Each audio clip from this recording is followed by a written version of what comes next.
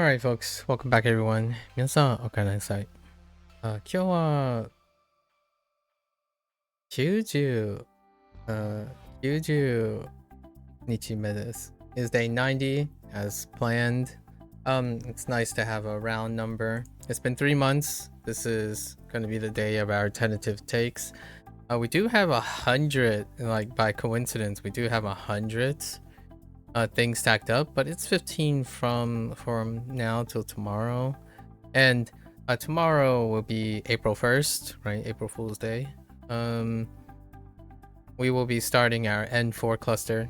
After this review, which I'm gonna abbreviate, make it shorter because I kind of had a long digression earlier, practicing some of the things I've been working on with a stranger.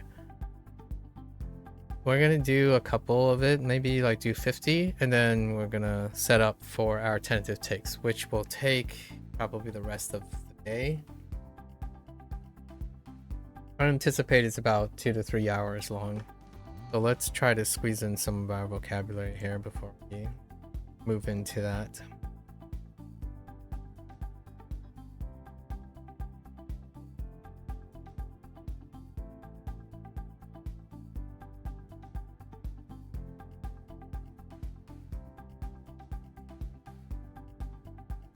I forgot something. I've got to set up something for later. Anyways, okay.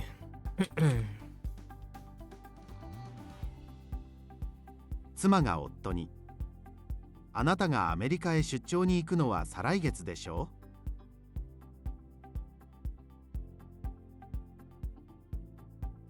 Whoops. Forgot the ホストファミリーとの別れの場面。 article.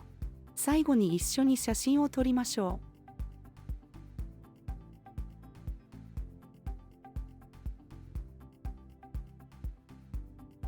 What?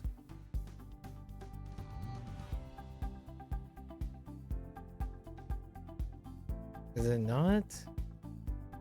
Line and no. It's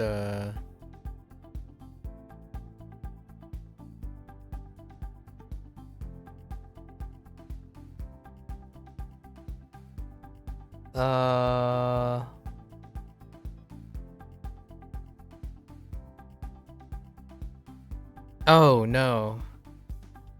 妻が夫に、自発の電車が来るのは2番線だよね。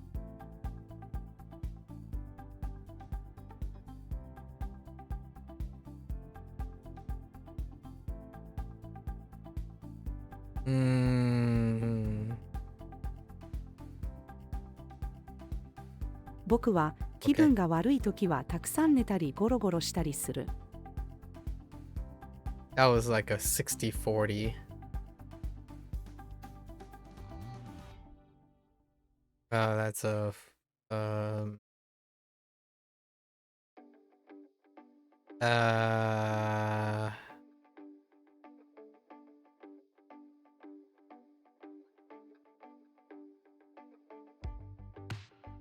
what other things involve position near?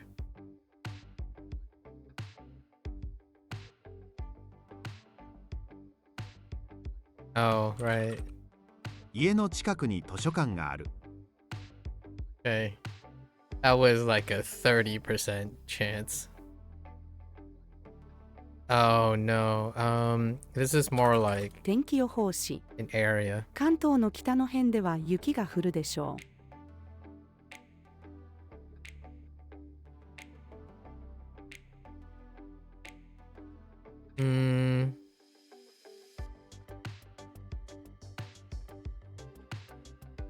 あと2分以内で4行目の英文を和訳しなくてはならない。And that's a bit complicated. 僕は再来年までに今の彼女にプロポーズをするつもりです。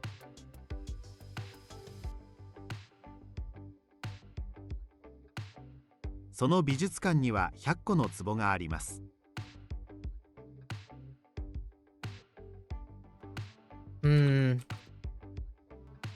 明日の午前中はずっと運動をするつもりだ。 60-40.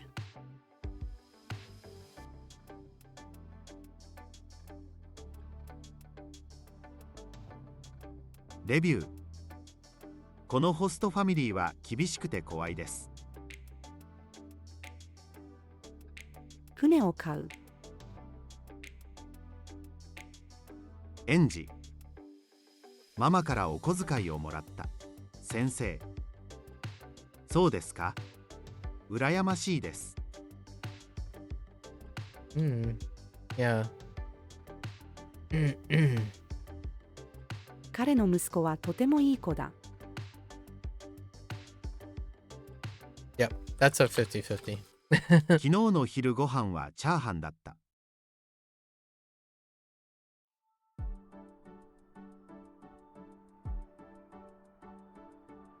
玉ねぎを炒めると甘くなります。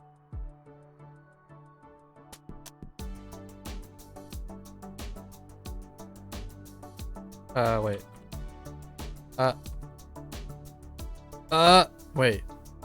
Chest?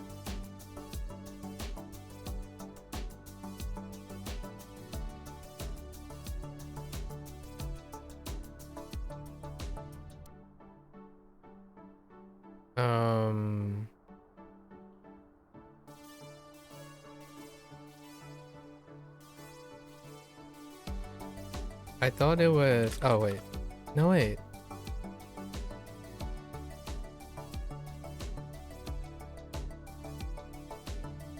Oh, no.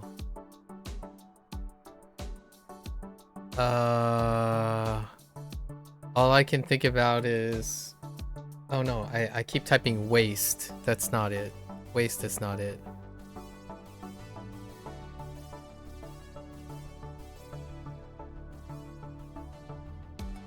Why am I drawing a blank on chest?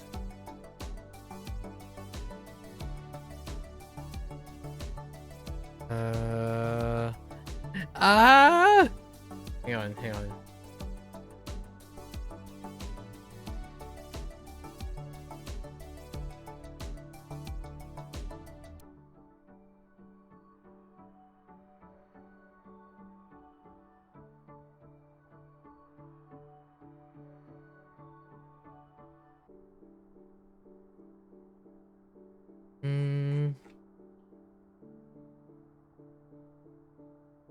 How am I drawing? On chess.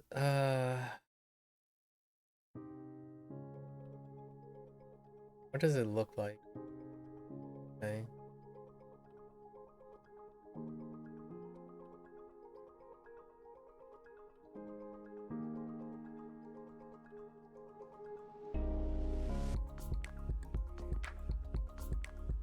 Back.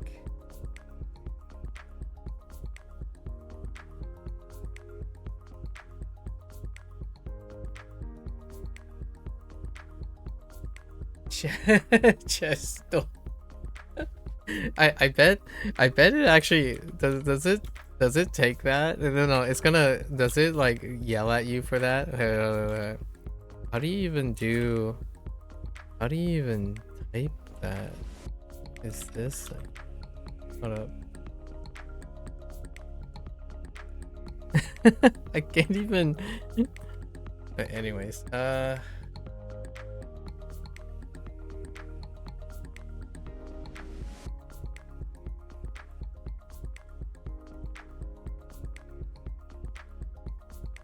what is chat? Is it in hiragana? Is that? Or yeah, is it that in hiragana? Chi e che. Yeah. Man, what a mind block.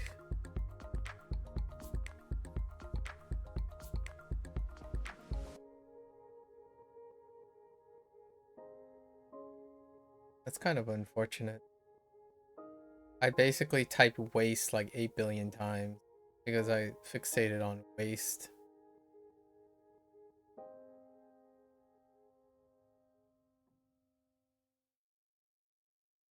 Back. Abdomen.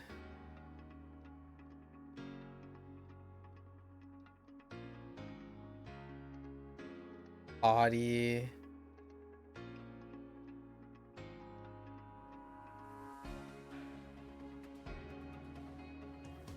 胸是什么？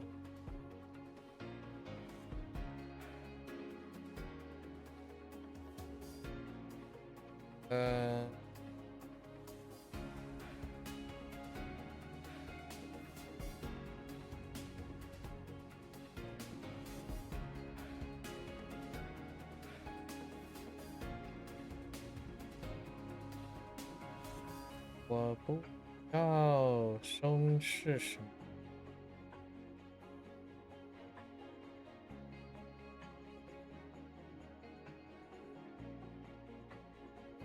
消えない。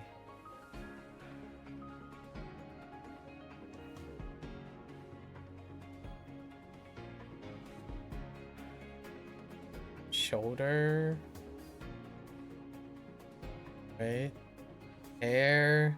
We're just gonna go through all the body parts in my head until we land on something. Finger. Thumb. Stomach.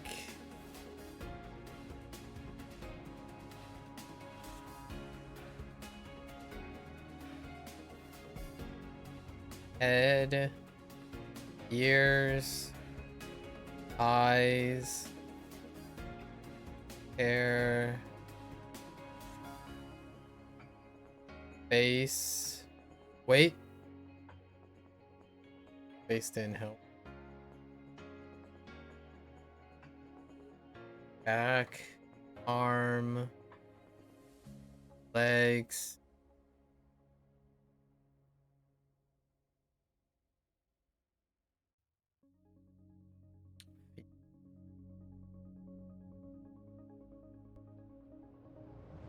Eyebrows. Lips.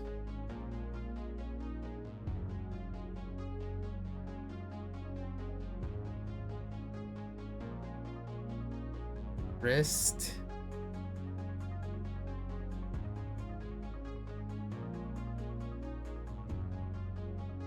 This is so crazy. I can't. Man.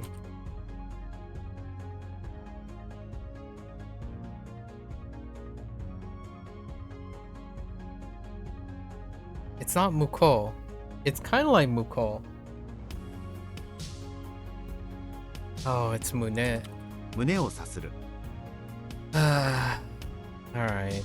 I guess I will.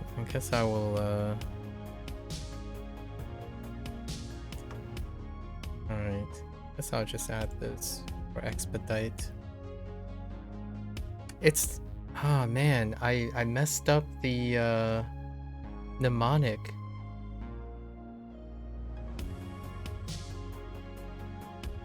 Muko's mnemonic is similar, which is waste.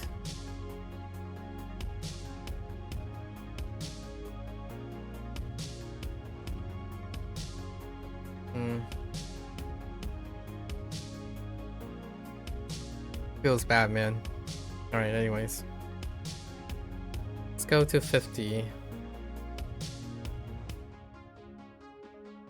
Yo, what?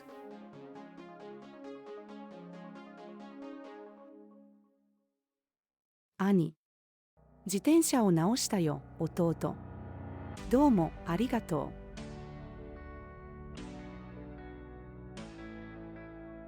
う。Wait. It's not. No. This is a 60-40. We have a 60-40 split on this one.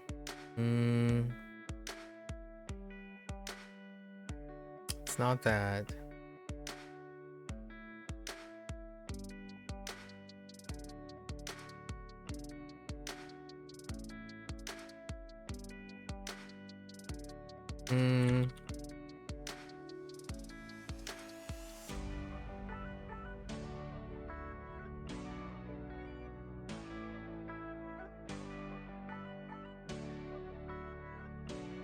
Oh no. Wait, that helps.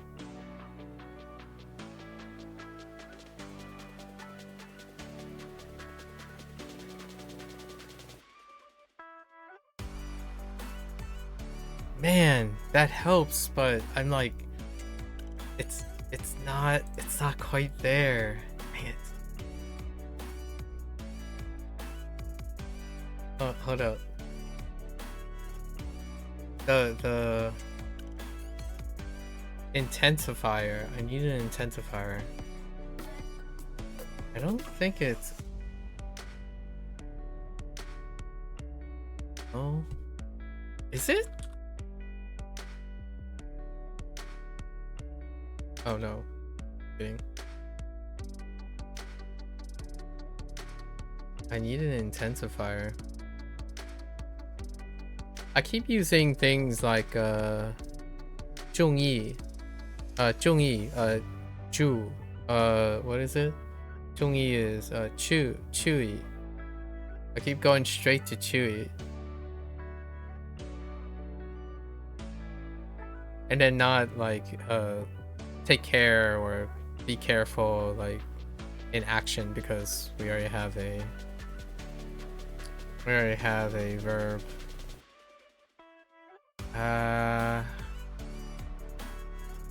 High intensity, high volume. I thought it might have been... Oh no, wait, it is. No, it's not.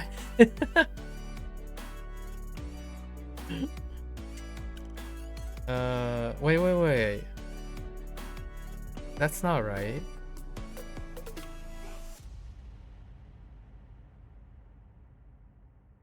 No, wait. No, that's as much as you can. I was thinking dekiru dake. That's not quite the right intensifier that I'm looking. And it's not like a take care phrase thing. I thought it was like maybe like sugoku.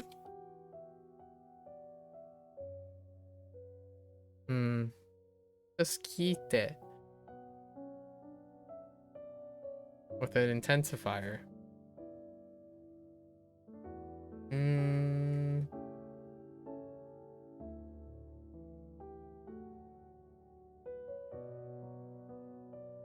Oh no, wait.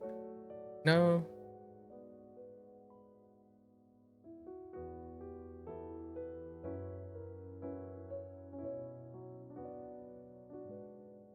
This will definitely be a bookmark to add to defaulting to something else. Or to...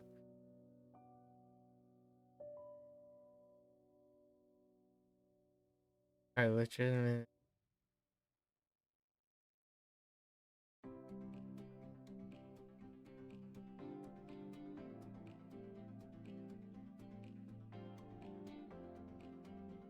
Hey, I really think it's...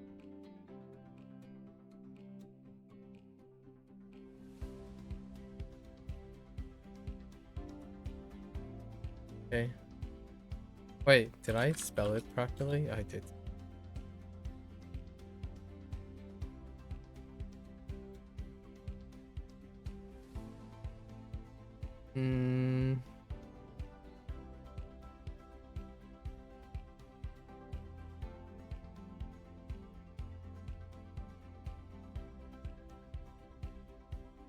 I have no idea. Maybe I'm writing it wrong?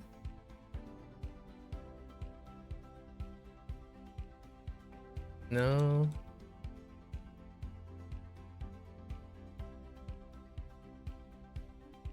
It's not that.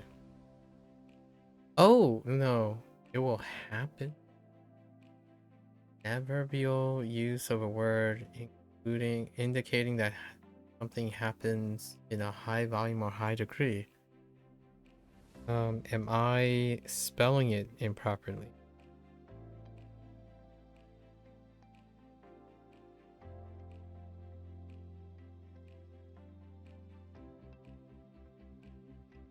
Or am I just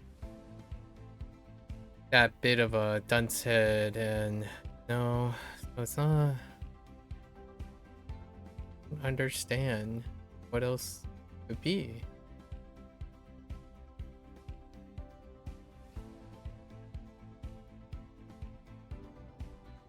Please listen to something that occurs with high volume or density. And it's an adverbial. My only thought is Sugoku. Right. Right. Hmm.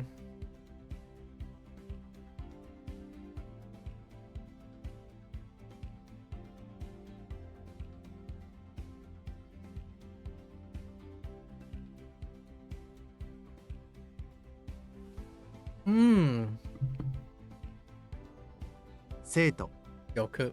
僕の話をよく聞いてください。 Okay. What did I type? The first time? Did I type Yoru instead of Yoku? That's fine. I think this one's fine. I'm pretty sure I typed Yoru instead of Yoku.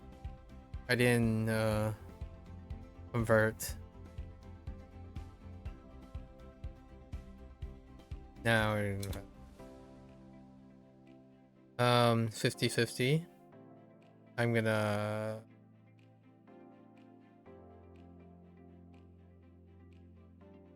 Okay. Oops. 私の家には銀色の食器がたくさんあります。Don't know which one. I can't differentiate at the moment. Hmm.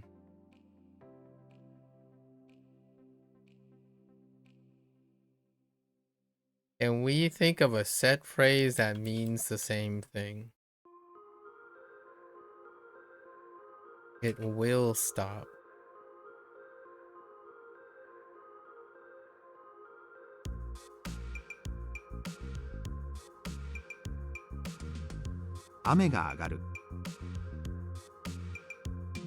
Interesting.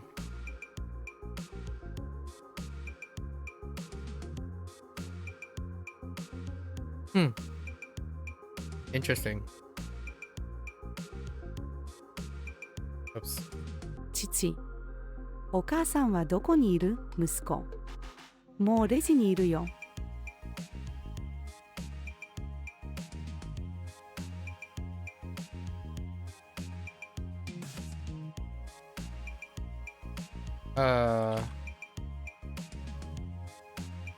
Heck! Wait. 母との約束を守る。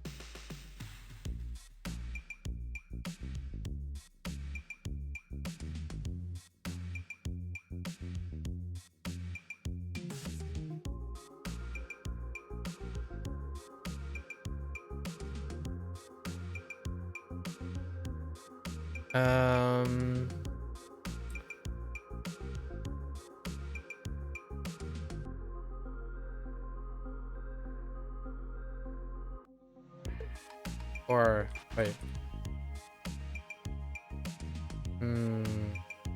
What type of feeling down?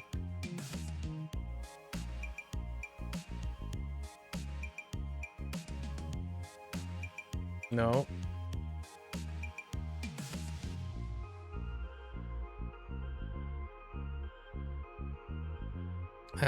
Probably not that either.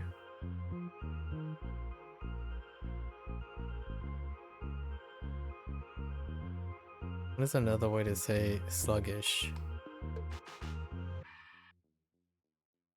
どうして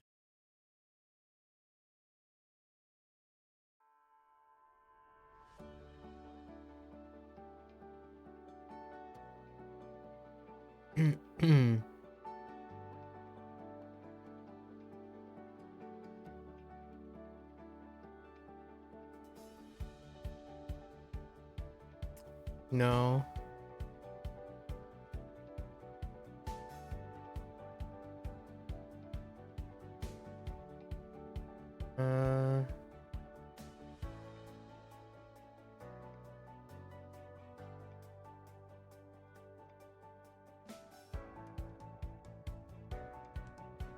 Not a phrase dealing with feeling bad.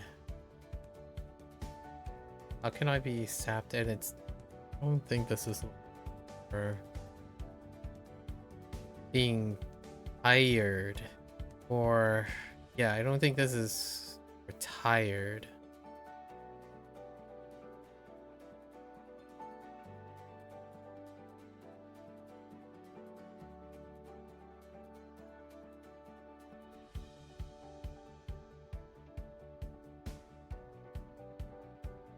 Oh, this is the weird one. Maybe. I think this is like Nurui. Oh no, it's not. Oh. Because there is like a little bit of a pivot for like being lukewarm, but maybe I might have overthought it. Oh no, wait. No, no, no. I might have overthought that one.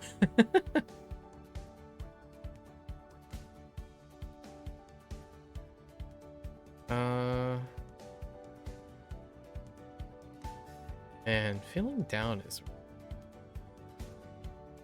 maybe like, no, I don't think poor or pathetic makes sense here, right? To not be lively.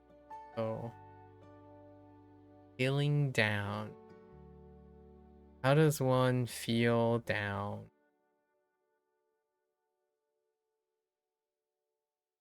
I really thought I got the Nurui this time.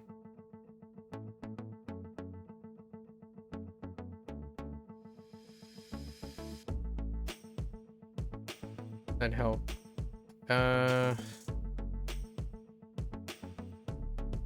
Maybe we just go with like your standard thing, like, oh, maybe like Genki ga nai or something. Maybe that's what they're looking for. Genki ga nai no? おや、 Okay. どうして元気がないの子供。いじめられたから。 I overthought it. It's fine. That's pretty typical.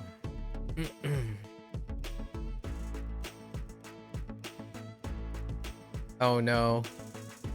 This is more of a like a... I'm gonna go with... No. How do we opposite side the thing? How do we opposite side thing? Man, I'm having a rough time today.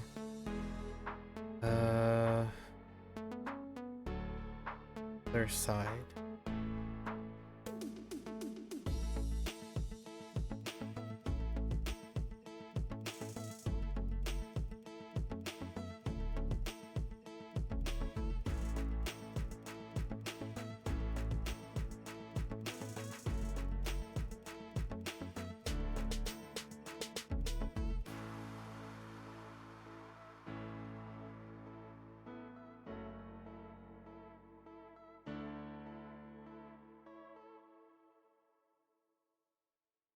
I'm just thinking how crazy April is gonna start. Holy.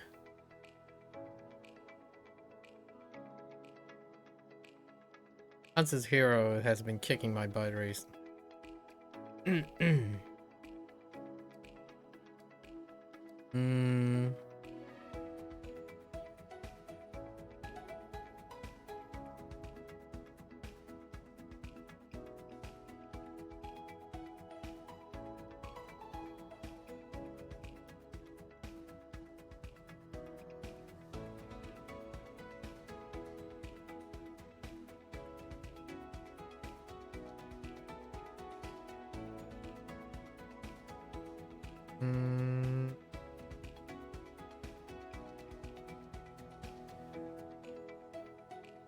Why did I think it was Muko?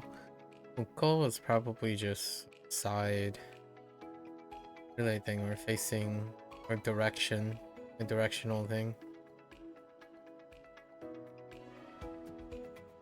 What else we got? Let's think about this. Here's got the ue, right? I do like maybe is side part of the thing? So how do we do opposite aside?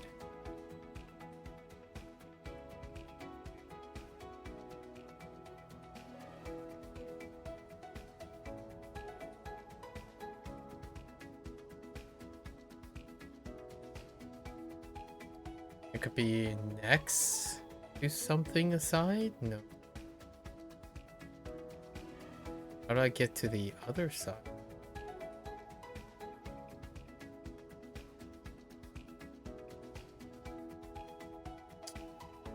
Yoko doesn't, does it? I mean, it's a side. And it's horizontal, but I'm not, maybe they're looking for Yoko here. Yoko.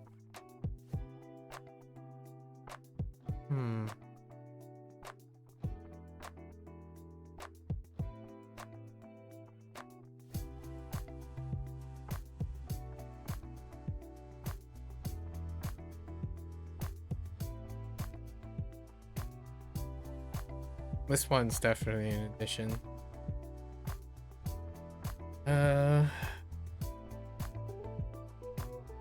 Because we already have the act of crossing here in Wataru. So I'm looking for some, I'm thinking I need to look for some sort of action word.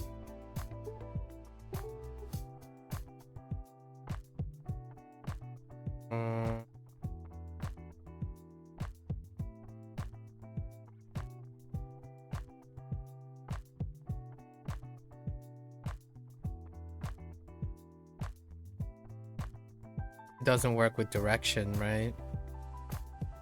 Like home and doesn't work. That would be like in that direction.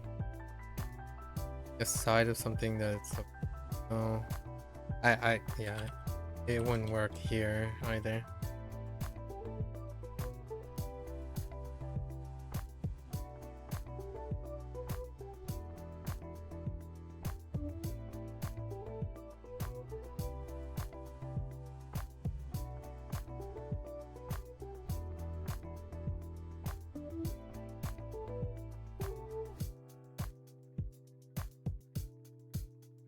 N doesn't work.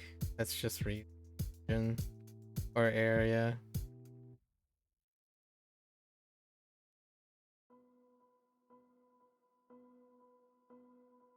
Got sides, so gotta doesn't work unless I somehow know how to express. No, a crossing doesn't work. Not crossing.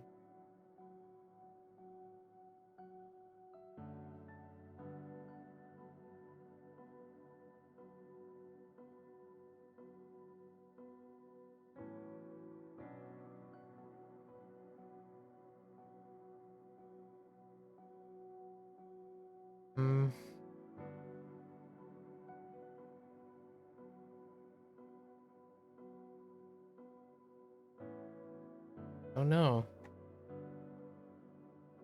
Man, I really thought Yoko would work. Oh no.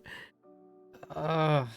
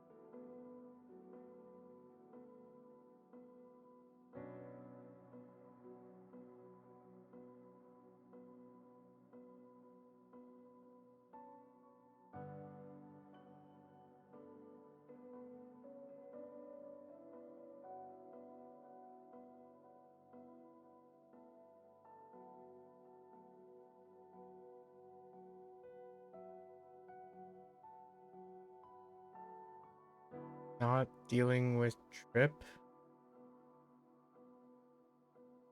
The travel.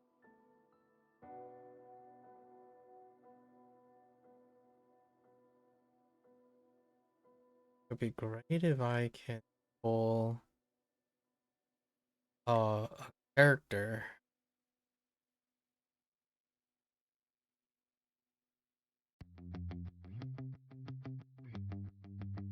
Character, so direction.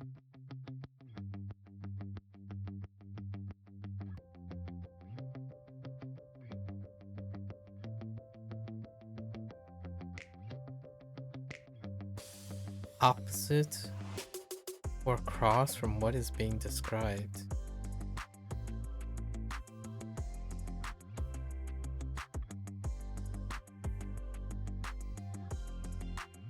All I got is Asoko.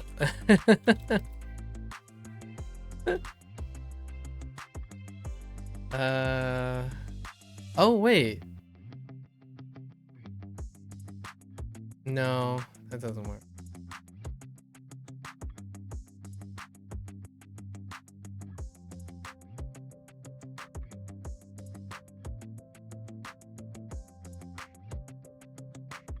It's okay. We're just going through all the possible words in my head. That's how you get it practice, I suppose. It's not within.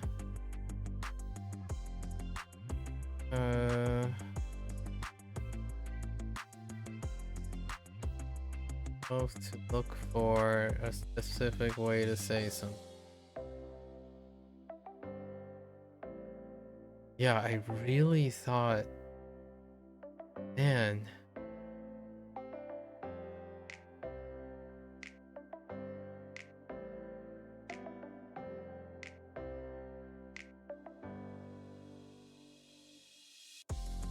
I keep going back to Yoko.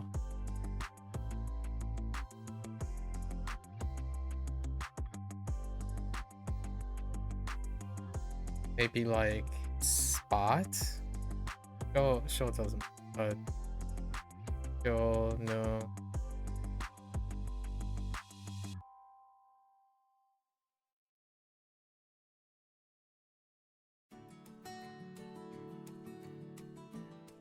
Maybe like no.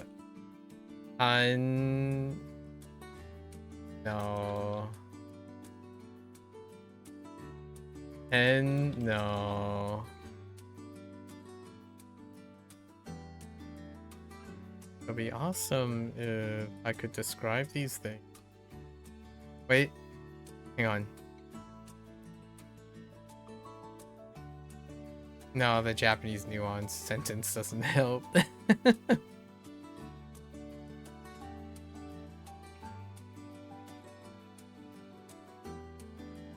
I swear it's Muko. Oh no, wait. Maybe it's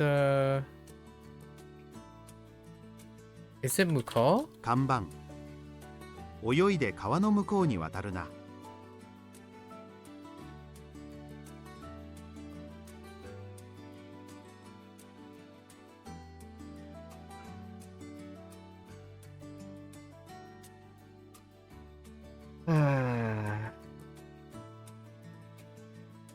I don't want to talk about it. I thought there was a silence. I thought it was Muko, not Muko. Why do I think it's Muko? Is that like more like Musuru? Museru?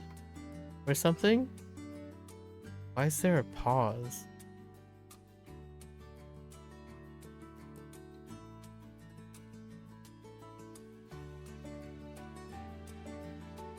Well, it's the first thing I thought about, but I clearly misspelled it. Alright. That sucks. 間違えたところを消しゴムで消す。Oops. Wait.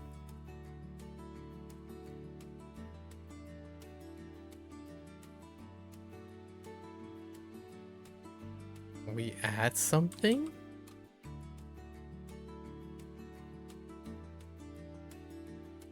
Oops.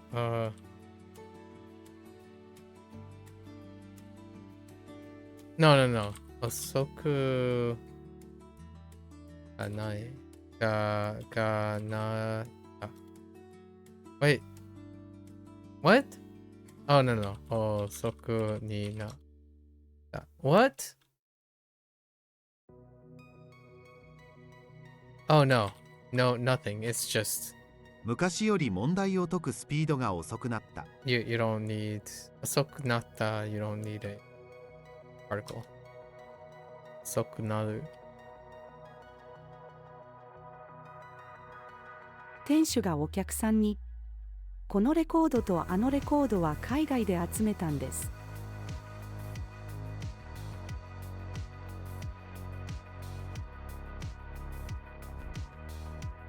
I'm gonna go with.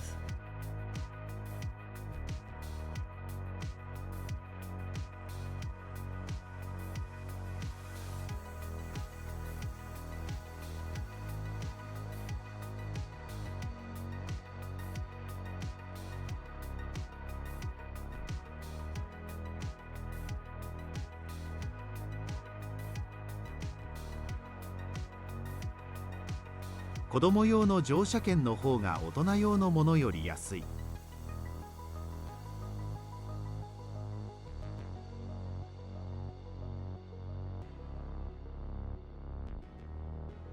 もう一度言ってください。I can't unhear もう一度 every time in Persona games now because that's the one more. もう一度 can't unhear it anymore. It also Tokoro Bako as well. Oh, wait. What? Wait. Oops. 妻が夫に「卵を1パック買ってきてください」。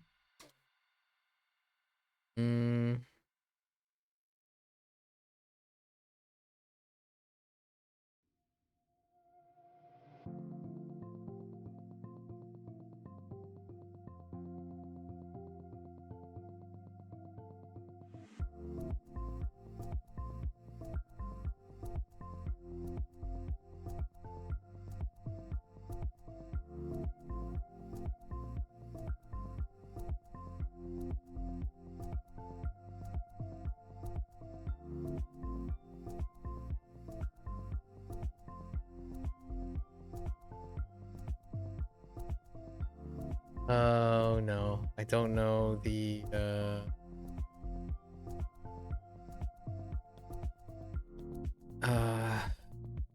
accompanying verb.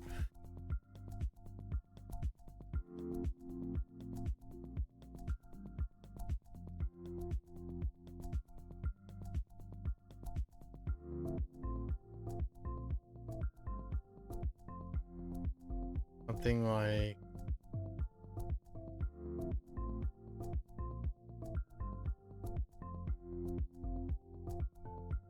something. I thought it was Zuku.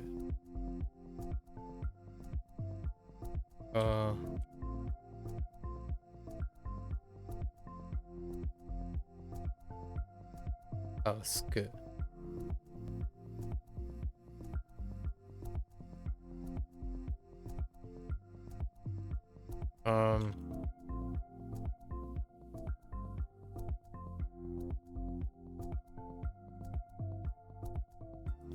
Oh. 左を見てください。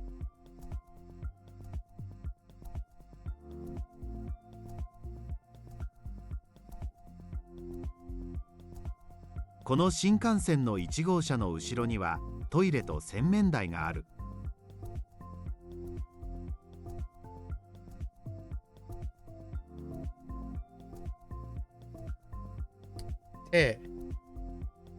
純子、なんで困っているのトーマス。財布をなくしたからだよ。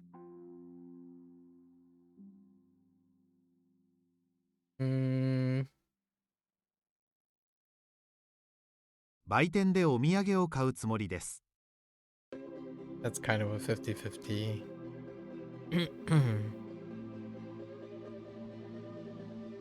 Eye doctor's office. 私の息子は眼科で働く名車になった。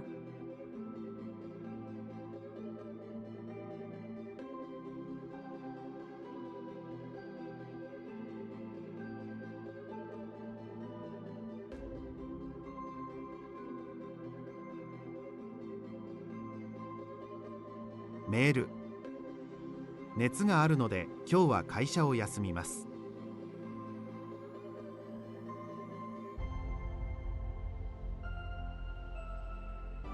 What? Oh, wait. 今日はたくさんお酒を飲んだので、明日は二日酔いだ。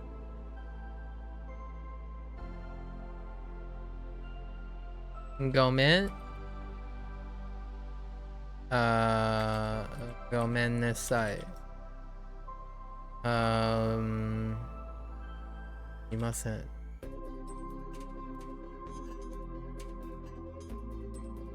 Let's try a more apologetic phrase here. Oh,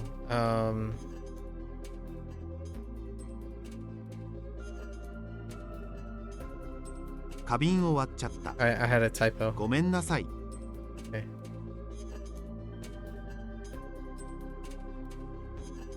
会社の同僚から少し高級なピーナッツをもらった。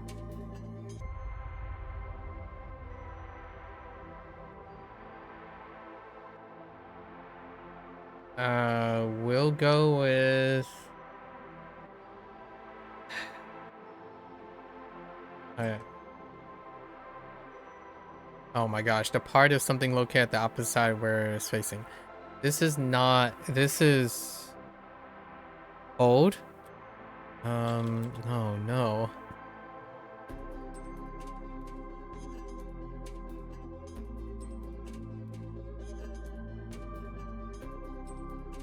I'm pretty sure this is. Oh no. Here we go again. Oh no.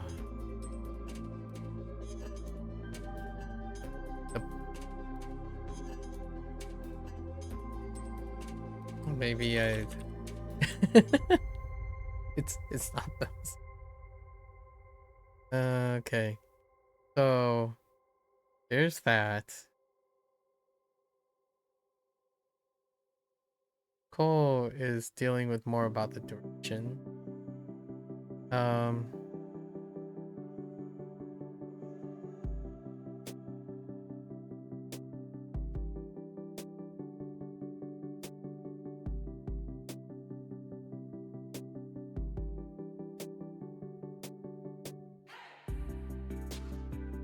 Like,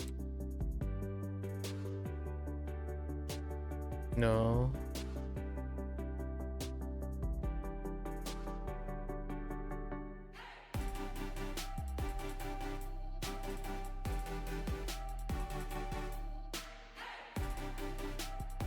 A part of something located. So MAKU is no longer in play. But honestly, it's kind of. So we're talking about like ask something, or no wait.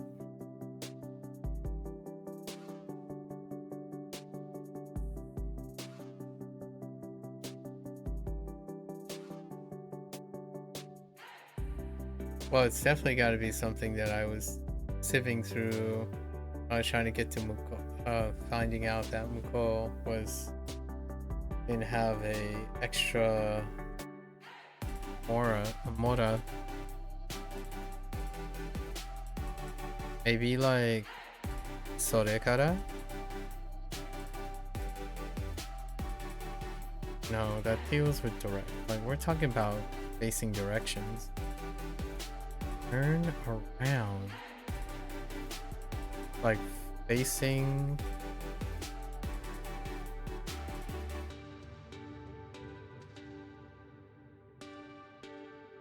So maybe like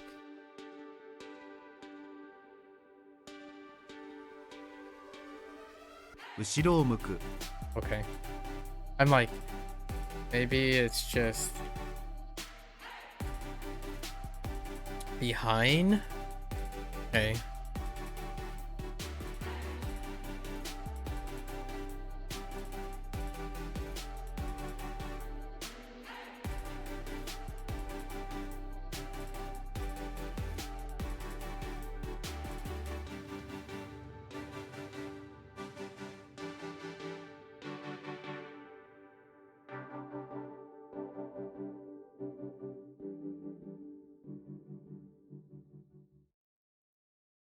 What was that? Oh, it was hot.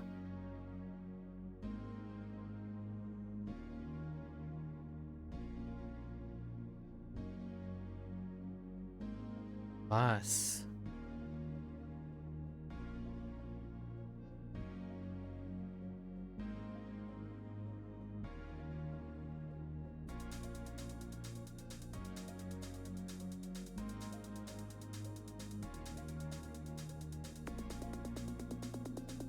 Oh.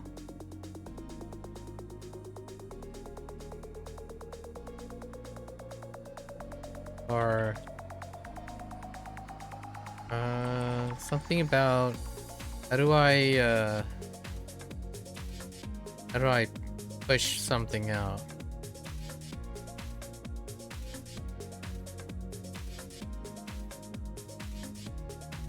How do you push out? Oh, yeah. Orで席がで僕の弟は埃があるところに行くと咳が出ます。You gotta push something out.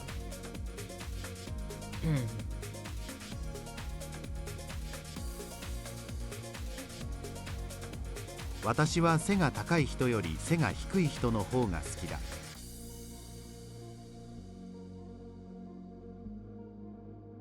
学割を使うときは学生証を提示しなくてはならない。高校へ行く。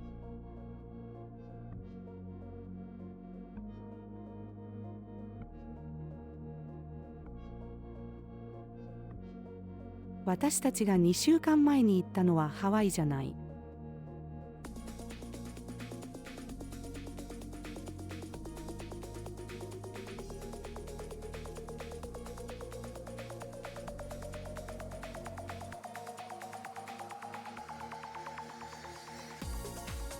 そうですまあ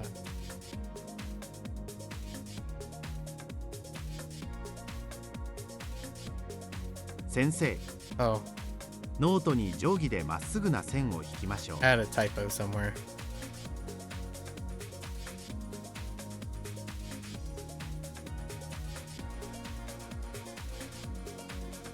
Or oh, wait. Ah! 自分に自信を持つ。50-50. That's not it.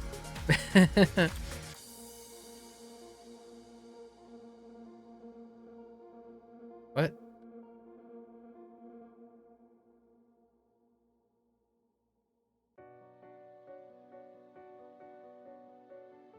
クレジットカードでグレーのバランスボールを買いました。Many syllables. Alright, that's good enough. We did half of it. Or a little over half of it. We're gonna switch gears now for our final thing today.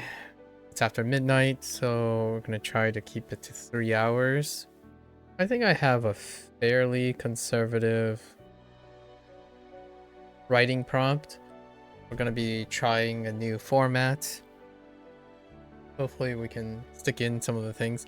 It's gonna be very improvised because I just realized that Bunpro is not that great at tracking like old data sets. So that's kind of interesting. So we're just gonna have to play it and wiggle it around a little bit. All right. So because of that, we did a little bit here. I'm gonna take a quick break before I come back to do the big thing that I want to do today, which is to wrap up my thoughts for the first three months of Bunpro, and then we're refining, self-assessing, and then basically covering what will be done in the coming days. There's not quite as much routine shuffling, so I haven't done any dramatic routine shuffling yet.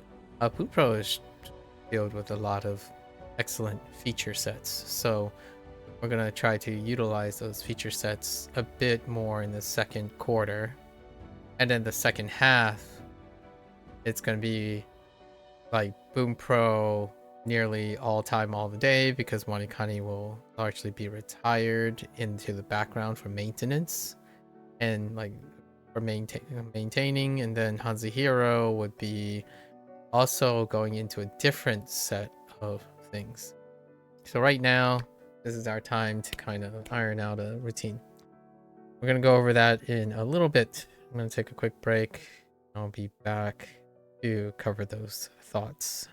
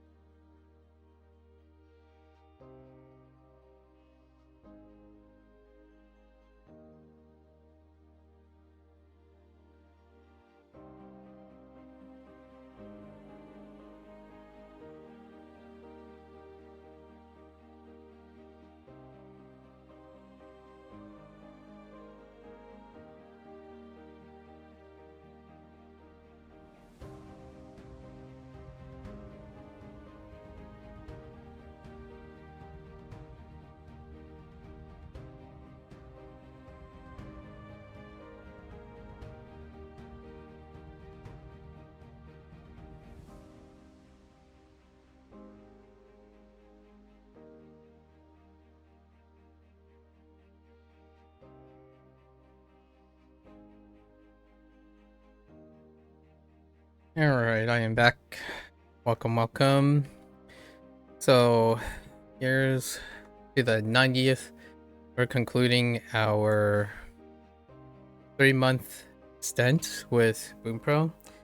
Yeah, man, what a way to start April. I like this very unfortunate paper cut that lands right on my middle finger where like the pen makes contact. That's been like irritating my hand every time I have to go write something today.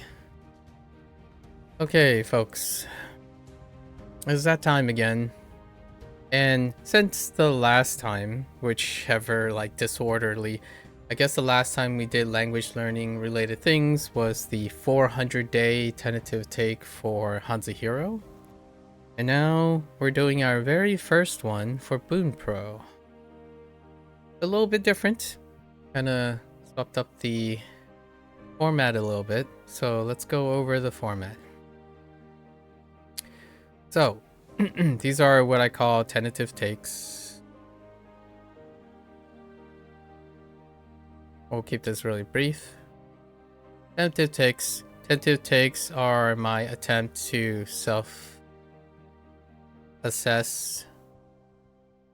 right? Self-assess, produce some sort of kind of cumulative review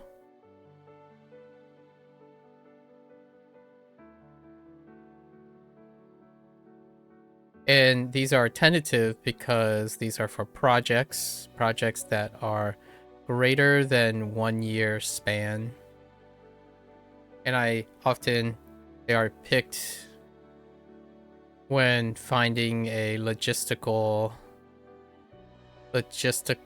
separation.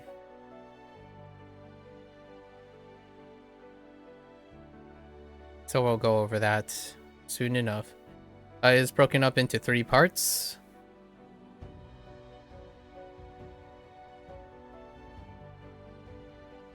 We have the factors, which is the section that I am working on right now. So we have the factors section.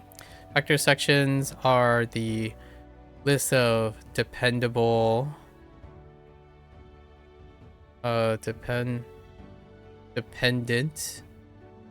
variables. Often these are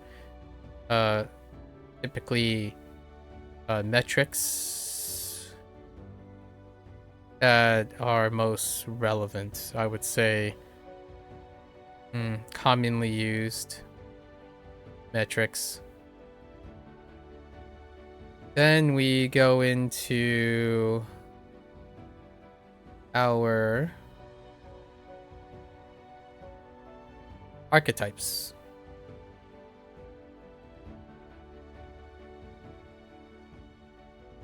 And archetypes is a section for taking those factors. We take those factors, right, and look at correlations.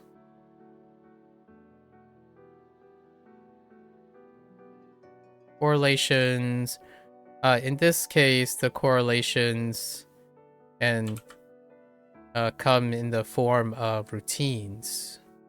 So routines that would address some of the dependent variables, right? And then lastly, a bit of rhetoric. So this is our final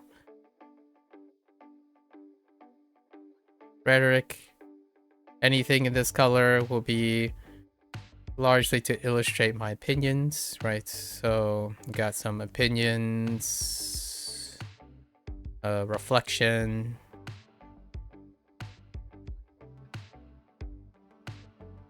and reactions.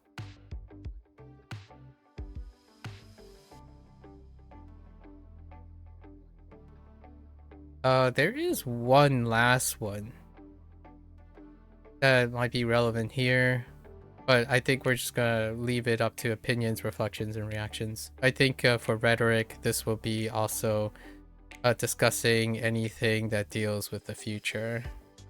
right? Because it's my personal things. So that's what we're gonna start with.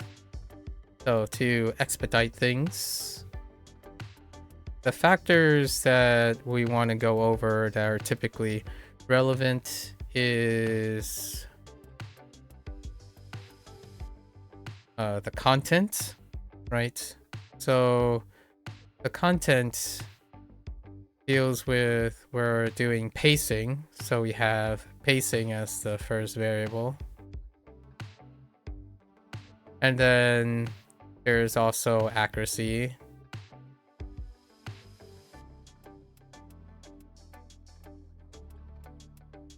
workload. Pacing is workload, accuracy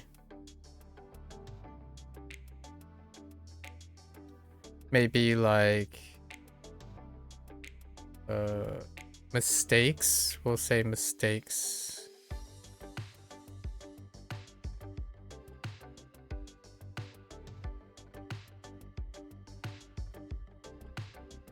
Coverage.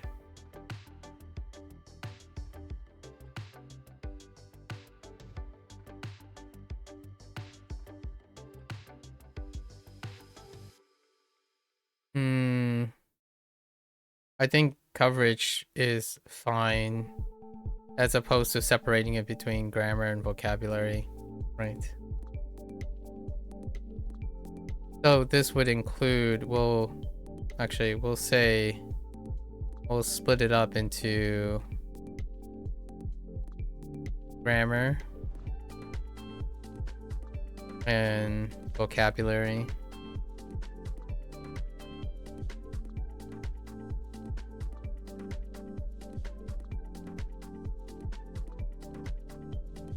Then we have some stuff about cram. So we can split it up a little bit when it comes to the cram thing. We'll do like fill,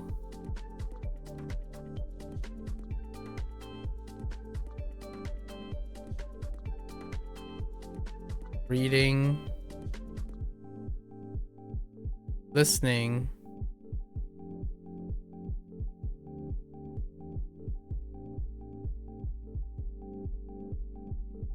and I guess we'll throw in flashcards.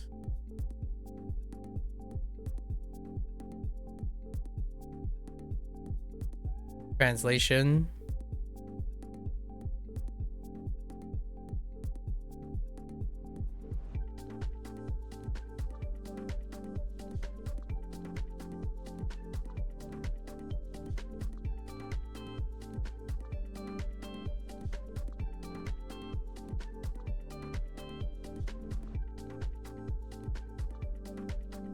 Conjugation.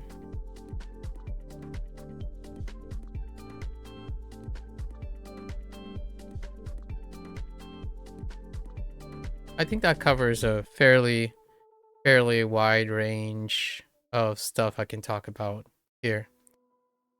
So when it comes to pacing, you can obviously do anywhere from for my considerations in the first I forgot length, or maybe instead we're gonna say time is at the top.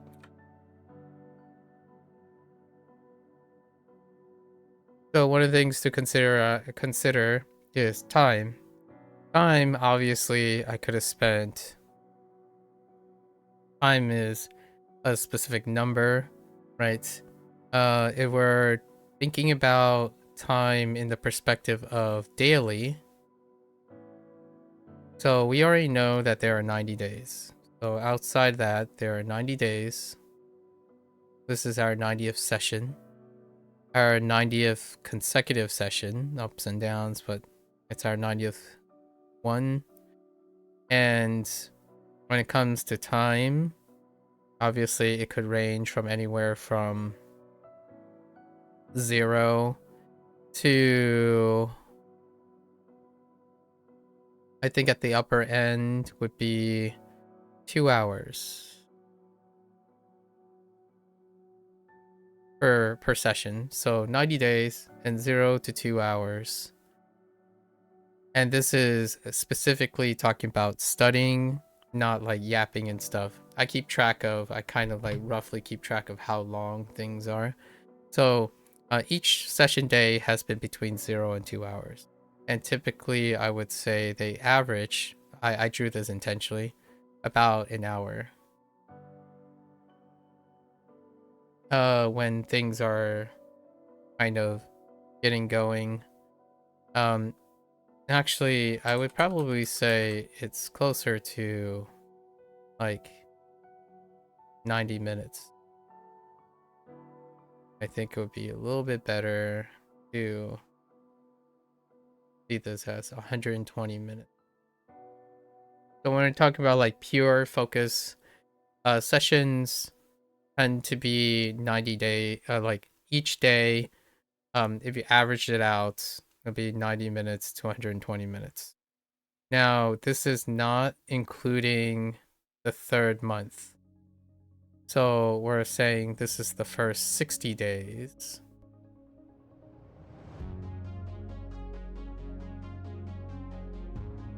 And this will become roughly 60 days. And this will become apparent for the pacing. The pacing was anywhere from, obviously, from 1 to 5 grammar points. That's what was initially used.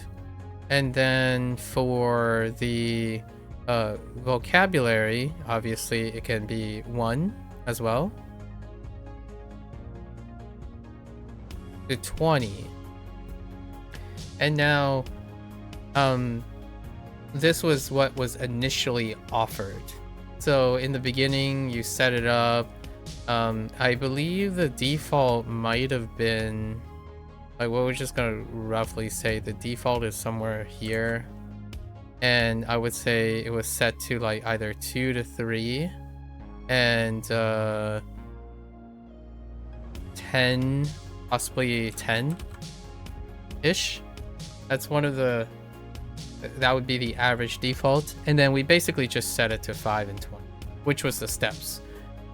Afterwards, once you set this, you can set this to any number with the resolution of 1. So I didn't touch that. We basically set it to 5 and 20, and that's what we did.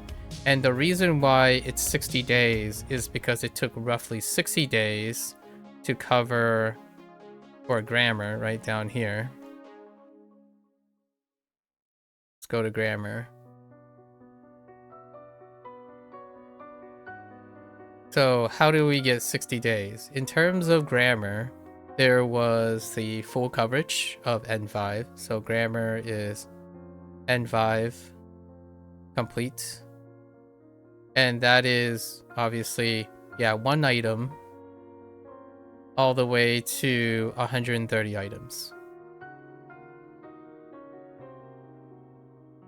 And that is the range for N5, right? And to cover 130 items at 5 items a day would put you under 60 days. Oh, sorry. That is actually incorrect. There is a separate thing. This is actually for the first... It's good that we do these things, right? It's the first 30 days. Because if you take 30 days times 5, you get 150. So it's shy. So this completion of this took a little under 30 days. So the volume I'm describing is, this volume is at the time of the 30 days. Now, so this would be your 30-day schedule average, and then I do feel like it dropped down to less than an hour, so 60 minutes. in the next 30 days. So day 30 to day 60 felt a little bit of that. And then we had one more drop, which was around here. And when I'm talking about this, I'm specifically mean dedicated to learning. Actually, not really. It's a combination of the two. It's just the study time. So study time, and then I tried to maintain this, which kind of dropped a little bit even more, but I tried to maintain this from 30 to day 90. And we'll be more about that in a bit. So the reason why is if you take the grammar, so our N5 grammar was also complete. And this took roughly below 60 days. We went from 1 to 100, 1100 items, right? So we accomplished 1100. If you do the math, right? 20 days multiplied by 60 days, that is over 1100. So it's under 60 days. Then so we continue doing vocabulary across roughly 60 days. And then near the end, we filled in with all of these things. So to test this stuff out, right? Reading, we basically tested reading in various things. So we tested the grammar. So there are different input styles. And for the fill this is the default input style. So we have tested, basically this is what we use the N5 grammar and vocabulary to test from day 1 all the way to day 90. So in whatever we do, whenever the default, so these are based on the default reviews, so lessons and reviews were done from 1 to 90 days. Every single day is locked in, right? Now, from here, this is where we have a few things here. These 3 were tested on various days. This is in the cram section. The cram section, as well as we'll talk about the bottom thing in the cram section. And I found opportunities, but I only did them like a couple times. So reading, all 3 things were tested. Actually, maybe not flashcard. Flashcard might have been simply tested for grammar. So what do we have for reading? We tested it on N5 grammar and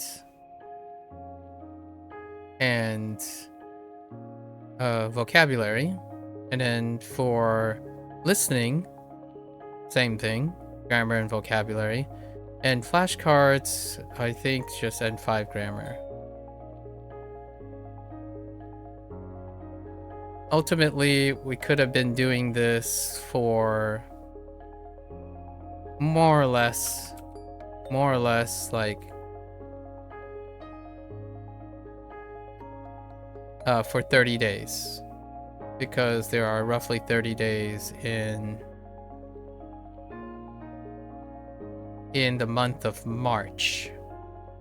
So that was the plan originally, right? Actually, that didn't quite happen, which I'll go over in a bit. Then we have translation. So technically, you can actually remove translation, right? You can actually remove all elements of like doing translation. So for me, pretty simple to write this. For both grammar and vocabulary, we use translation for the entire period. So there are translational elements this will become more apparent in the future when like the second quarter ends and then the second half. So we're going to be entering a transitional period for using translations.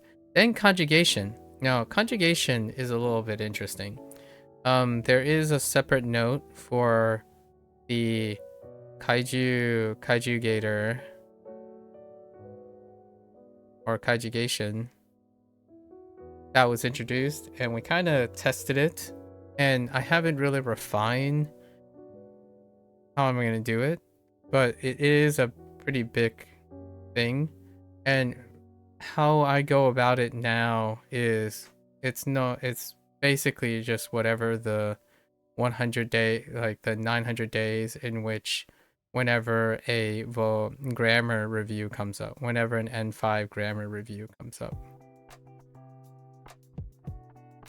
So conjugation largely is restricted to the N5 grammar.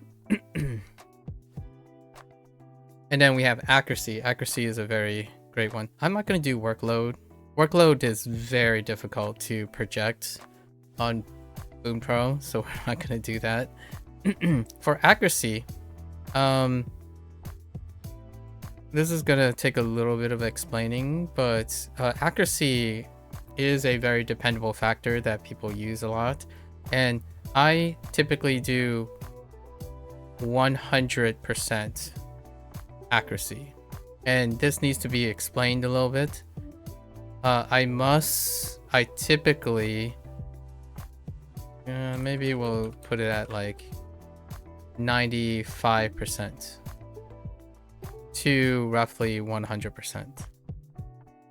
And the reason I do this is I attempt the prompt as many times or go through it as many times as possible before I get the answer. There are rare occasions in which I would simply give up, and that's why I would say at 95%, but most of the days we figure it out, and that is at the expense of time. So it's worth mentioning this dependable factor because this is the standard that I hold for the 90 days when it comes to the lessons and reviews. This is not true. This is not true for cramming. So we're gonna have to develop like some sort of metric for cramming. Cramming deals with deals with selective attention. So that's not being really well developed yet because we in a little bit we'll find out that I didn't really do a lot of cramming even in the third month because I was specifically testing it out to see what my things are. So cramming won't have this same feature. So right now the vast majority of the things, accuracy is supposed to be maintained at max because I don't use, so in terms of mistakes, right? So we do a right now we do a 0 mistakes condition. 0, you could even call it like a 0 sum thing, or not 0 sum, but 0 corrections, or we'll call it full corrections. So at any time, everything is fully corrected. We must correct, add, and iterate any lingering accuracy problems. So there's no optional thing where I wait for the next time, We iterate on any corrections that needs to be made.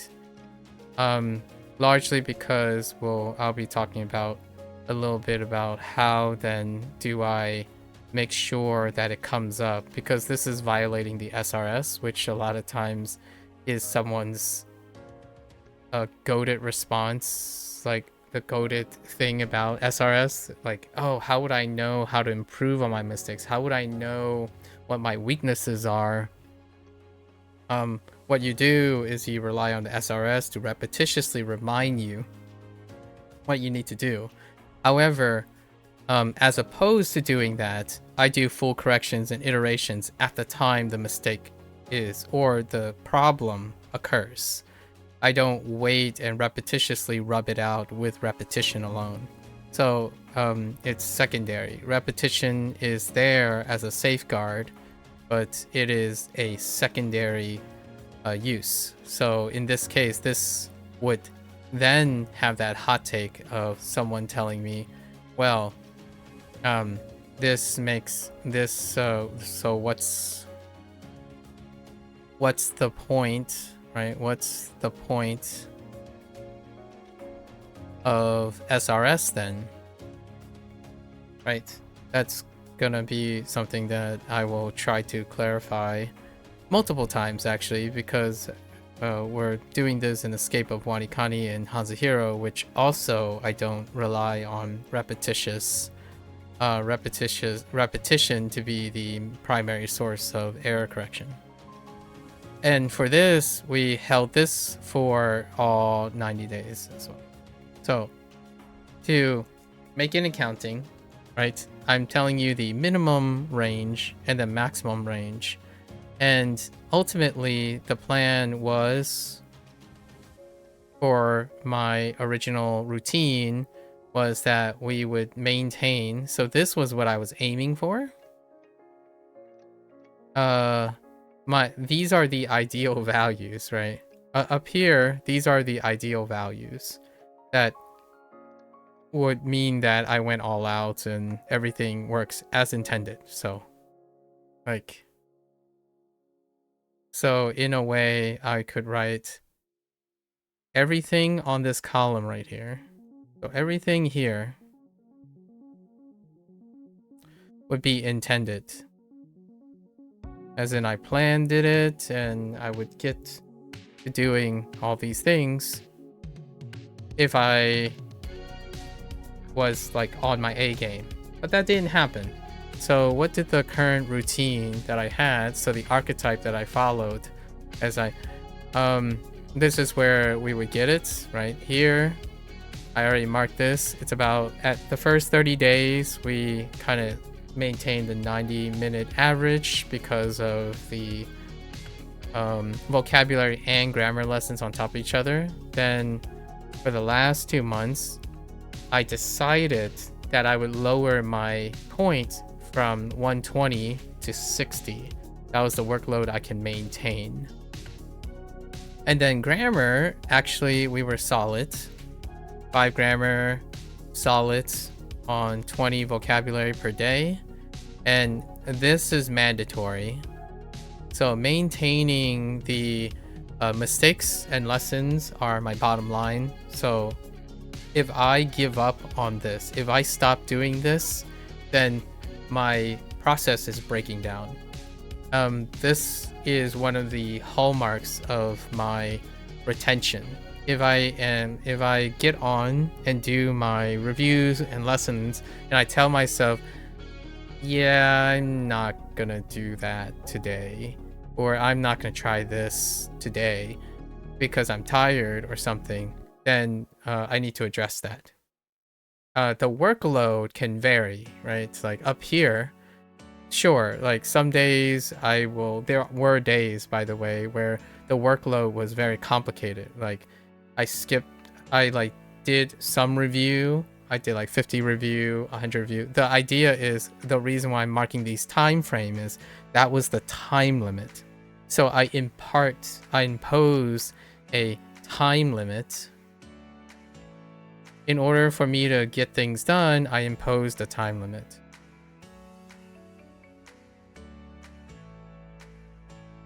So instead of looking at it as a workload, which workload would vary because the amount of time I could get varying things done.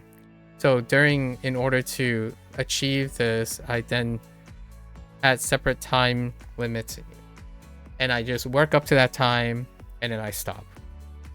However, these are obligatory. These two things here are obligatory. During that time, I have to do these things. I have to look at my lessons, my reviews, make sure that I understand or do as much as I can, and if there is some sort of block or mistake, we do a full correction and we iterate. This part, the way this part is achieved is routines that I've done in the last 2 years, curated in the last 2 years, greater than the last 2 years, which combine the idea of trying to work with Duolingo, and for the Japanese related things, Wanikani. So I've already have built a routine from Duolingo and Wanikani that I can use to do iterations and corrections. Now there are going to be unique Bunpro things that I'll make mention soon. Now for the 100, like the items, we actually did manage to get through the items. So that's cool. That's why it was in 30 days and less than 60 days. We managed to adhere despite the time volume differences. To get through the items mean that we adhere to the lessons. So the way these were achieved is that lessons were obligatory. So there were days that I didn't finish all my reviews. However, I finished all my lessons, and that will be carried in the future. So all of these points are going to be relevant to the next 3 months. Lessons, absolutely mandatory. Reviews, not so much. Largely due to like varying schedules. So in terms of filling, I feel if I like filling, we achieved all 90 days. Oops. Which will definitely go into that. For me, this was this part, doing my lessons and reviews with the fill input style is mandatory. I told this is the main feature, like the main form of output that I do commit to. So if anything goes aside, it has to be do the exercise, do the reviews and lessons using a fill response with manual output, right? Or manual. It has to be typed, it has to be masked, it must be a blank, right? Now, down here, this is where it gets interesting. Like, I thought the last 30 days I might have a lot of time, so I would do these things in varying situations. But it really didn't turn out that much. Like reading, I would say right now, if I were to gauge them, reading was probably the most, would often going to be the most reliable. Then listening is going to be half. And they're like, I only did like 3 times or 4 times, and then this is like 2 times. And then flashcards would be just 1. Right, and this is kind of the distribution that I'm going to end up going with. The reason why is one of the reasons, I'll fulfill these in a bit. Reading is the strongest. So the strongest can apply to both grammar and vocab. Listening, we'll talk about it in a bit, but the strongest, it's the mid, sorry. It's mid. It's my second. And it will only be applied to grammar, despite like testing it on both. Like both of these were tested, but it will be applied to grammar. And then flashcards, technically, oh, actually I kind of lied. Like right now, due to the testing, this would be the Actually, this is the strongest, sorry. Because we have context as well. This would be the second strongest. This would be the weakest, actually. That's why it's only going to be applied to grammar. This is easily, arguably, strongest as well. Like, it's a really close competition, but it's a different form of thing. The reason is strongest in the terms of this is the most familiar, largely due to the advent of wanikani.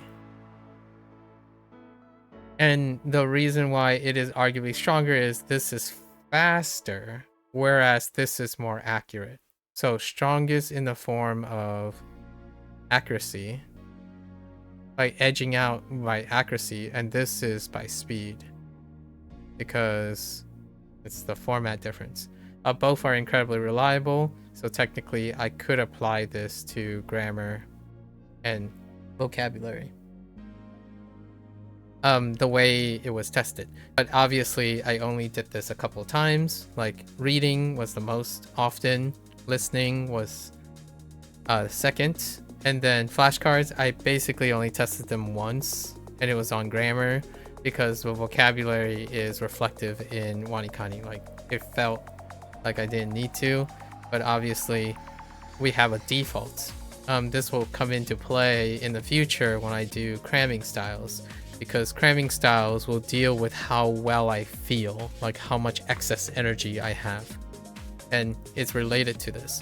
Translation, we use translation the entire time, and in this case, to really talk about translation, translation is being used as a form of diagramming, and I haven't done the diagramming yet. I do want to demonstrate it sometime in the second quarter if I can, but the diagramming occurs in my head because it will due to the limited amount of time. Diagramming will most likely happen in Q4, or like in the second half of the year, when I no longer do like the same routine with wanikani and Hanzahiro. Diagramming, like literally doing the diagramming, is going to be very time consuming. I want to at least demonstrate it. So the reason why there's translation, or I'm using translation, is I'm doing sentence diagramming. Sentences are available on all of these. So those sentences allow me to correlate parts. And that is something we did not do in wanikani. So translations were used for all 90 days because now we're doing diagramming. And in the future, that might not be true anymore. We might actually turn off the translations and simply do the diagramming on the Japanese sentences. So we'll think about that for a moment. And then conjugation, I tried it. There was a thought about doing like a 10-minute speed exercise every single day. We tried it. And right now, the hot take is we're going to wait, right? Because the conjugation thing actually covers N5 plus stuff, and I kind of want a basis. I need a what I'm doing is I'm waiting for a bigger pool beforehand. Otherwise, the alternative is to learn those specific conjugation things separately, and then it doesn't matter when we get to them in N4, N3, N2, whatever N it is, we simply do them. So for now, we need a bigger pool for this. And I didn't sort out a routine for how to get my conjugation, like my conjugating practice in at the moment. So as you can see, it's okay. So the things that are obligatory were followed through with obligatory, and then the things that were experimental were experimental. Now, the archetype here is that the reason why I shared the archetype is this is what I do most of the time. So to provide something, right now I'm someone who can probably focus on a task, like any specific task, for roughly anywhere from an hour. So what does my routine accommodate right now? I typically think of it as between an hour and 2 hours. Alternatively, let's just think about it in minutes because we don't really go that long. 60 minutes to 120 minutes. That's for a very specific task. So that means Wanikani is between 60 minutes and 120 minutes at the far end. If it's less than that, it's okay. Hanzahiro is within that same range. So now no longer is it more about workload, but it's more about time limit. So this has changed over the time, like over the last 2 years. There was a time when I basically started with something and you just go as long as you want. It's the upper limit because I started with Duolingo and then I started with, just Duolingo Japanese. And if it took 8 hours, it took 8 hours. I simply just took as much time as possible. Now it's no longer possible with all of the stuff that I have to do. So now we fixate on time limit as opposed to workload. And we want to liberate time based on we want to liberate time if the workload is too low, we want to increase the efficiency that the time is being done, as opposed to using the time to meet the workload. So that's kind of the current archetype, the current routine that I have focused. And obviously now, right now, we were doing what I called the max offering, right? To me, this is the max. I do not believe I can do more. This is what I was operating on before. So when I'm thinking about Wanikani and Hanzahiro, this type of work, the workload part, so 5 and 20, I chose this and that was what they offered. This is roughly where both Wanikani and Hanzahiro has been for the 2-hour limit. So I do not plan on doing more than this in the 2 hours. So my routine accommodates this many unique things within this time limit.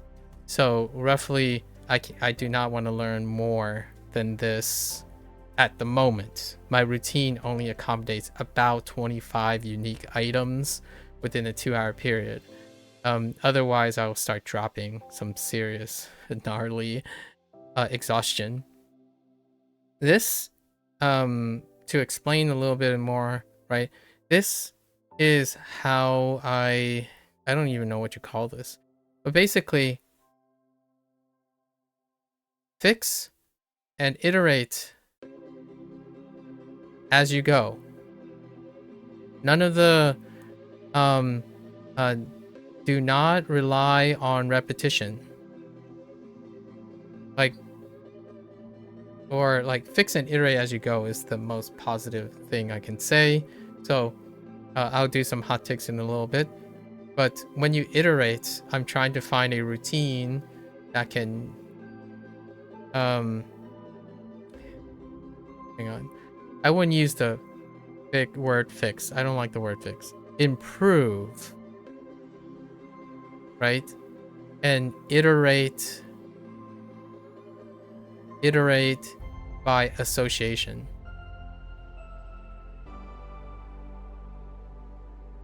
So whenever something, either a lesson or something that pauses, I talked about this routine before, maybe we'll go over it today.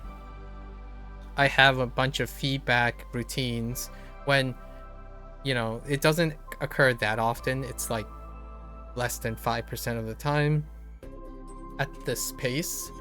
But for those 5%, over the last two and a half years, I've developed, however many routines I need that it will naturally get me to, hey, if I do this, I will improve upon it and iterate by association. And by association, I mean by like mnemonics or visuals, whatever you can do. Typically, it groups under mnemonics or mind palancing. You're mind webbing your way to solidifying the whatever concept you want. So improving and iterating by association increases comprehension and application, and that is obligatory. Like if you sit there and you say, all right, I got this wrong, what's the answer? All right, I'll remember next time. That is not this routine. I do not do that. If I do that and not add something or do something to something problematic, then I'm too tired. And I would then address my fatigue first, not the other way around. Not like, I'm tired, oh, I'll just, skip this step and whatnot. I came really close. Like I'm not saying I achieved it 100%. Actually, there were a couple days that I was very tired, and it's not because it's a bad thing. It's not that I didn't want to do it. It's I legitimately, physically, I was way too tired. And the tiredness is not necessarily coming from the routine. It's coming from just having too much things to do that I want to do, like talk to people, hear what's going on. Let's go talk about some hot takes, some political agenda, or something that keeping people come first. So despite all of that, I will still try to adhere to this. When I make a mistake, if I pause, I make a note of it, and I try to add something. I try to embellish something. It can be the difference of adding one extra word, the difference of noting one little stroke, right, in the character or something. Never leave thinking you'll do the same thing again and it'll fix itself. That is this particular part of the routine.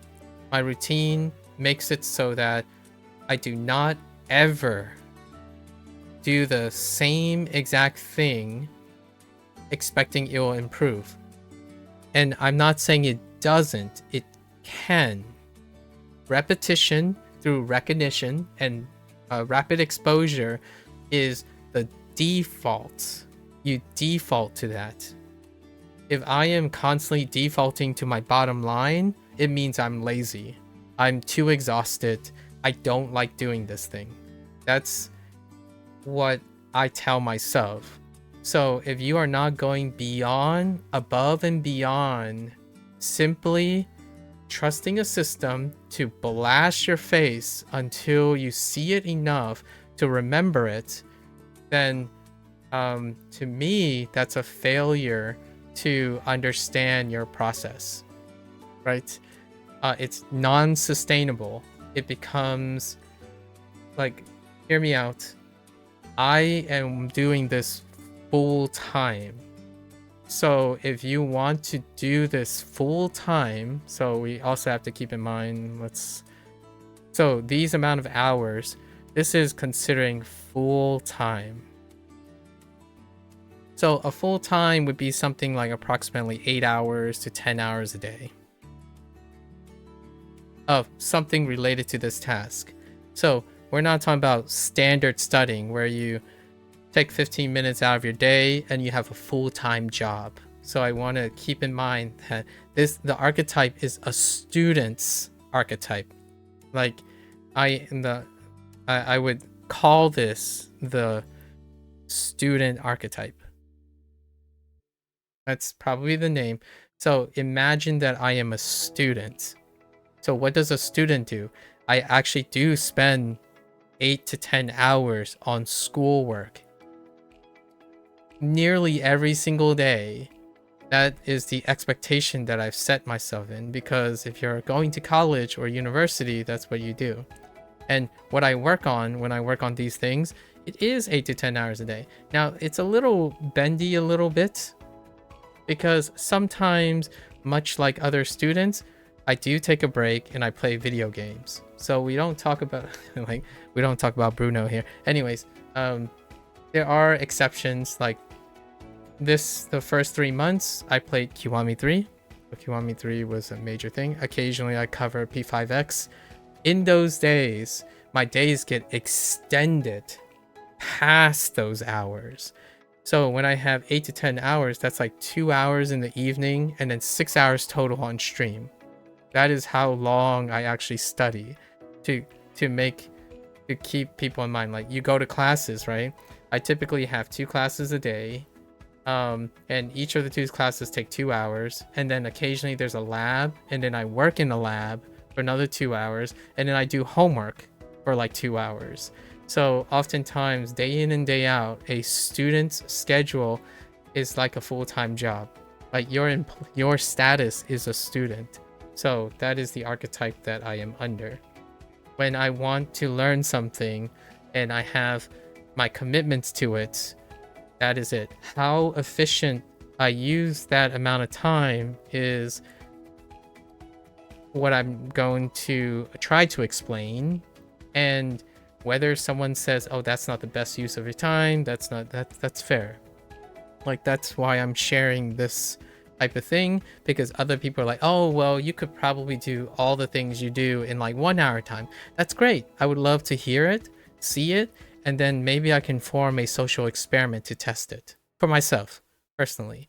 I do not believe what I'm doing is the thing that will fit everyone's perceptions or expectations. So whenever I'm doing these factors, these are the things you see: timing, time, pacing, accuracy, mistakes, grammar. These are certain factors that I believe are most relevant when using Bunpro for other people to consider, like, upfront, to do those things. Now, what this approach also doesn't take in all the nuances. Typically, the nuances is what I would voluntarily either give or share, or someone asks me about it. Like, hey, right now you might be thinking, so how do you do your looping iterative design? Like, what is your feedback loop for how to correct and improve associations in your web mind? That is a whole can of worms, and I hope to do a little bit more each time as I kind of figure out the Bunpro stuff. The current iteration and improvements that I'm doing are lifted from Wanikani and Duolingo and Hanzahiro. So those have been covered in their respective places. So I still have yet to find a relative place here. I think the next time I might add a 4th section where we'll go over, like, cursorily what those routines look like every once in a while. For now, this is the format. I want to give people the idea, like, okay, so how do you compare, right?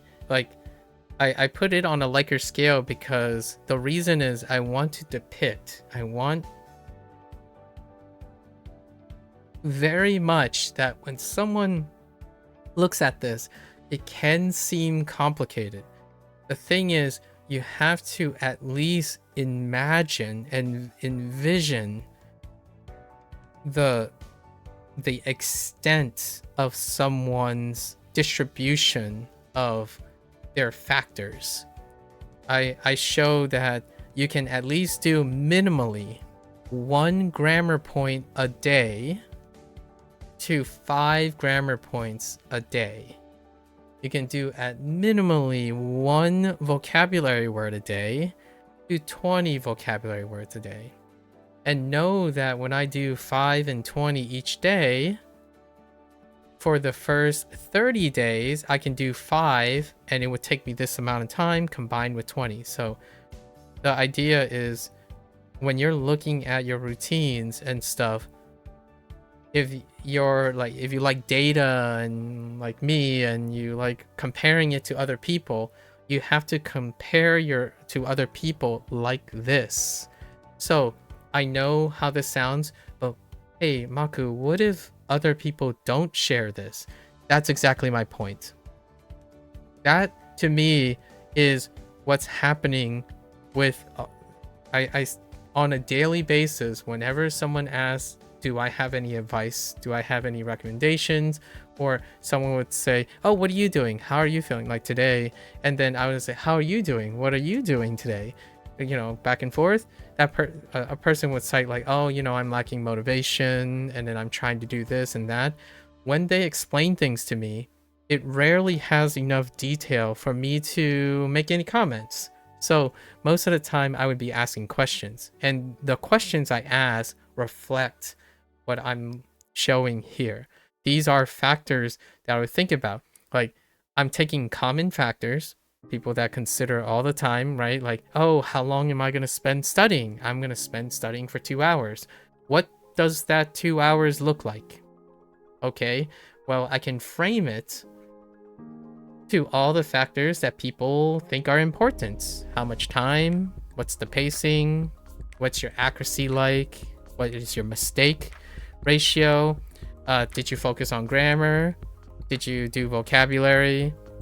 How did you do it? Did you use the feel thing, or did you use like the Anki mode in reading input or listening input, and then you just rated your performance? Or did you go straight to flashcards? Did you add English to your things? Oh, I do have to make a mention, a slight thing here. For translation, furigana was on a hover. So it's hover furigana. And I would say furigana, when hovering, we're gonna say it occurs like somewhere around the 5% mark. And this is due to wanikani. So wanikani is focused on reads of characters. So oftentimes, oftentimes, 5% of the time, I would try to use the hover to confirm my reading, my like listening, what I think it sounds like. So furigana is quite a bit optional now. It is there, and you can also have furigana displayed completely. Now, there are use cases, and I did not do any of those yet, that I would have furigana completely displayed at all times in order to do some rapid like parallel things. But for now, we generally hover for furigana, and I would say I use it about 5%. Most of the time I could even read the characters, but I wouldn't understand them. Like, I would be a bit off in the meaning, because wanikani does character studies. So specifically, character studies will give you the gist of most things, even if the vocabulary is not there.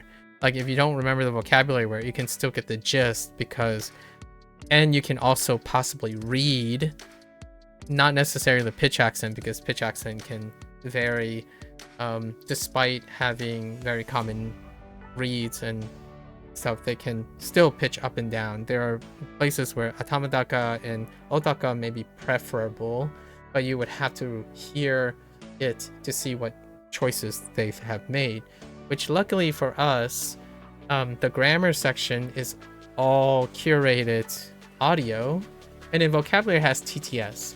The vocabulary's TTS, in my opinion, is sufficient for me to correct myself, because after studying enough vocabulary, you can still string together the ends and connect the sentence together. Obviously, it takes a while to read the sentences, so that's kind of a like a fast, very quick covering of the furigana situation. Like, where does kana fit in all of this? Okay, so we did cover all of N5, which was planned, and this was what was obligated. Now, the reason why I said lessons were obligated is because some days I run out of time. However, we want to keep on learning. So learning was the priority here. Learning was prioritized. And I've said this before, learning is when it is new. And now I have to put new in quotations here. What I mean is learning was prioritized because the new thing is related to Bunpro. So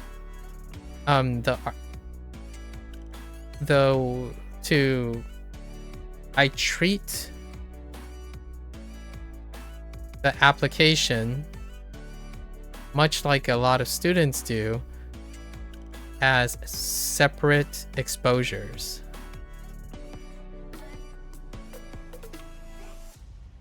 So how does that work? Explicit information is novel. So when you could make an argument, well, you already know the vocabulary in Wanikani, right? No, I know their summary of how they discuss a vocabulary word and the word they chose to describe it.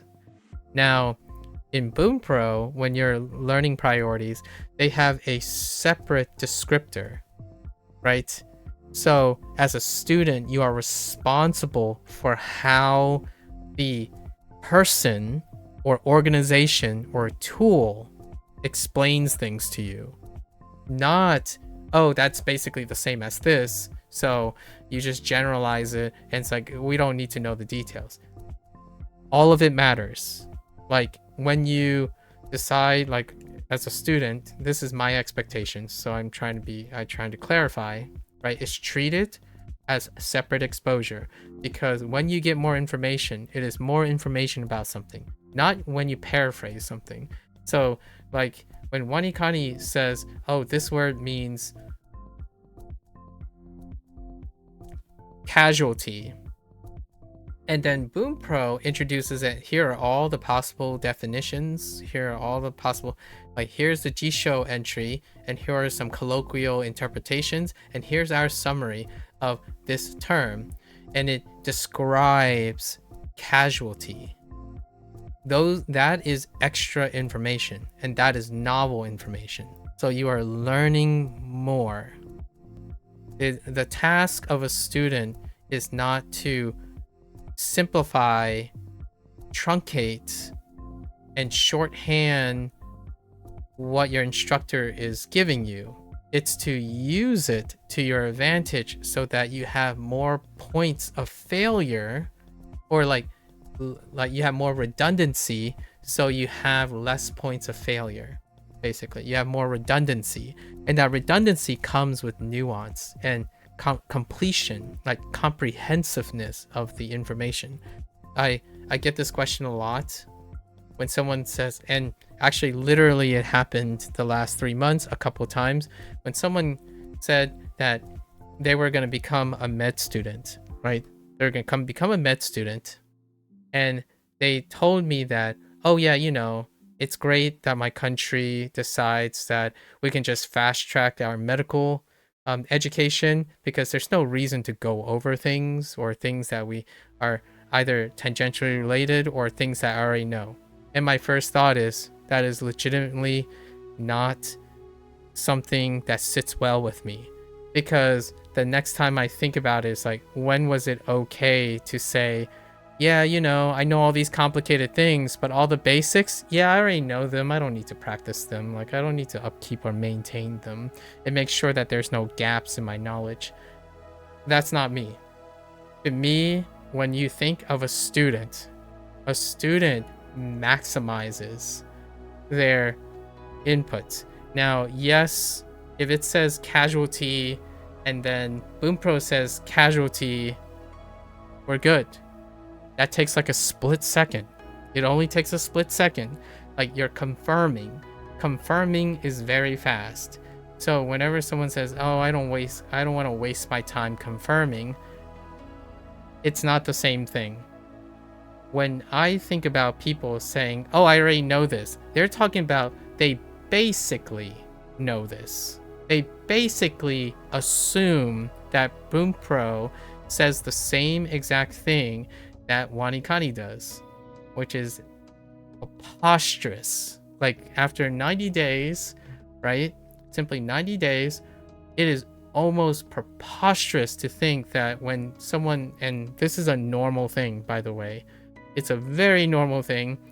The first type of questions that people ask in the Bunpro forum, as well as the Wanikani forum, is like, oh, hey, do I need to review vocabulary in Bunpro if I already know vocabulary from Wanikani? Or like, do I need to know, since I already reviewed Bunpro stuff, is Wanikani's like vocabulary explanation or stuff any can it be any helpful? That's what I mean.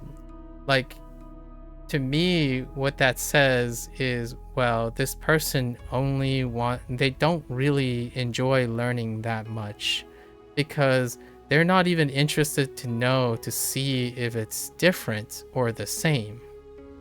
Like, personally, that's me projecting a little. For myself, I would actually want to know if, I wonder if they have a different take on this, right? Like, you might be thinking, oh, well, that's just a waste of time. Why would you need skills to compare and contrast similar and different things? Think about it for a moment. Like, if you constantly say like, oh, I already know this stuff, I don't need to do, oh, that's basically the same. If you're constantly doing that, what makes you good at analyzing things?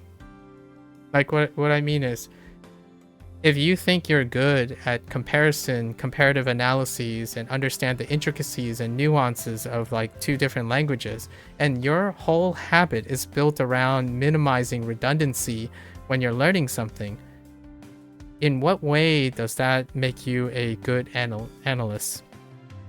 Like, what I truly mean very directly is that I think the vast majority of people are quite under-practiced in comparative analyses, because even in tasks like this, it's seen as optional. Like, oh, you asked a question so you can avoid doing something, right? And even then, there are some obvious blatant indicators that take less than simply looking at the application to see that, yeah, they are different. Now, whether they are meaningful or not, that's where most people are asking, in my opinion. They're asking,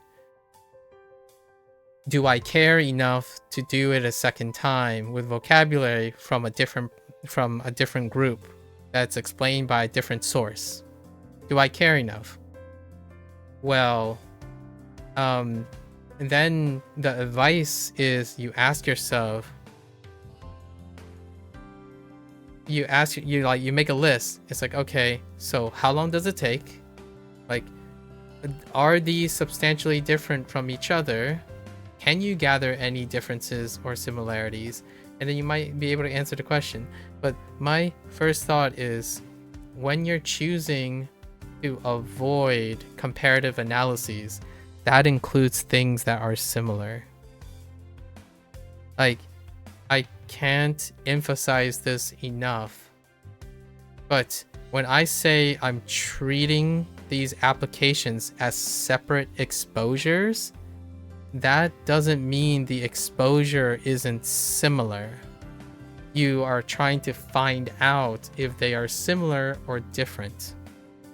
And whenever someone's gonna come at me and say, but then you're wasting your time. It's like, well, you're wasting your time using repetition and trying to constantly repeat the same limited information as a form of reinforcing your memory. Like, these things have a trade-off.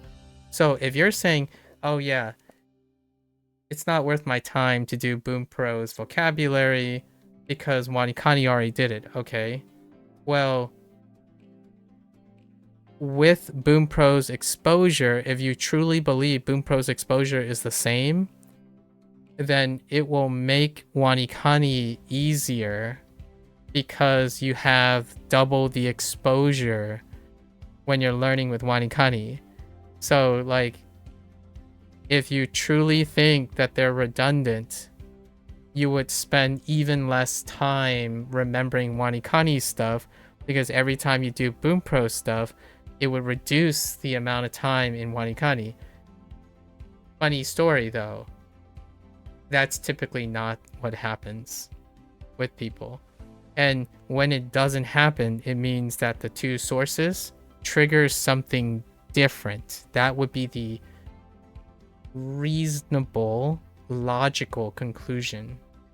So if someone says, oh yeah, wanikani does exactly what Bunpro does for vocabulary, then sure as heck, when you pull up the vocabulary for Bunpro, you should be blitzing through that. Like absolutely 100% blitzing through that. Now, if you were weak in wanikani already, you would probably be weak in the vocabulary on Bunpro. And then if you think you are only looking for wanikani's info to confirm Bunpro's info, then you can see, okay, well, what else is there? That's comparative analyses, right? Like, you're not just looking for the differences, you're also comparing the similarities. And this is my biggest issue that I've come to realize so greatly in the like so vividly reminded each and every day when I go and read people's reviews, their exposés, and like their learning strategies. Their entire strategy is based on distinctions. So they have no form of standardization. There's no relatives. Like, oh, this app is really good because that app doesn't have this feature. And I'm like, how do you evaluate that? I don't understand. Like, if one thing has something and the other thing has something, you're literally relying on your entire analytics on comparing apples and oranges. Like, the whole idea of that phrase, comparing apples and oranges, is the core basis for comparative analyses when it comes to learning something. Like, oh, this works better because it has all of these things, and this doesn't work better because it doesn't have all these things. Like, yeah, that's... So what does that tell you? And their answer would be, well, it's easy. It tells me that I need these things in order to be successful at this task. I mean, okay. I mean, it's true. Like, what I mean is, like, that is true. I'm not saying they're wrong. That is a very logical conclusion. So now, what happens when you have something very similar and you can't tell the difference anymore, right? Like, what I mean is, then when you get to a point where, all right, so how do I improve, right? How do you improve on something? Well, obviously you add a new feature that didn't exist before in order to improve it. That is so illogical and irrational that, to me, that is where most things hit the fan for learners. They constantly think that when you're learning a method, if you ever entertain another method, you stop using the first method because somehow it's destructive to the second method.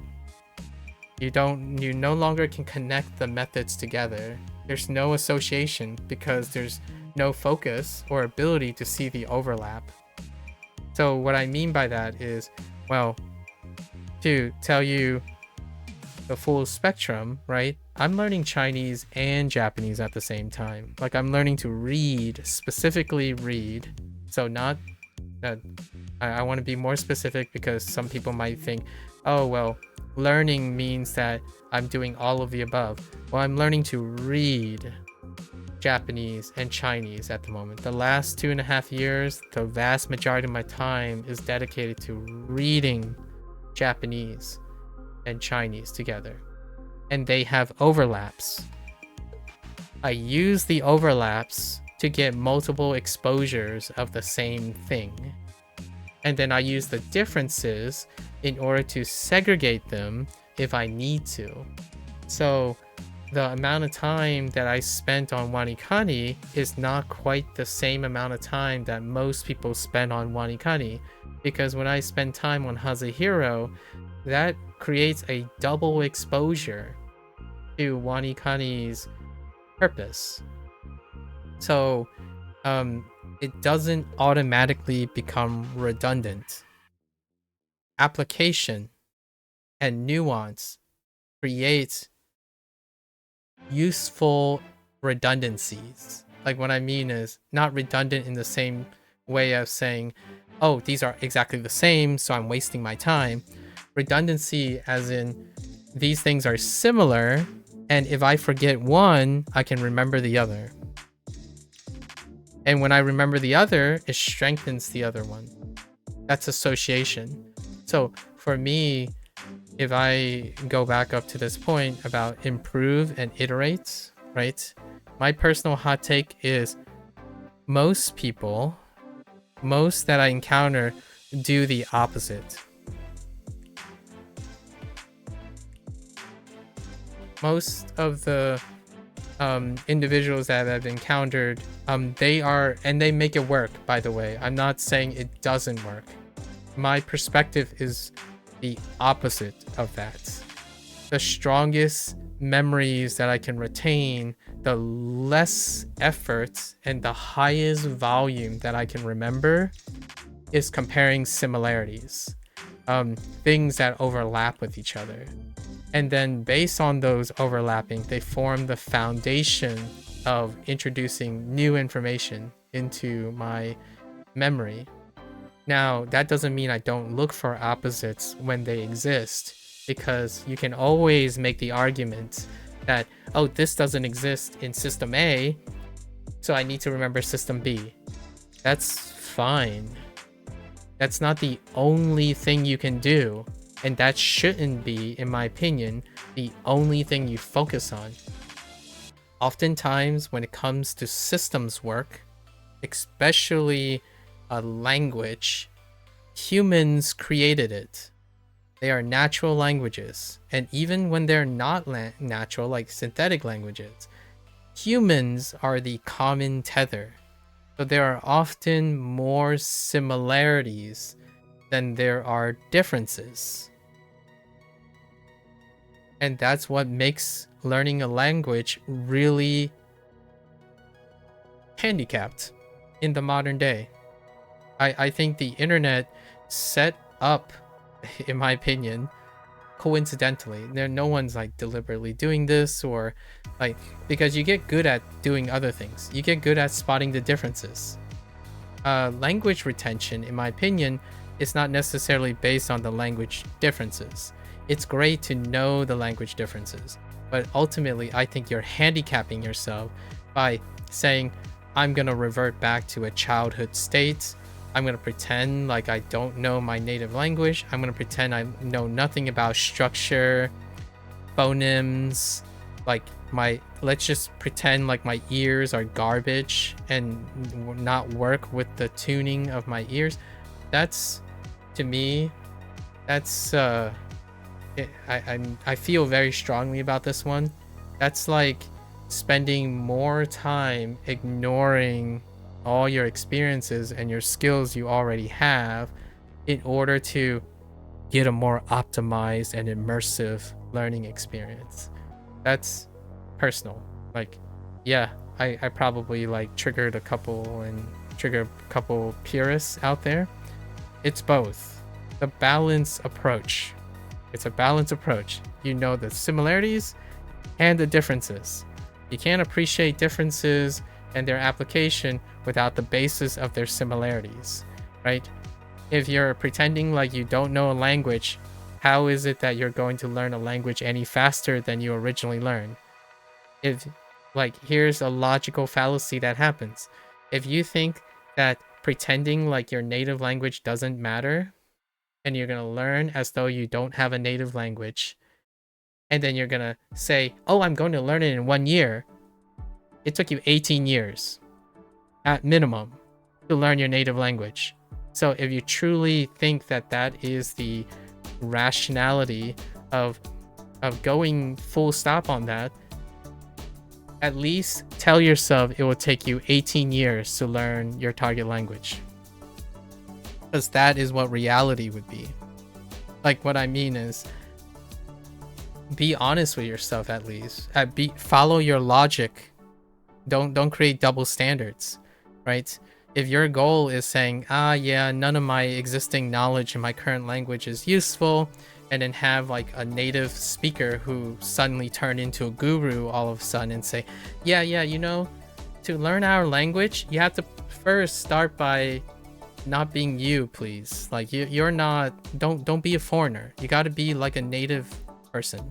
And I'm like, how do you undo your native status? Like, how do you undo your experience? Are you telling the person like they're just gonna watch you and then they're gonna spend like 5 hours being told like, okay, don't do this because I know you naturally do this. Oh, don't do this too because I know you don't do that.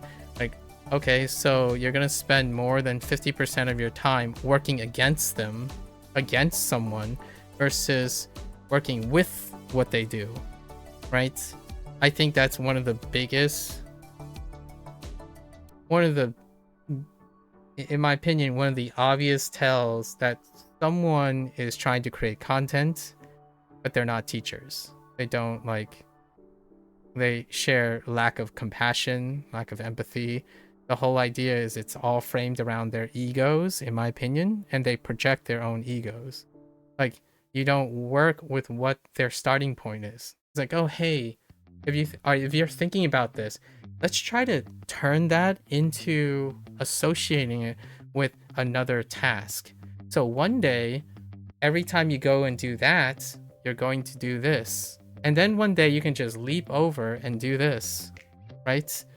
That is working with association. You're associating a behavior and you're substituting it, or you're like linking it, and then one day they can choose to do that. At least that's my opinion. So then you're leveraging things. So instead of constantly working against yourself, I think it's pretty clear what the most popular approach is. The popular approach is someone selling you like, hey, I'm sorry that you were born learning a different language, English, lingua de franca. Like, whenever someone, like, in my opinion, it's not true for very specific content creators. I'm not talking about every content creator, because language learners and teachers who know multiple languages and whatnot, they don't say these things. At least they don't typically say these things. It's the idea that they would say something like, oh,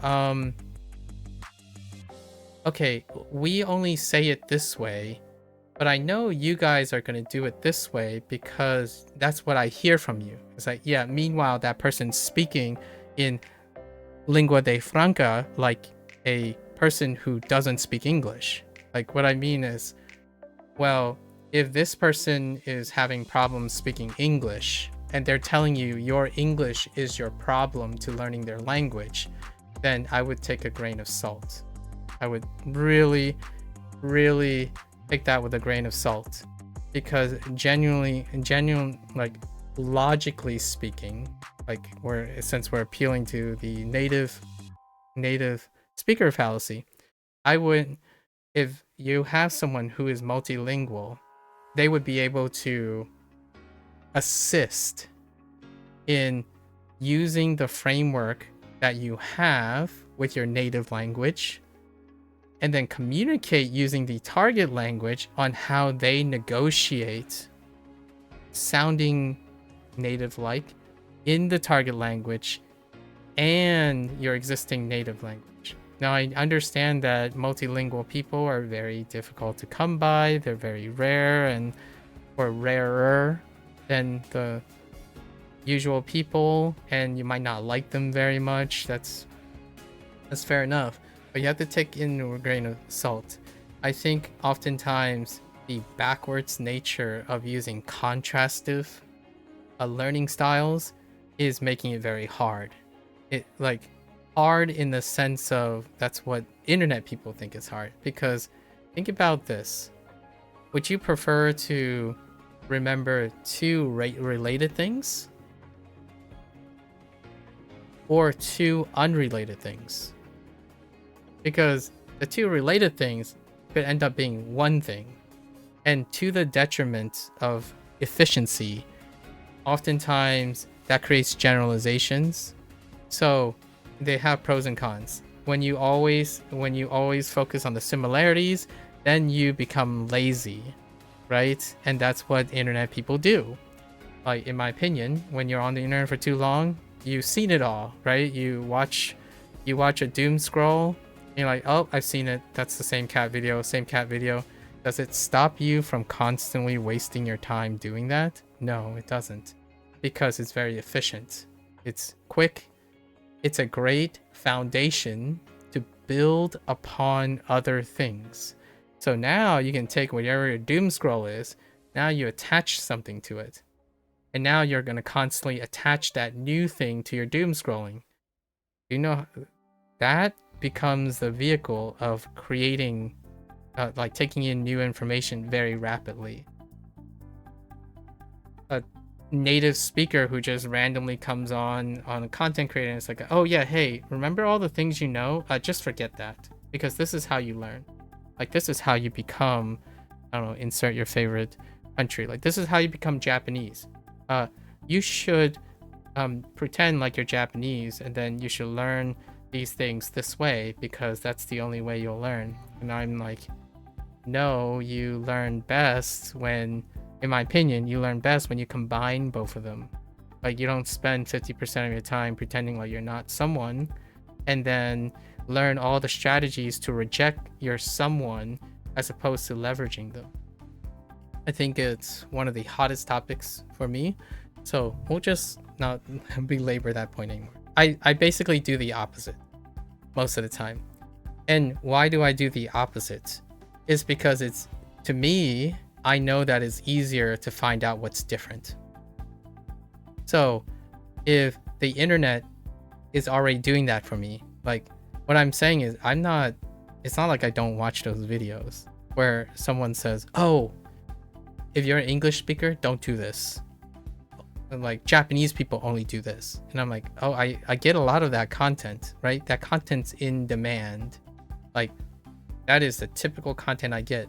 So I don't need to practice that per se. I see it. It's easy, in my opinion.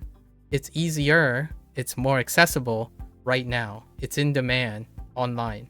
People love seeing differences. Like, this game sucks because it doesn't have feature X. This game is better because it has feature X. That is great. That's working to the human condition. It's easier to see differences. Now, why don't I practice that? It's because I'm already practicing it very, very well online. Like, I don't even have to bat an eye before YouTube serves me another video that tells me how I'm an English speaker, so I'm going to do these following errors incorrectly because English is different from Japanese. And I'm like, okay. And then immediately I'll get served another 10 videos saying the exact same thing, but differently. And I still might watch them because they might be slightly different. I'm looking for the differences based on their similarities, because if you can't understand the similarities, then you're not going to remember things. And what I mean is not identical. We're not talking about literal things. Like, if I say Superman, what do you say? I think a lot of people would say DC. Or if I say Superman, some people might say Batman. They're similar. They're the same line of thinking. They are associated with each other. I name a superhero, you think of another superhero, right? So the similarities help the contrast. You know the difference between Superman and Batman despite both of them being superheroes.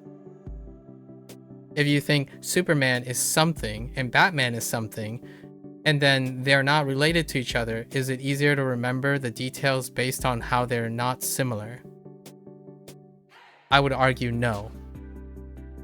Like, if you're solely based on two things that are separated by their differences, it is going to be harder, in my opinion, to remember than knowing their similarities and differences. And in fact, knowing their similarities take less time than knowing their differences. But it's synergistic. So when I say superhero, how many superheroes can you name? You can probably name a lot of superheroes, despite not even being interested in superheroes nowadays, because you've been served a lot of different superheroes. But the thing is, did you organize the information into superheroes? Like, it's hard to remember, oh, Batman is that, oh, Superman is that. But the moment you say, okay, well, they're both superheroes. Okay, so now Superman and Batman is in the same category. So when I say superheroes, I can think of either Superman or Batman. So it's a tether. It's an organization of the knowledge. Similarities create the foundation and framework of where you build your nuance. So whenever I think of someone saying the greatest boon to learning a language is to divorce yourself from what you normally do, and my first thought is, well, yeah, if you move to Japan and no one speaks English and you have to operate everything in Japanese, and you don't use any verbal communication outside Japanese, you do not use any form of hand communication, no nonverbal contact, there's no like signing, right, no emoting, then yeah, I would say it would take you about 18 years to learn and be comfortable with Japanese again, or like with a new native language. Can you do that? Can you humanly possibly do that? Maybe. I have no idea. It would be a really fun experiment to see what that's like. I mean, this sounds very morbid, but maybe someone who suffers amnesia and lost their capacity to speak and like a language, and then they have to relearn it, possibly. I don't know. But generally speaking, there isn't any, like, it's pretty asinine to think that it will be, a person is more likely to be successful by rejecting all their experiences.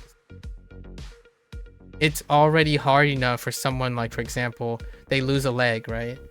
Like, they lose a leg, but they get a like a prosthetic, and they have to learn to walk again, right? But it won't ever feel the same anymore, despite trying to do the same thing over and over again, right? So it's a bit of column A and column B. Anyways, where are we going from here? So this is what we have learned, right? I'm gonna do some hot takes here really quickly. So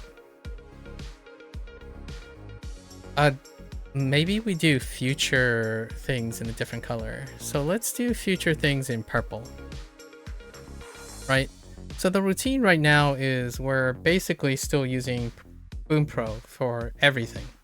There are a few things that I want to note that I do personally very quickly.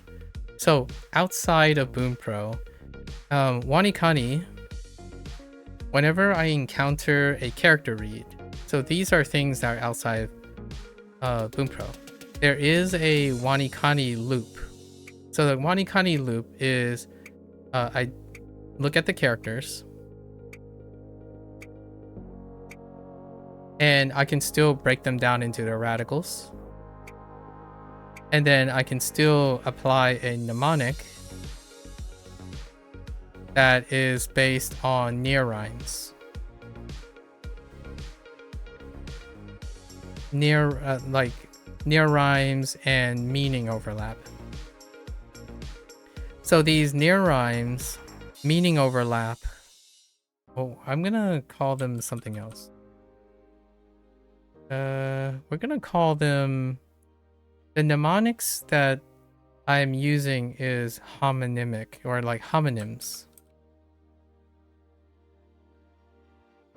So homonyms in all of, I literally mean homonyms. So they are based on the Duolingo thing. So this is the Duolingo loop.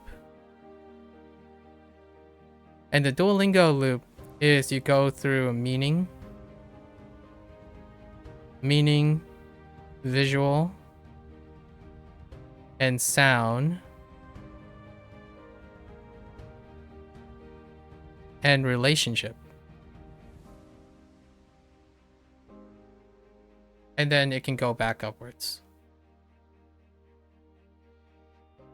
Right?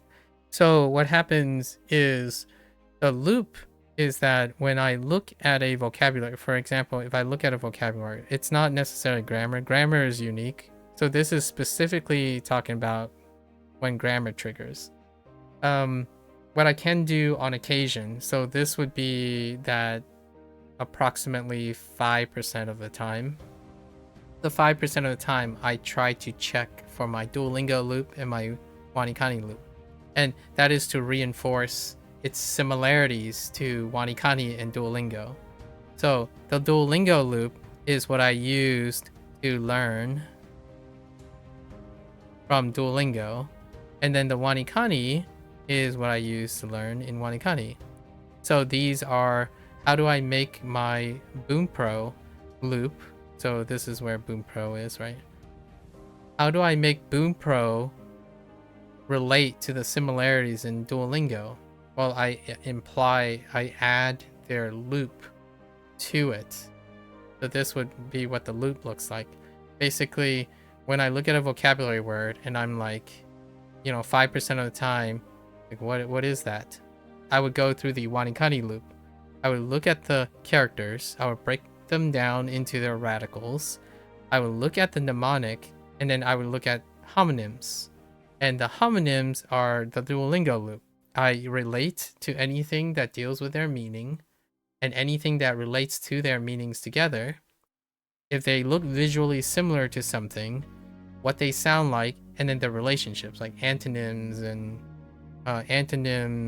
synonyms. Like, for example, if the word is big, I would think of 6 things or so that is kind of big. Like tall is kind of big sometimes, right? Kai and tai kind of related.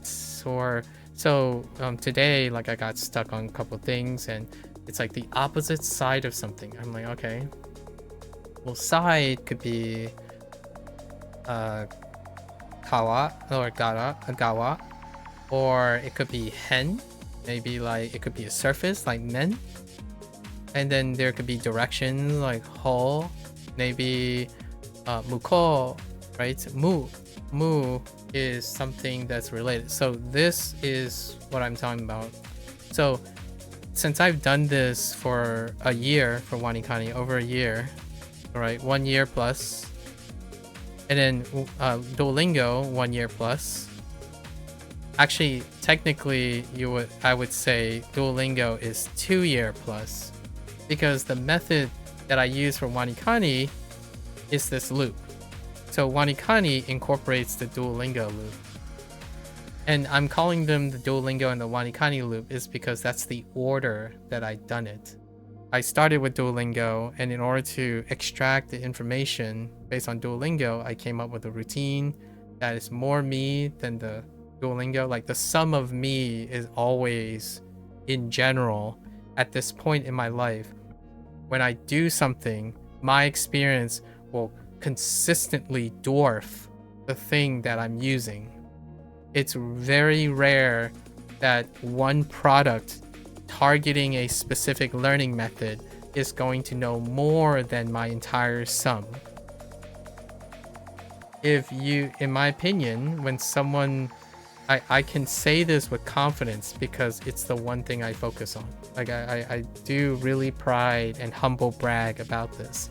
Like, if you're going into this and you're saying, I'm gonna learn another language, and then you're learning a language and your first thought is, man, this tool is teaching me how to learn a language more than I've ever known, then you're either really young, like literally young, so you have less opportunities, yeah, or you're really inexperienced, or you just don't care about learning, in my opinion. Like up to this point, like it doesn't make you a worse person or a better person whether you choose to want to learn things or not. You can be a one-trick pony and be very happy, right? So I'm not saying there's some sort of valuation on your value as a person. The idea is it's incredibly rare as you get older, more experience, that any one product will ever eclipse your human being. Like literally another person cannot create something that targets an audience and somehow captures your entire being and exceeds that. So it's not much of a brag. Like I know it sounded like I was saying, oh yeah, no one knows more than me. No singular product can capture the summation of a person who's spent most of their life learning, right? Like that product would take 40 years, right? Like if you lived 18 years, maybe a product that took 20 years of long tested development that is solely based on your life could capture your entire being. And then let's just say, okay, that's not relevant. How about just your learning techniques? Okay, well, you spent the first 18 years learning things, right? So then someone would say, well, most kids in their first 18 years learn very similarly. Yes, that's what the product is trying to capture, right? But then you get older and you can choose to stay learning like a high school kid for the rest of your life, which is perfectly sufficient. Trial and error is a very reliable thing in life. Vibing, which is what it seems like kids, that's the most trendy thing to do now. You rely on trial and error. That's how you learn in high school. You trial and error, and continuously trial and error, and you hope that you get lucky and your intuition takes over. Actually, most of the time, the intuition only takes over, restricted to what was very predictable, which is high school level learning. So when you use a product and you're like, man, I would have never been successful with this product, then you probably know what I'm talking about. And that's great. That means you might get excited about learning again, right?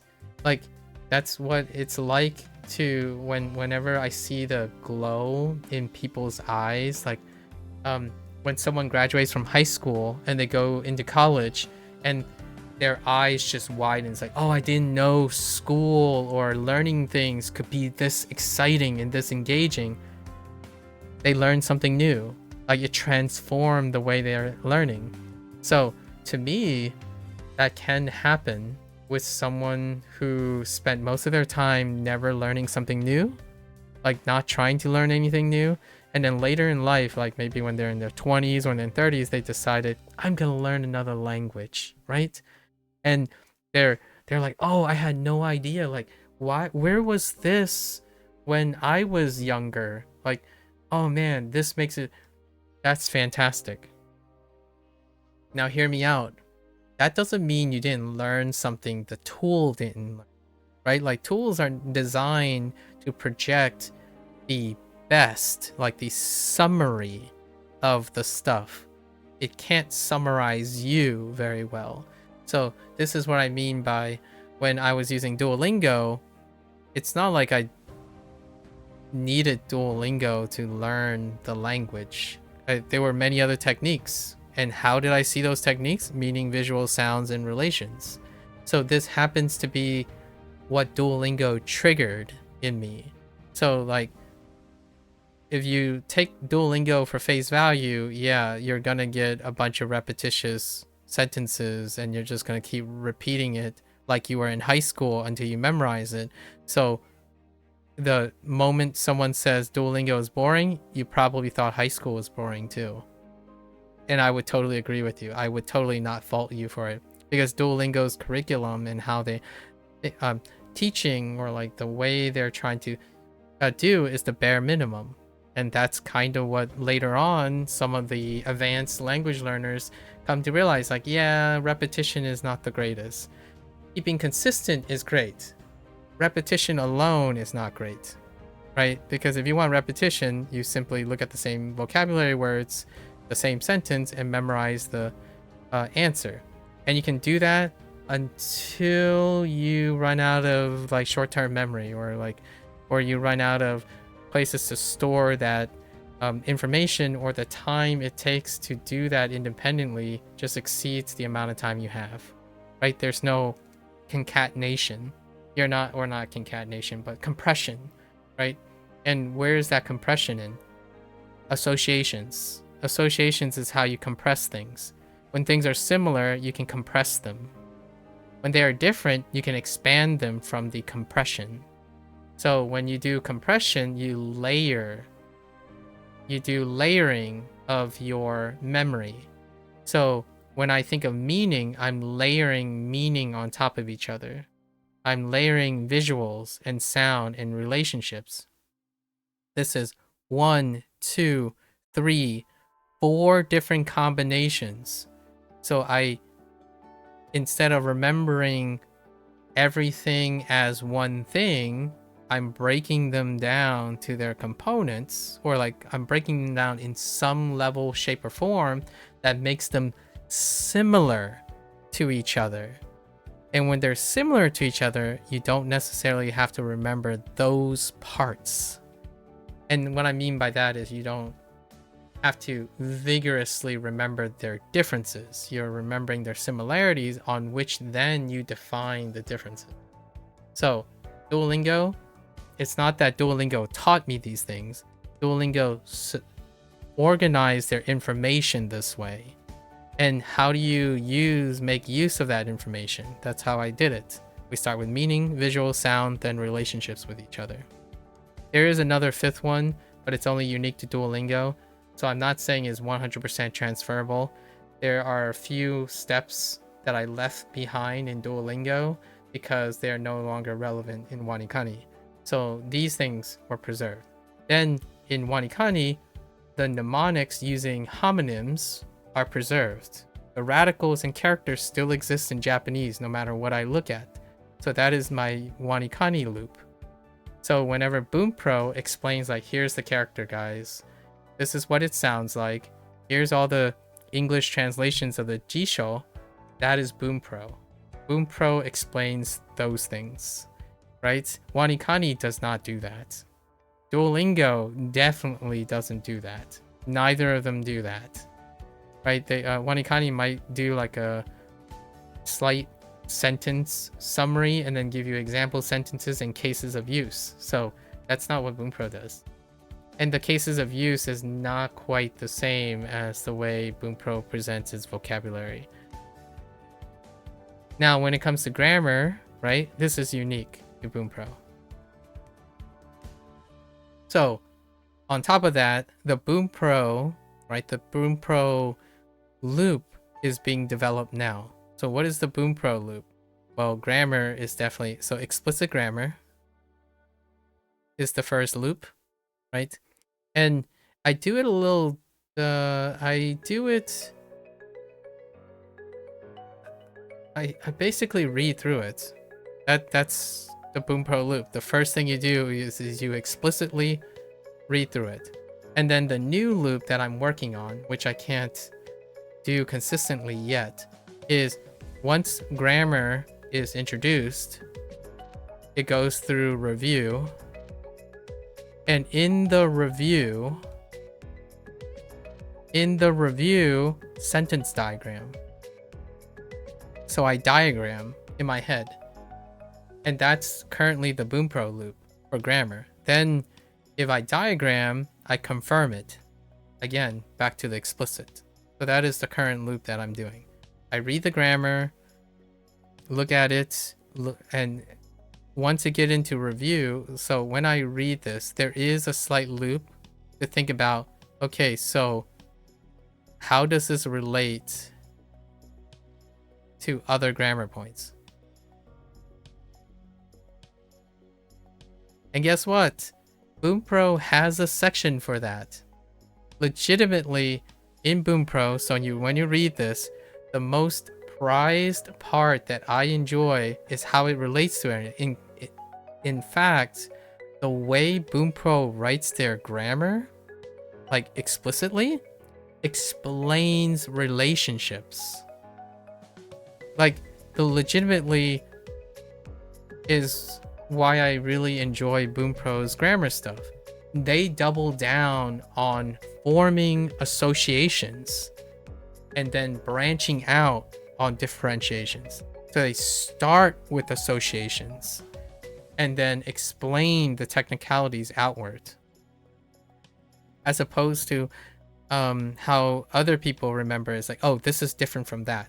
I know this is this because it's different from that. I'm like, but what happens when they're really similar? And I often test this on many of the people who allow me to do so. When I ask them, so if I asked you what's the difference between this and this, for example, right, these two, can you tell me? Right? Like, what are these two? How do you know the difference between these two?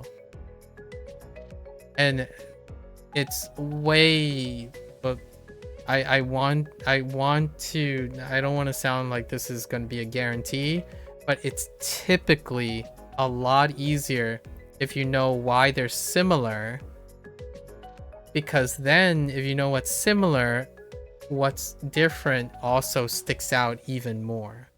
But if you only remember what's different between them, you don't remember the rest. Like, you legitimately do not know what the rest looks like. Because the only thing you know is if they're side by side, you can probably spot the difference, right? But if they're not side by side, you wouldn't know what's similar to them. Like, if I erase this, a great test is, if I erase this, can you tell me something that looks very much like this, but with that one difference? It's a little harder. I definitely tell you that, but it's a very useful skill. It's an incredibly useful skill, especially for memory retention. Because what happens is when you see this, you also see the other thing, if you want it. And that's what I've done the last 2.5 years. It's so much easier because I'm always building on top of what I know. Or I'm trying to. I'm constantly trying to find ways to trigger as many use cases for my existing knowledge. So the more frequently you use it, even rare things become trivialized. Because things like, well, what does the right hand side of dragon looks like, right? That's what the right hand side of dragon looks like. Why did I say the right hand of dragon? Because this one gets changed. It gets changed between it gets changed between like simplified Chinese, traditional Chinese, and Japanese.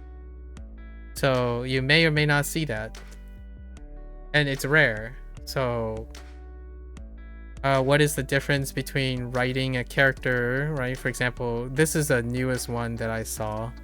What's the difference between writing a character like this versus, like, how can you make this useful? I can tell you there's no, like, if you generalize it, the meaning is still the same. But which one uses which? Like, how would you write this? Do you write this with this over it or not? I mean, you can definitely tell that they're similar and they probably mean the same thing. Like this, the element, the radicals mean the same thing. But what is the point of that? The idea is, I know that occasionally this little ear thing can extend. And it was easy for me to remember because there are many instances that I could imagine it happening. Not necessarily because they're separate things, right? So that's what I wanted to highlight here. So we're developing the Bunpro schedule. Now, I wanted to make mention of this so that I want to be clear that the way I'm using Bunpro, when I this Wanikani thing, it ends up going in notes. So I've been adding notes.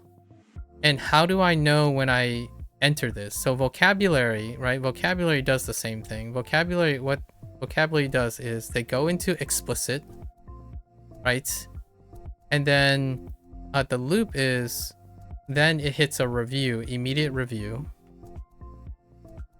And what I do for vocabulary is once it hits immediate review, I immediately go into the Wanikani loop. And then I go back out of the Wanikani loop and double check if it's correct. So like, for example, a vocab lesson, it's gonna show the vocabulary. And I look at the character and ask myself, do I know it in Wanikani? Like, do I know the vocabulary word? I look at the characters, I test the radicals, I test the mnemonic. This is for lessons. So this is the lesson loop. So the lesson loop is, it's going to show vocabulary at the top, right? And it's going to have maybe the kana at the top and then the translation at the bottom. But I'm specifically just looking at the characters. In fact, it's very easy now, despite having like kana at the top and translation at the bottom. They are no longer really all that necessary or interesting anymore. So you can just simply focus on the center. And you look at the character, you go through the loop, and I'm like, okay, I know that, I know this. Then I go through the definition. So then I look at the kana at the top to make sure my ears and my kana is correct, so when I'm speaking it, and then what the visuals look like, and then the translation, right, in this relationship. I go through that. So there's 20 vocabulary, right? I go through that, and then I go back and read the Bunpro summary to make sure that I can compare and contrast with what I think I know in Wanikani and how it's defined, and see if Bunpro said anything different. Why is that important? Is because sometimes those words may still come up in Wanikani, and if I forget the Wanikani definition or whatever tricks I'm using for Wanikani, Bunpro will be useful to help me remember it, right? So the amount of time I'm investing in Bunpro will reflect in Wanikani and vice versa. In fact, my Wanikani lessons have increased even quicker than over time, and that's relating all the things together. Now, when it comes to review, it becomes different. The cycle is a little bit different for vocabulary because you're doing a fill process. So what's unique to Bunpro is the next topic, which is this. This is obligatory. This is unique as well to Bunpro. And it's the idea that you see a whole sentence in Japanese and you're missing the word. Wanikani, the word and character is always visible. It is always visible. And interestingly enough, Duolingo, that's optional. So there is one thing that I didn't do very often in Duolingo because I didn't get to it yet. And that is outputting the characters. Like legitimately, I didn't get to it because after 1 year of Duolingo, I still was working on reading. And Wanikani really helped me with the character things. Duolingo helped me with the things that I'm highlighting there, associating the stuff. So that helped me with Wanikani, right? Wanikani, whenever like, oh, this character is like, huh, it's kind of, this character reminds me of this character. So every time I learn a new character and learn a new vocabulary, I deliberately do what I did in Duolingo, which I had to relate and group all the characters together. And Wanikani does do that, by the way. In the detail place, it tells you, oh, these characters look similar. These characters are synonyms. And yeah, you also do it in Duolingo. Do most people literally do that in Duolingo? No, they don't, because they are confined to how they learn based on the tool itself, not from their prior experience. So that tells me a lot, at least in my opinion. Whenever someone says, oh, Duolingo doesn't teach grammar, and I'm like, well, what do you mean by teach grammar? And they was like, well, they don't explain why the sentence is in this order. It's like, oh, you mean they don't explain the grammar? It's like, but you know the order in which those things occur. Grammar, and then, you know, the person's like, well, it's not the same as immersion, because if you listen to someone say the thing in a specific order, that's what you get used to. It's like, you're no kidding. That kind of sounds like Duolingo too. Right? All of these things are related. I'm not saying one is better and one is worse. The idea is, if you already do something, that doesn't mean you're restricted by the tool itself. Your goal is to figure out how to use all of your skills whenever you're doing something. And if you don't have time for it, that's when you go look for a tool, right? And if you want to liberate time and you don't care about doing that skill, then go look for the tool. The purpose of this is, if you're doing something and you realize you're doing it and you know that you can, then you know what to look for. Not have someone tell you, oh, hey my guy, like, I know you don't know what you're looking for, but this is a good starting place, which is good, because if you're a beginner, especially a beginner learner, right, or a high school learner, it's great to tackle a very hard task and see and sample all the different types of techniques and methods. Today, I spent 3 hours talking to someone who their first comment is they lost motivation in language learning, and then the next comment they made was, oh, I like to stick to my one method, and when I suggested something else, and my first thought is, if you were sticking to your same method, wouldn't the same thing happen again in the same amount of time? So how is this going to be different the second time around? That, to me, is what those tools are advertising towards. They're advertising towards those people because there's a guaranteed chance, or like a higher chance, that what they're offering is different from what they're currently doing. And how do you know if it is different? It takes you a while to get used to it. And guess what? During that period is usually the time when they are very excited, they're engaged, and they believe that it's working.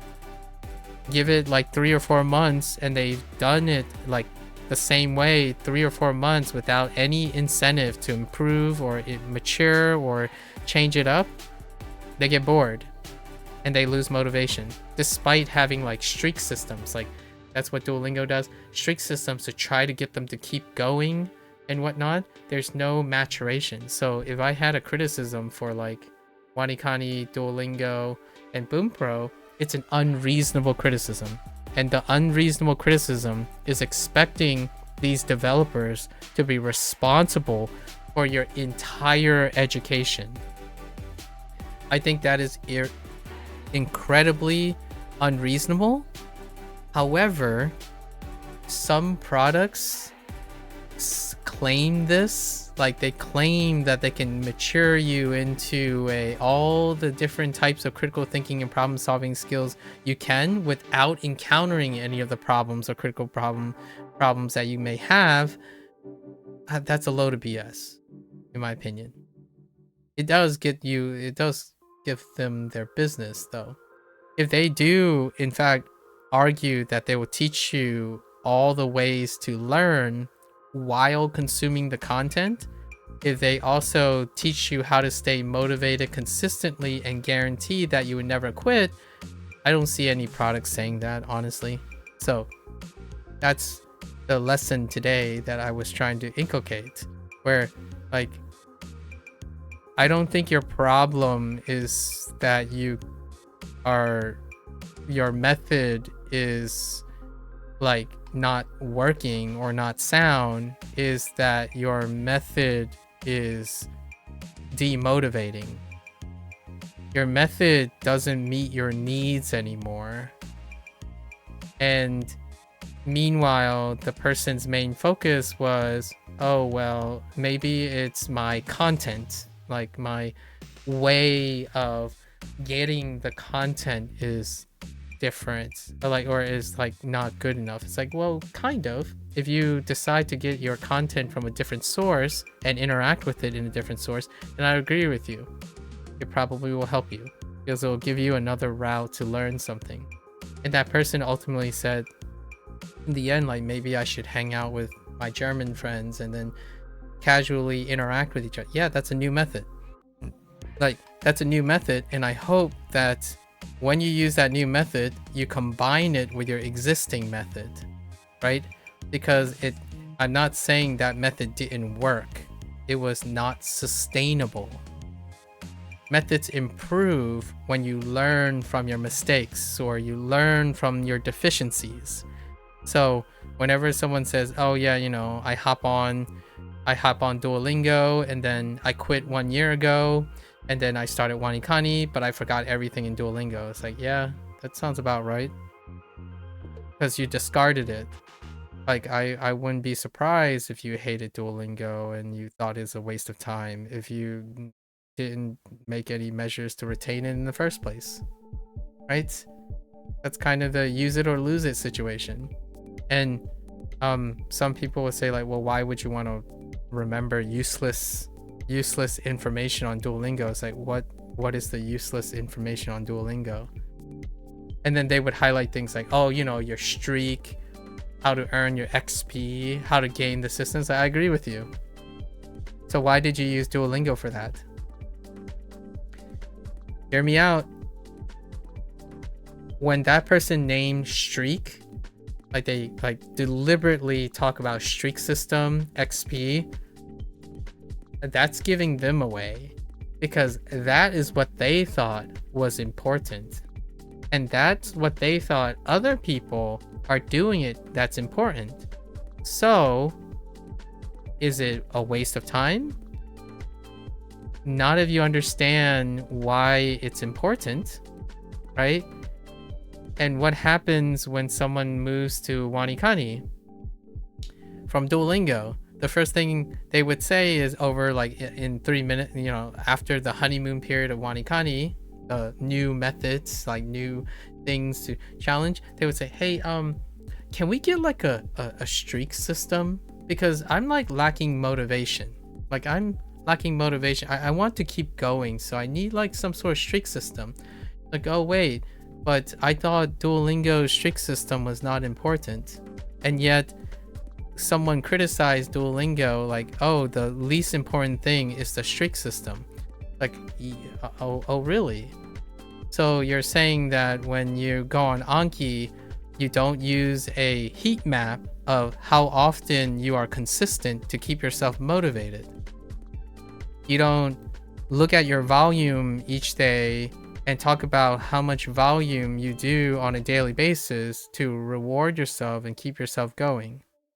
Like, what did you learn? Right? So, to me, when someone says it's a waste of time, I would agree with them if it doesn't impact the rest of their lives. Like, I totally agree with you. So, when someone says Duolingo is a waste of time, the streak system means nothing, then it shouldn't come up anymore. Right? It's a waste of time. If you go to the next thing, I better, like, you don't have to prove to me. I'm making the assumption when someone says this is a waste of time, then I shouldn't see any evidence of it moving forward because they have learned that it is a waste of time. And rarely have I been met with astonishment. Like, what I mean is I rarely was like impressed that it was true. because I try to confirm. I play my devil's advocate. So my presumption is that this person doesn't connect the consequences, the cause and effect, the way I do personally. And my first assumption is null hypothesis test. I must be wrong. Like, I can't be that presumptuous. Maybe this person is right. The streak system, or like forms of micromanagement, number goes up system, is not an effective way to target compulsive net users to be consistent. Like, I have to convince myself, like, how can I make a strong argument to back up Duolingo's streak system? Look for every possible counter argument and examples against it. And I rarely saw that. Rarely. Like, the first thing someone tells me is how consistent they are. Yeah, I know. It's and there's rarely a connection with that. It's like, wait, how do you know you're consistent? Oh, I count the days. Oh, really? And it would be the same person, like, I kid you not, it would be the same person that says, oh yeah, the streak system's kind of cheap, and like, oh, that didn't work for me. There's no redeeming quality in this. It's like, oh, there's something. I'm like, okay, but how do you know you're consistent?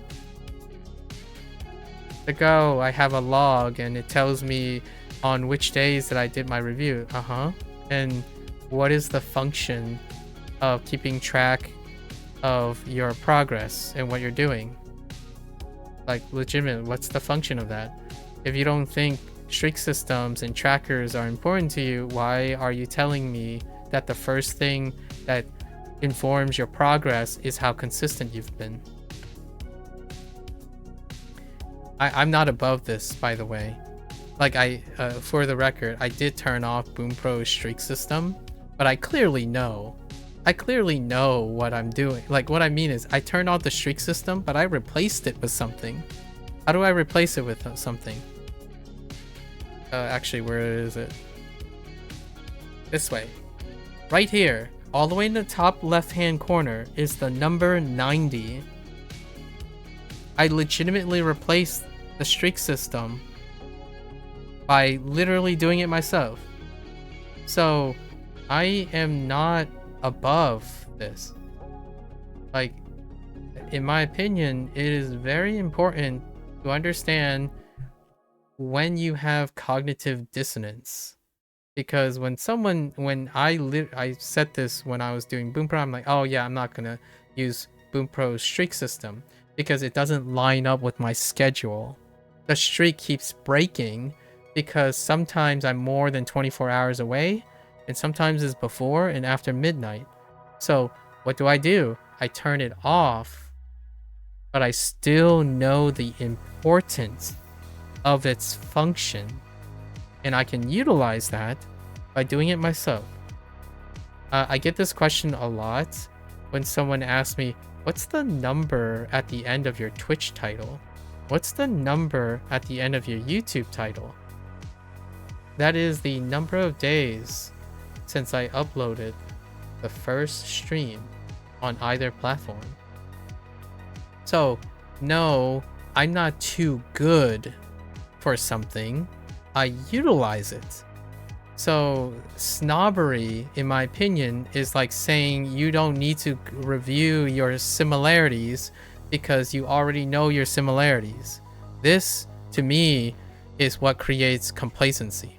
I think oftentimes the internet has exacerbated this. I'm not saying there aren't people out there who are constantly dealing with imposter syndrome. Like, one thing about the silver lining about imposter syndrome is you're never above fundamentals, because you're constantly worried, oh, what if I have gaps in my knowledge? So you do it, right? I'm not saying people should all be afflicted with imposter syndrome to experience this. I genuinely mean that it's often a very important idea or concept to understand that your brain consolidates memory. It doesn't memorize things permanently. It requires maintenance and routines to maintain them. So if you are haphazardly suggesting that, oh, one and done everything, which is a common like form of satisfaction these days, like, oh, I've already learned this, I don't need to learn this again. I can't tell you how many times someone told me, oh, why are you playing this game? You already learned N5. There's no way, like, this is too easy for you. You're never gonna learn something new from this. I'm like, but it's a video game. The whole nature of its input and output are different. Meanwhile, you know, you have 2 or 3 snobby, self-proclaimed linguists who understands communication skills and have like exercise emotional empathy or something with their claims. They would write a huge diatribe about how, since this is different from their own perception of how to optimize language learning, it somehow serves no purpose. Like, first, my friends, you need to decide and determine why others think is valuable, so that you can rectify the idea that you can see what others see before demonstrating that you refute something.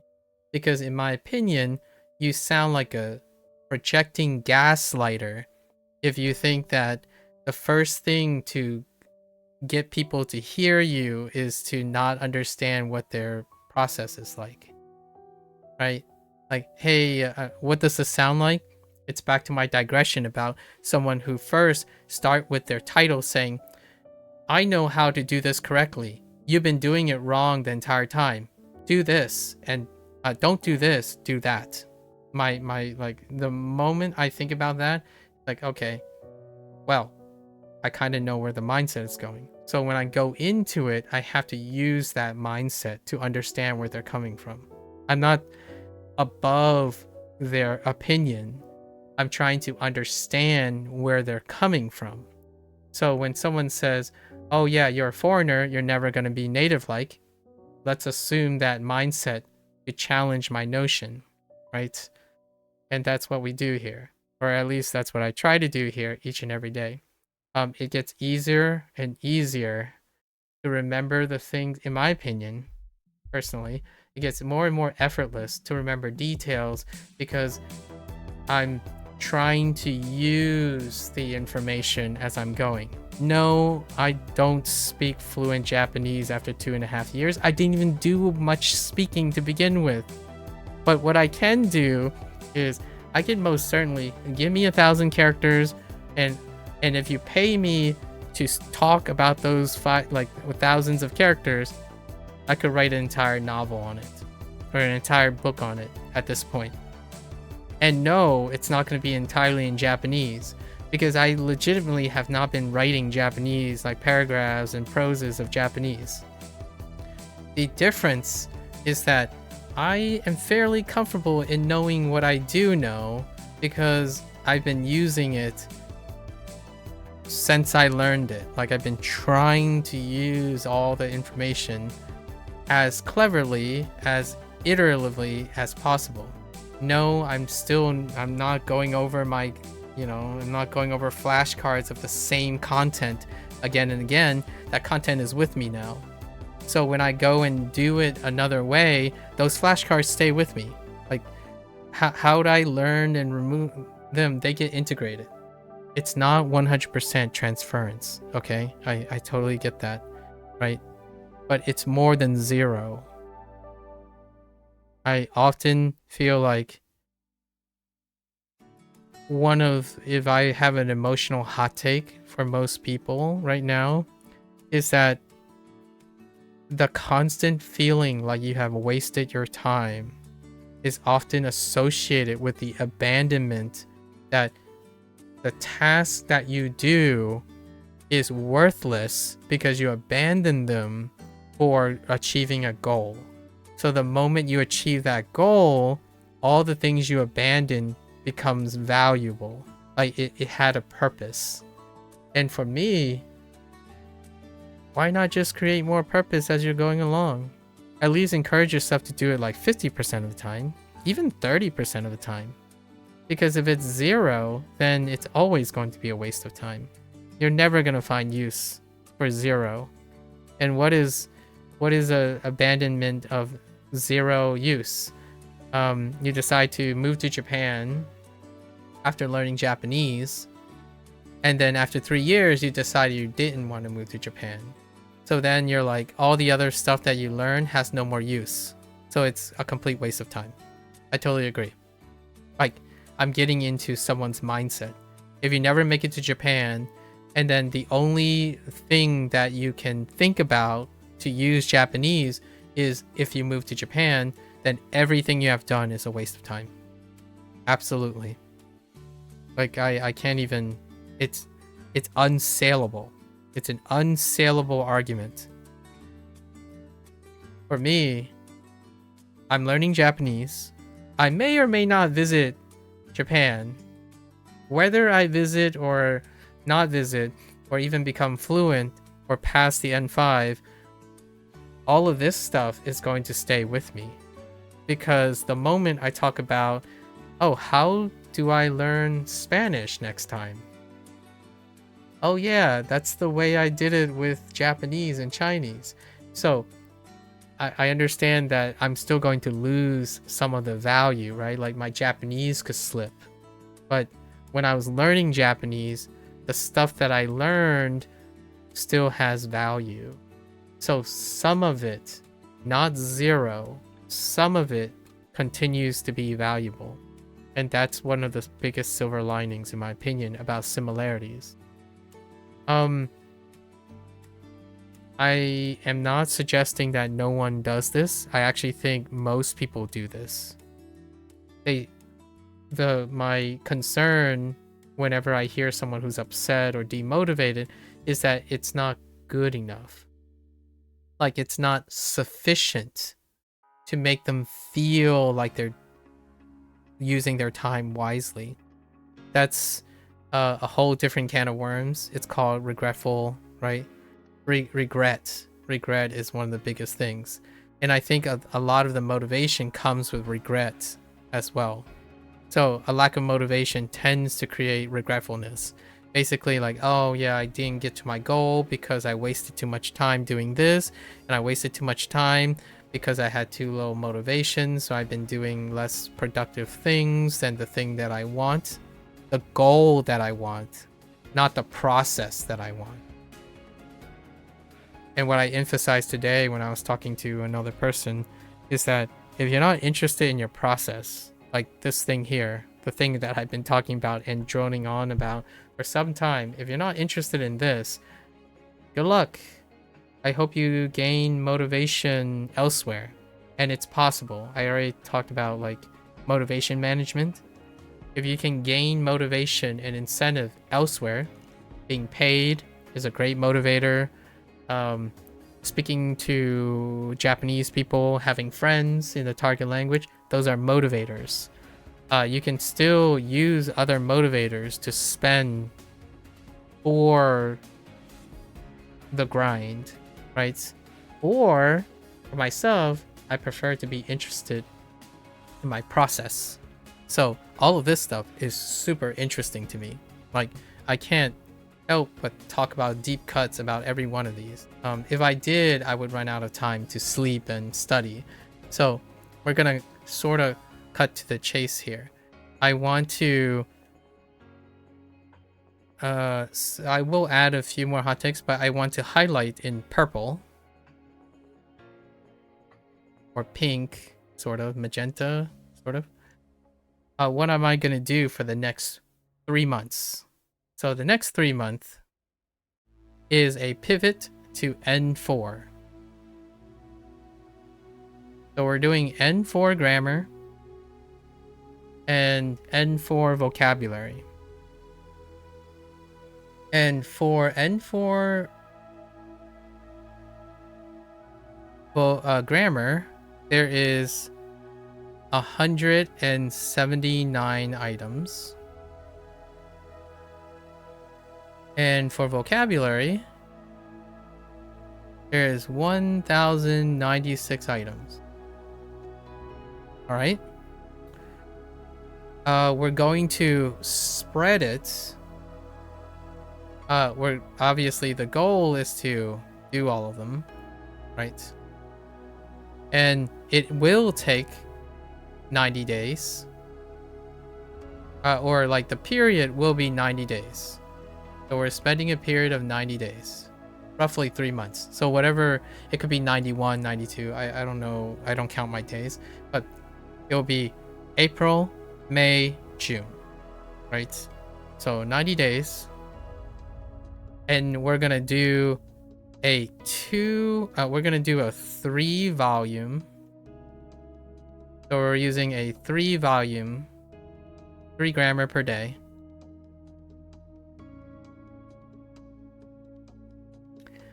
And we're going to do 20 vocabulary a day. And the reason why I chose this amount is because these two things will then take approximately 60 days to complete. Okay, so on my N4, we're gonna do 3 grammar a day, roughly speaking, and then 20 vocabulary a day, and they will both line up. So there will be some vocabulary, some grammar, and some vocabulary every single day for 60 days. That leaves us with our 30-day schedule, right? Our 30-day schedule. We have 30 days left over, and this is the cram month.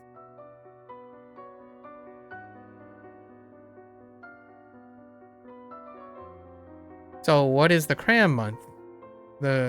Hence why I pull this up. So these 30 days is the cram month. Now for now, I'm pretty confident that we're going to use reading. So we're going to do reading exercises when we can for grammar and vocabulary. So we might do like grammar on one day. So this is not going to be every single day. It's probably going to be like approximately every 3 days. The reason why it's every 3 days is because that's when Wanikani volume is low. So it's probably going to be every 3 and 4. So every 3 or 4 back to back. So what we're going to do is probably read is probably going to occur on like the day 3. And then the following day would be a vocabulary to sprinkle in for cramming, right? For cramming. This is on the 3rd month. It's my cram month.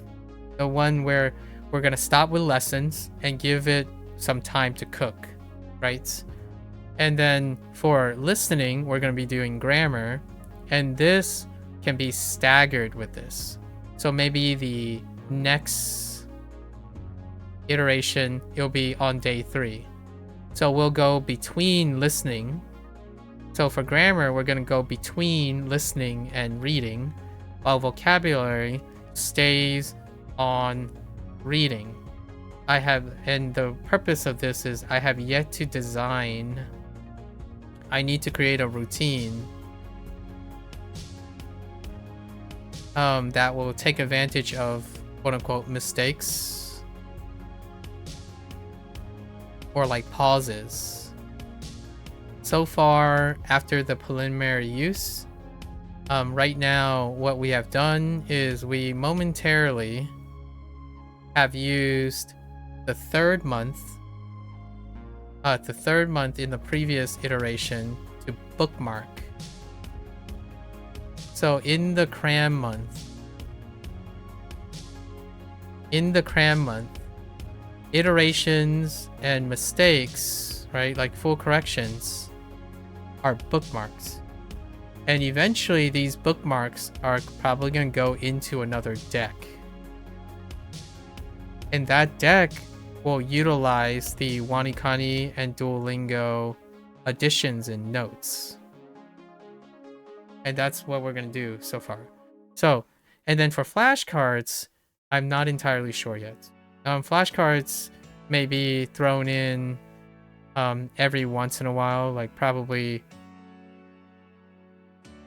at most probably 3 times, when maybe I have a time limit. So flashcards is probably a default when there's a time limit.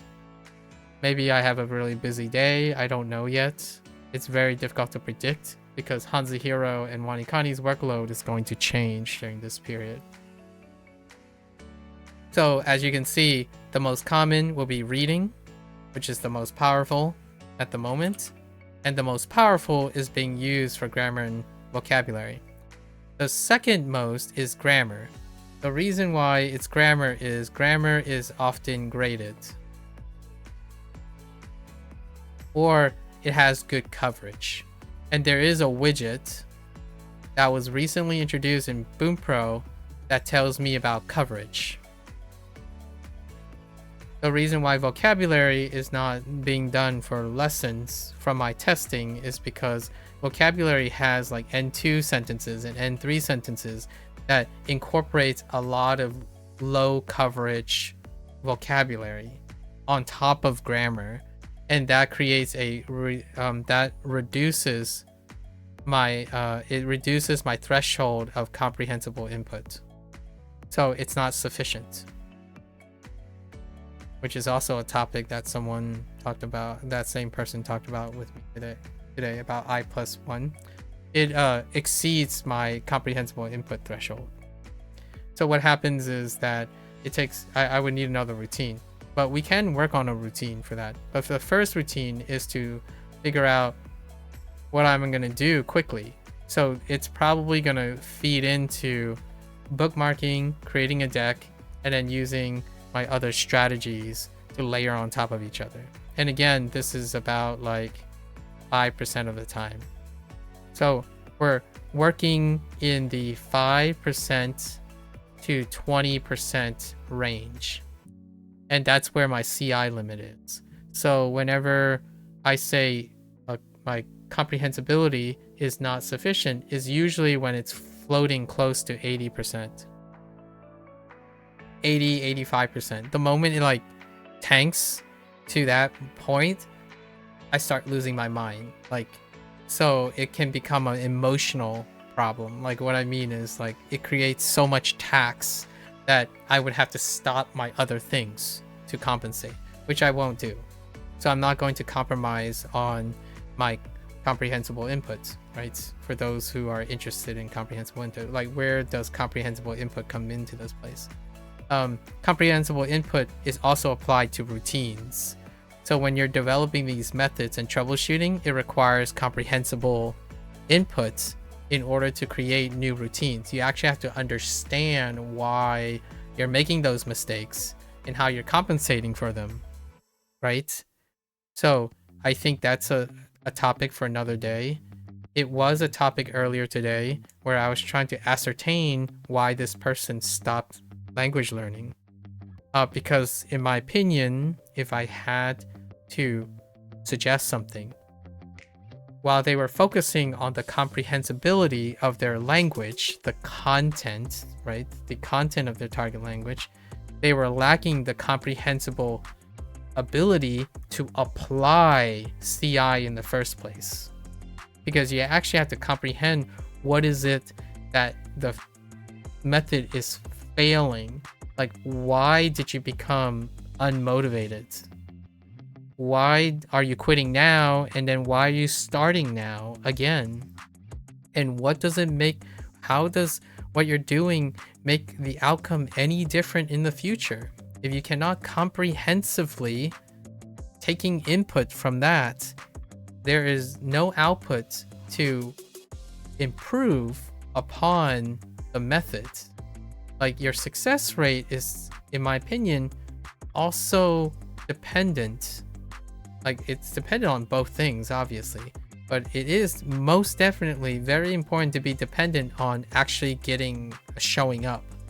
So if your lack of motivation is one of them, yeah, you could design the best decks in the world and you can apply a perfect graded system. If you're not reading the thing that you're making or using the thing that you're making, it's irrelevant. That's one of the very sharp, poignant answers that the Duolingo CEO mentioned. Like if you don't show up, no matter how immaculate your method is, the person didn't show up. So that comprehensible input, like the whole idea of things being comprehensible, it applies to the things you're doing. Now, here's a catch though. If you're going to school, or you're telling yourself you're going to move to Japan in 3 years and you've already committed all the finances and stuff, then you have a deadline.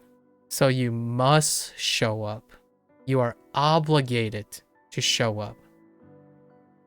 The first thing that fails the comprehensibility check when it comes to method is the lack of obligation. Like habit formation. So, why do I do all of this a lot of times? One of the things that requires CI, it's not really called CI. It's more like, yeah, I'm like being pedantic. It's not really called CI. It's called self-assessment.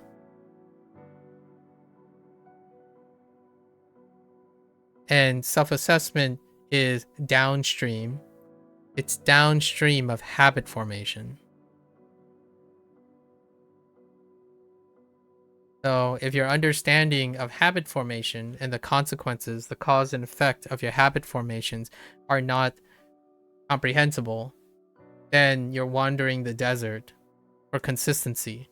Like, I don't understand. I just don't know. People can go on Duolingo for like 6 years. I don't understand how they could do that for 6 years, and I'm having trouble like staying on Wanikani for like 1 month. What's the deal? Like, it's not like Wanikani has worse content than Duolingo. I think Duolingo has worse content. It's like, yeah, because it's not dependent on the content. Like, that's the logic, right? If you're saying that Wanikani has better content, or your Anki deck has better content, and yet you don't show up more often than Duolingo, it's got to be something else that deals with showing up. That's called comprehensibility of your habits. That is the weakest link. Like, that's the weak link. And what is habit formation? It's called effector factors. In my opinion, it's what's akin to effector factors in my cursory understanding of Stephen Krashen's like thing that people spread around. I didn't read his entire thesis. I read something that other people read. So like the people who are telling me they're experts in it, they gave me this, and that's where they form their theories. And right in one of the texts is like a requirement of comprehensible input is to also be comprehensible about your habits. Like, it keeps going backwards. If you don't understand how to form a habit, it doesn't matter how comprehensible input affects your content, because you won't show up. And then if you're wondering, is there something in front of comprehensible formation, like habit formation? Yeah, there's more. Health.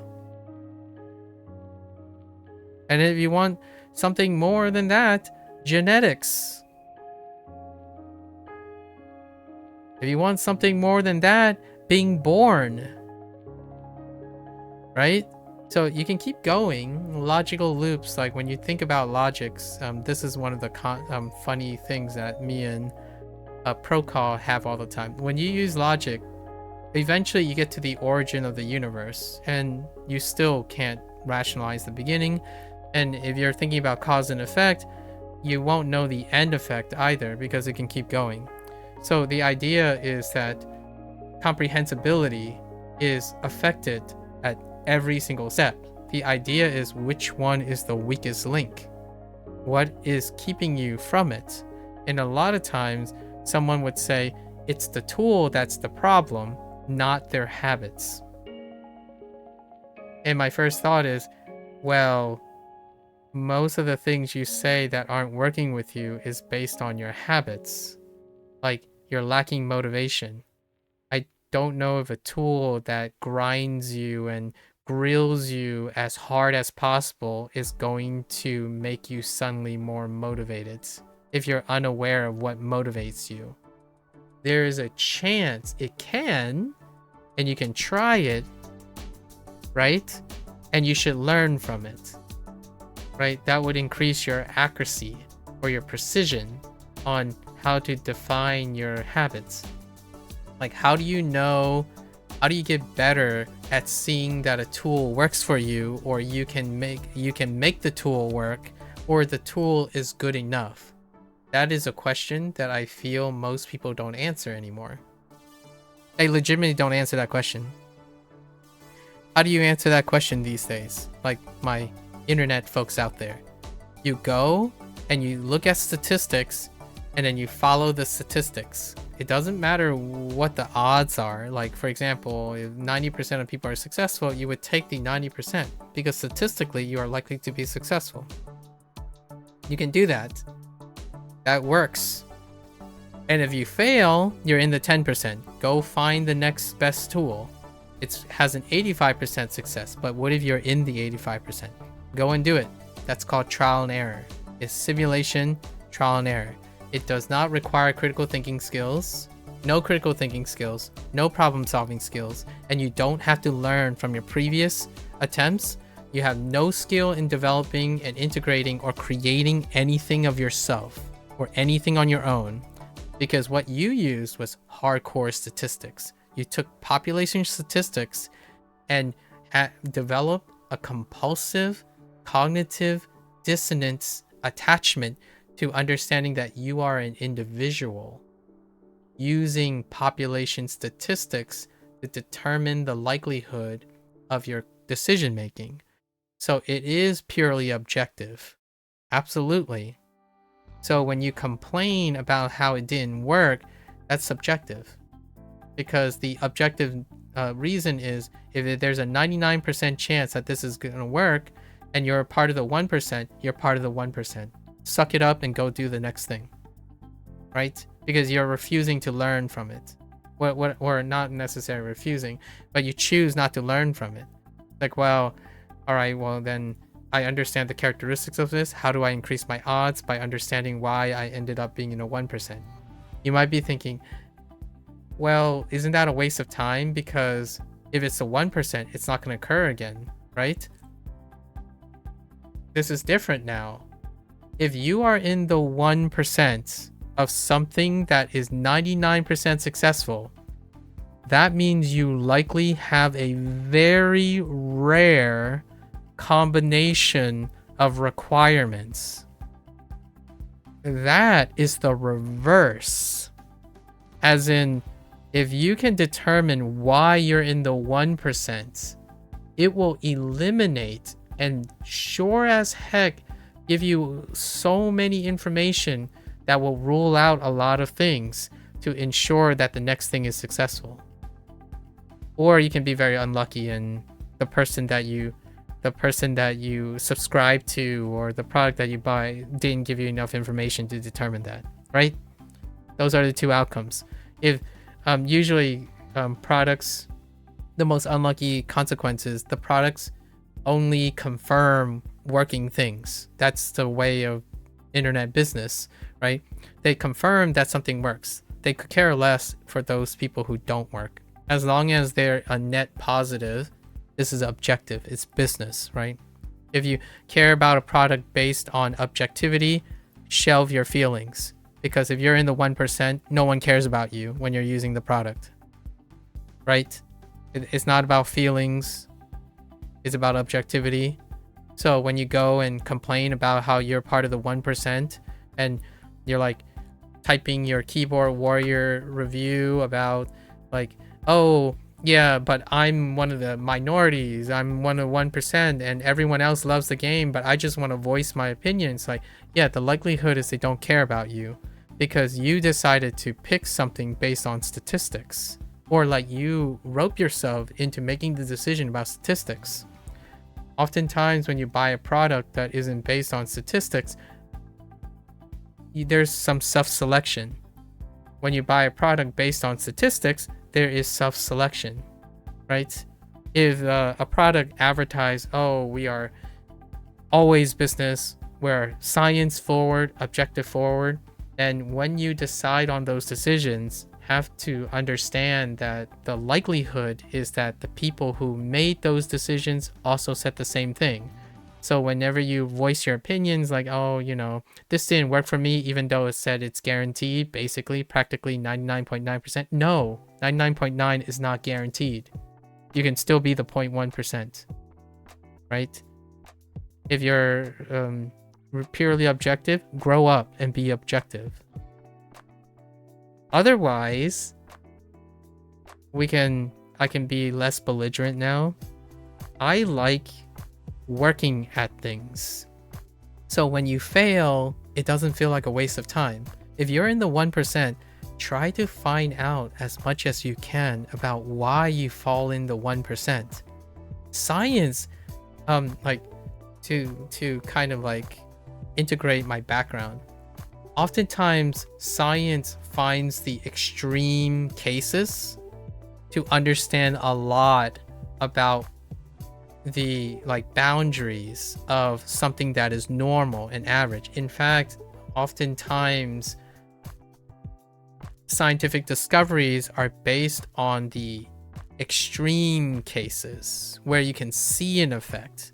So what are extreme cases? Disease is a less common thing than health, right? So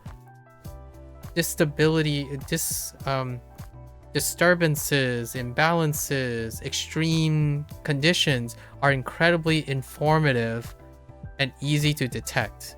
So it actually works to a person's advantage objectively if they try something very popular and realize that they fell within a smaller margin. So it's not a waste of time when something fails, even when you're marginalized. That would be an objective way to look at things. So then you can take care of business, right? I don't think that's how people interact nowadays, though. They use objectivity and they can't take objectivity. So that's not a bad thing. It means you're human. At least I wanted to say that. You're human. The idea is you don't have to live like it, you don't necessarily have to constantly live with cognitive dissonance. I know I'm sounding like I'm making people into martyrs. I think people know how to sort that stuff out. At least I like to believe that people know how to sort that out. If not, having another person conversing with another person and then sharing different perspectives, that usually can help level the playing field if you're constantly in a one-track mind. For myself, I don't like how hyper objective things have become while neglecting subjectivity. I'm not saying that hyper subjectivity is also better. There's no balance. There hasn't been a balance in so long. Like whenever someone says, hey, I'm making more progress because I'm learning, my number is going up faster than the next person. I'm like, that is quantifiably logical, right? It's quantifiably objective. Is subjectively, I mean, it's a leap of logic. It's quantifiably logical in the sense that one number is bigger than the other, but it requires a gigantic leap of logic to understand that you're doing better than someone else by a metric that is true, but it has no context. It's not a contextually appropriate.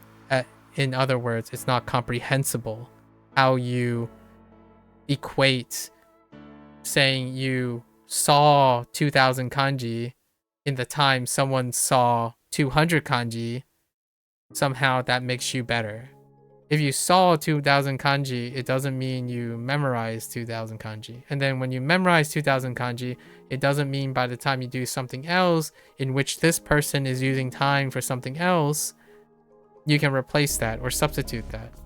So, objectivity is a butthead when it comes to people's cognitive dissonance. And for me, this is where this comes in.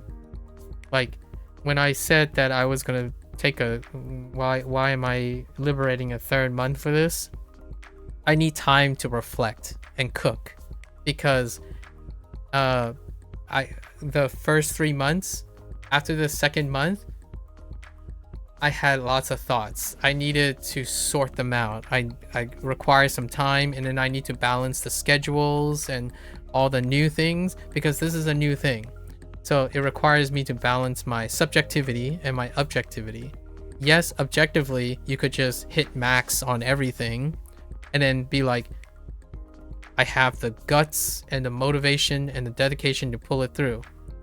To what end? Now for myself, I literally tell myself it's not worth it. I do know the concept of not worth it. Admittedly, most of the time when someone says something is a waste of time, I would contradict them, or I would like argue against them, because I don't want them to think that it's so easy to say something is a waste of time. It is very difficult for me to waste time. However, or like think I'm wasting time. Not necessarily wasting time. It is easy to waste time. How do I do that? Have someone else tell me that what I'm doing right now, this moment, is a waste of time, because no one will listen to it. No one will care about what I'm saying. It is very easy to waste time from another person's perspective. For myself, it's very difficult to think I am wasting time. Now the question is, how often do I feel that other people feel the same way?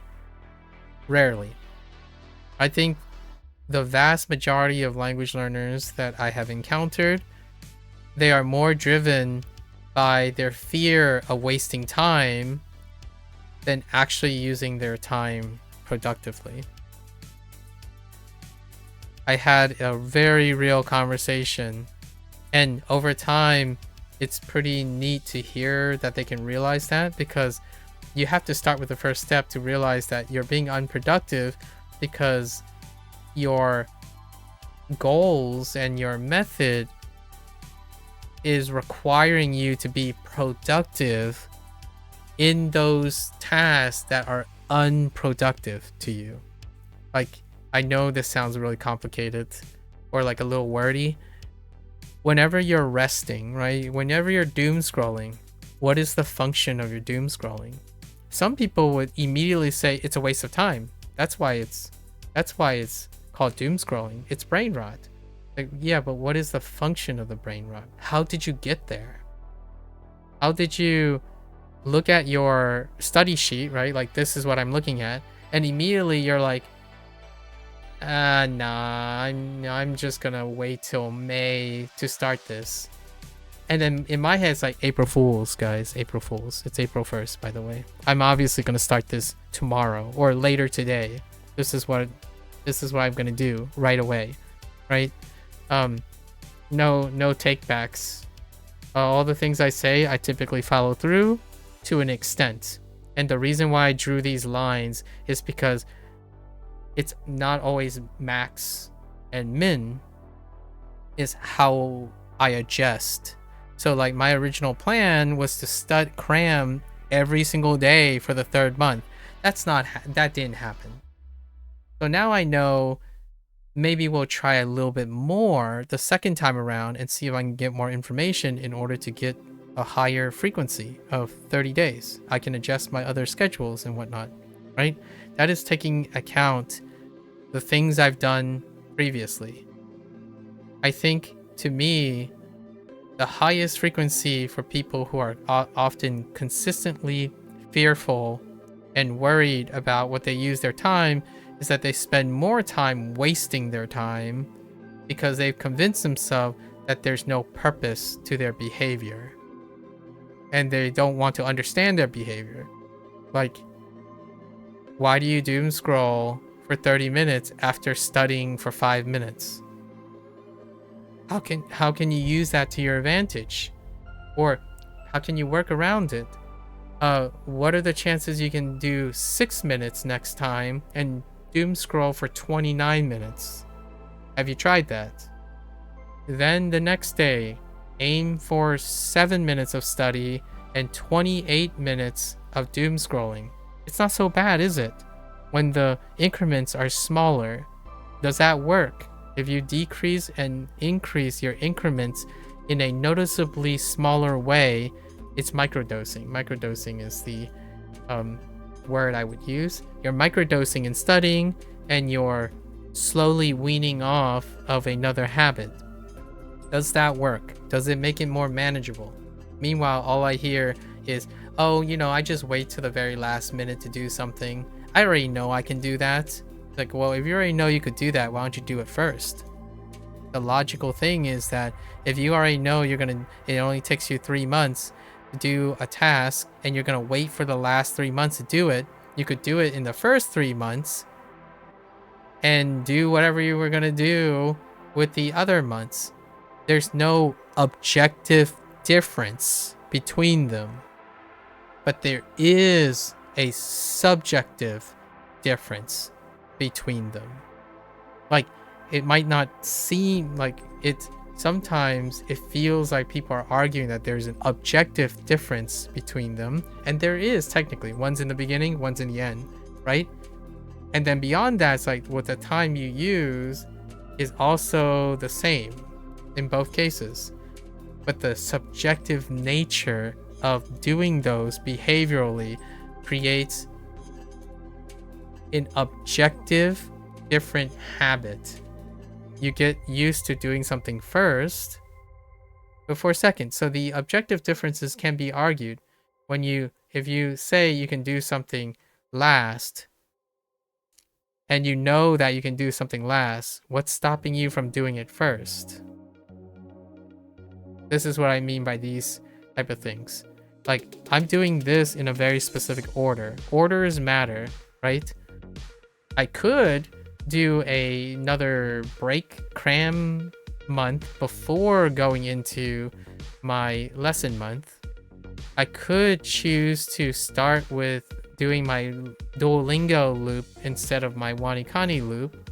I could mix and match all these things, but there's a rhyme and reason to the order that I'm doing them. And it would take, obviously, a lot more time to figure this out.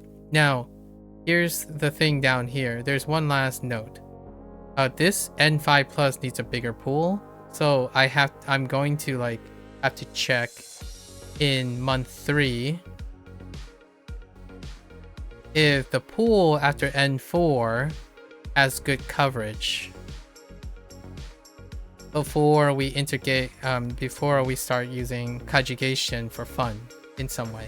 And I'm gonna make it into a fun little exercise. Like, we're gonna do like a timer or something. What I haven't been practicing for a while is time things. And conjugation has a timer. So does one thing that I didn't get to, which is the practice exams. So at the very end, when it comes to these very last things, right? The cram month, there's a chance I will be squeezing in N5 practice exams during the N4 cluster.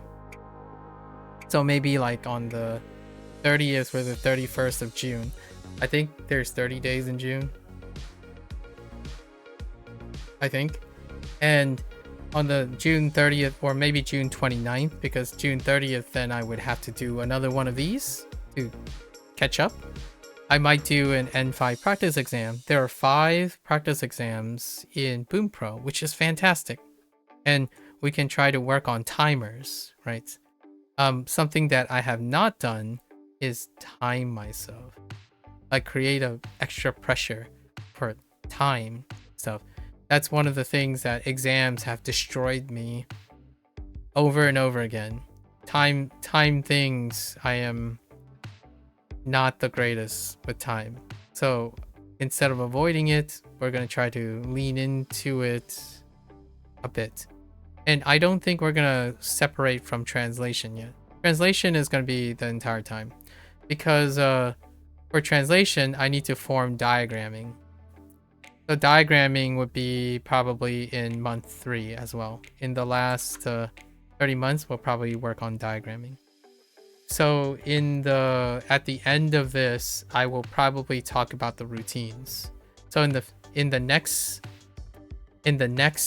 like iteration of this, so at the end of June, the archetype section, whoops, my slippery hands. The archetype section is going to be about routines, like specific routines, like focusing on it. Right now, we're really talking about the results, right? The results. So most of the time, students. So the most of the time I spent for the first 3 months was to experiment, right? Experimenting like a student. It's a first exposure. What is 3 months, by the way? It's about a semester. That's how much time you get. It's about 3 months. Is it a semester? Yeah.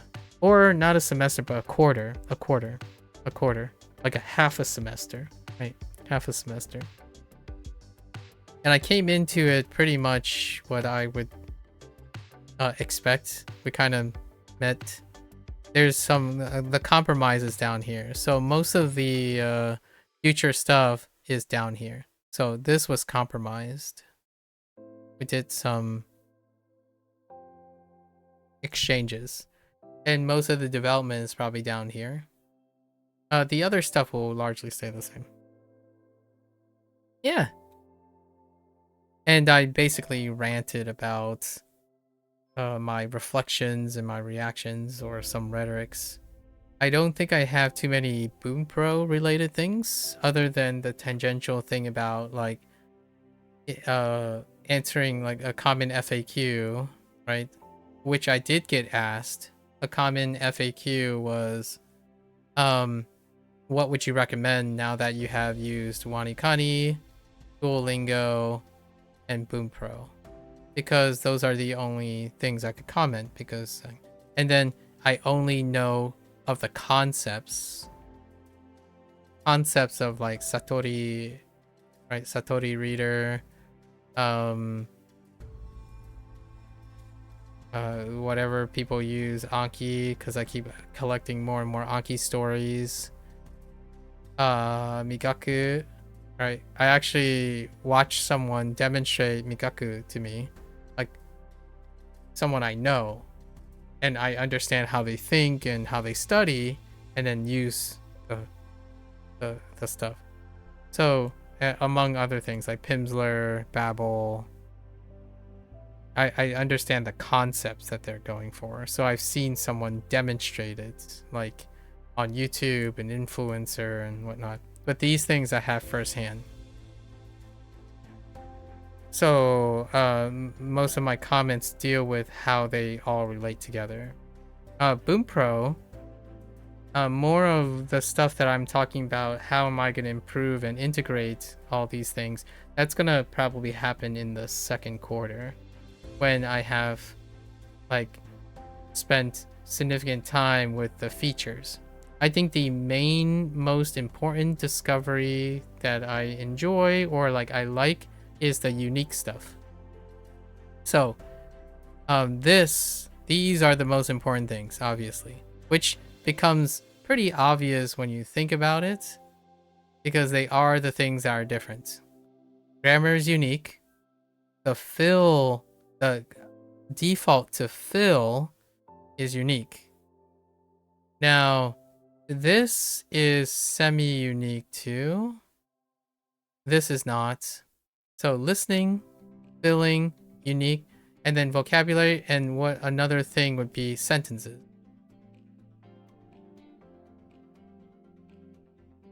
Everything is in the form of sentences.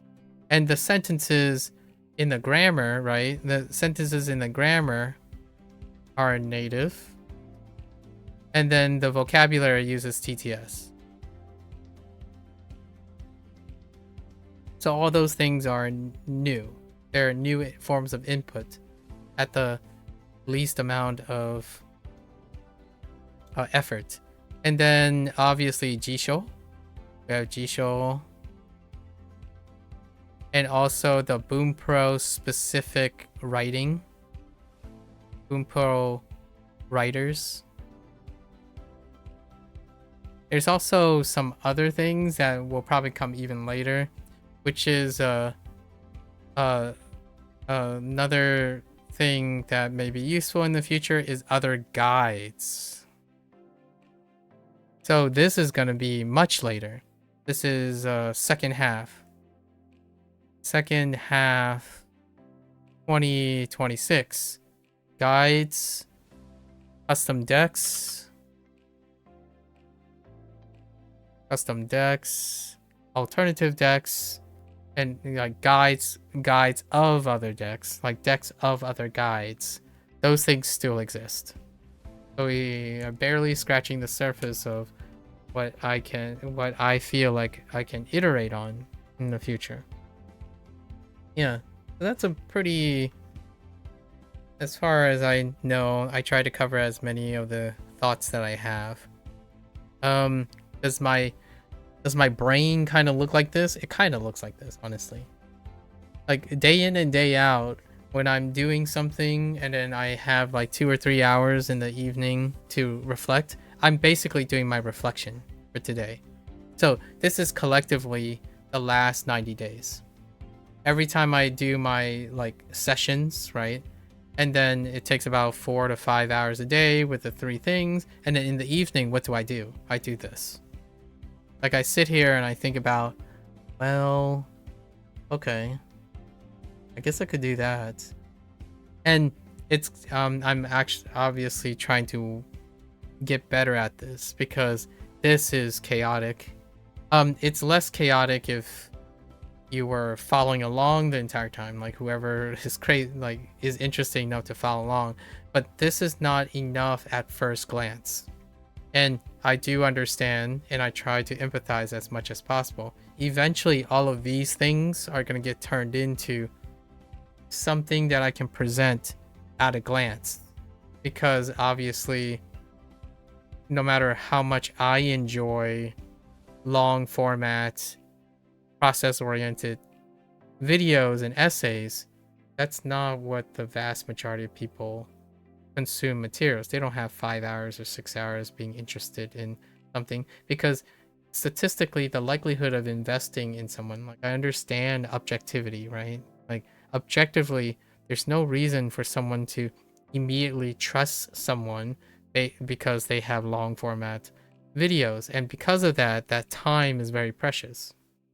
So my goal as I'm getting into my 40s, I'm 39 right now, is to try to condense, compress, and find various compromises to make this look like it's a little bit more organized.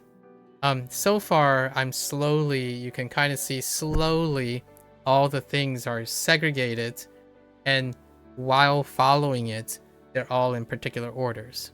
The reason why everything is color-coded is because now all my thoughts are color-coded. So that's by deliberate, and then I'm trying different formats in order to make it a little bit more, it achieves what I want to display, while also trying to capture the complexity without compromising its comprehensibility too much. But if you're looking at this at a glance, it is not, obviously not very easy to follow. In fact, I might even separate these things in the future so that we can like turn certain things off. So the goal now is to create a framework, which is the factors, the things in orange, are the framework. And then the archetype is built on top of the framework. So the archetype tells you what I think its corollary, right? What I think most people would associate with cause and effect, like where is happening, like if someone studies this, they likely do this, etc. That's usually what the point of archetypes are, where they're expected. They're very commonly reinforced patterns. But for my purpose, it's my pattern, the pattern that I'm using, because I haven't really gotten the most time with trying to get other people, learn from other people what their classical pattern is. And that might become a little bit more obvious a little bit later down the road. But for now, I only reveal what my pattern is, which is the most well understood. And then rhetoric is, there's plenty of time for rhetoric. I have too many thoughts going on about rhetoric and like what I'm doing in the future, how I'm reflecting, because that's what I spend most of my time doing. I feel that whenever someone says you have time to rest, I have time to think. I rest when I'm unconscious, right? So, whenever someone says like, oh, what do you do when you're just staring at the wall? I think. Like, what happens if you meditate? I think. This is meditative to me. At least it's the closest thing I have to being meditative. How do I prevent myself from going crazy with my thoughts? I write it down, I record it, I try to explain it to myself, to other people if there is someone who's interested. Alternatively, I go find someone who has a problem and I try to solve it with them. I try to learn with them or develop another skill. That's how I keep my mind occupied. So I do genuinely like helping and getting involved in other people's problems, because that's where engagement comes from. Like, no, I don't think optimizing how Anki teaches people is more interesting than solving someone's problem with Anki. Like, that's me personally. I think interacting with a human and trying to get them to think critically and doing that is far more dynamic.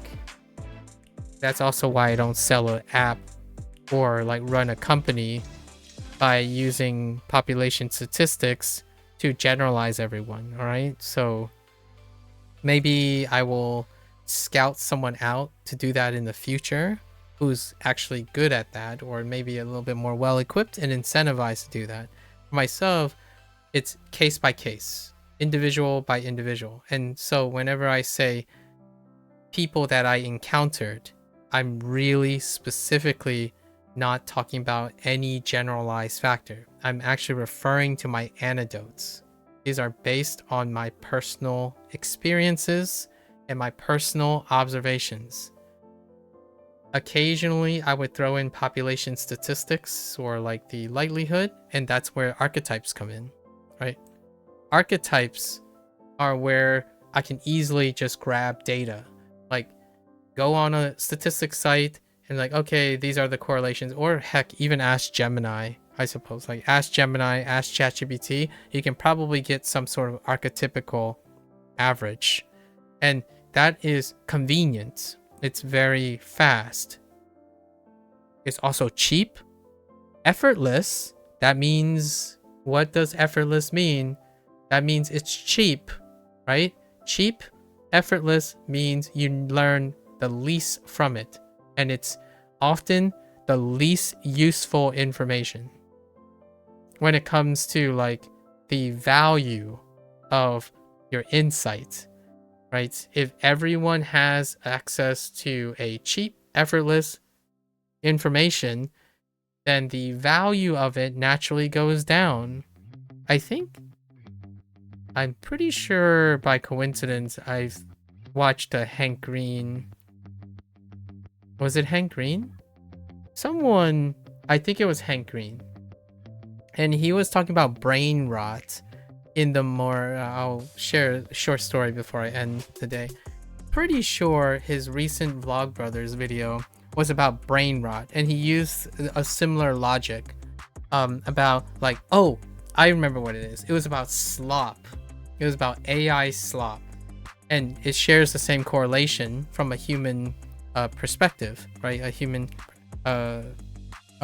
condition. The idea is when you have something that's effortless, easily accessible, and abundant, we have this new word, this new lexicon called slop. And it is the threshold you cross when it becomes so easily accessible that it is cheap and it's less valuable. Naturally, most things get buried in its value because the human condition dictates that something that is rare and valuable is not slop because it's not easily reproducible. And he was trying to make a concerted effort to say that just because a lot of things say the same thing doesn't diminish its validity, but it still creates the perception of slop, right? Because it becomes cheapened. And what is a great way to draw a parallel with language learning? If you saw N5 content over and over again, you cheapen its value. How can I demonstrate this? Whenever someone comes at me and is like, dude, Japanese resources are so dumb. All of the resources always start with the formal expressions. Like they always teach polite speech first. It's so garbage. It's like slop. It happens all the time. Why can't people just teach casual form first?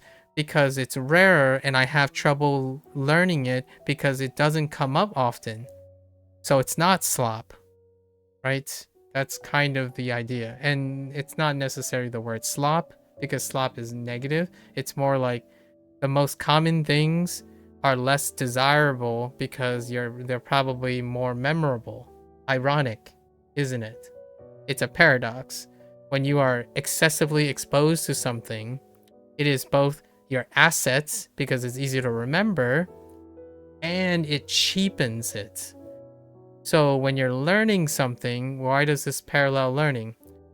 Learning to most people is how fast they learn, how fast they see new things, aka how much knowledge you can consume is the measure of your value.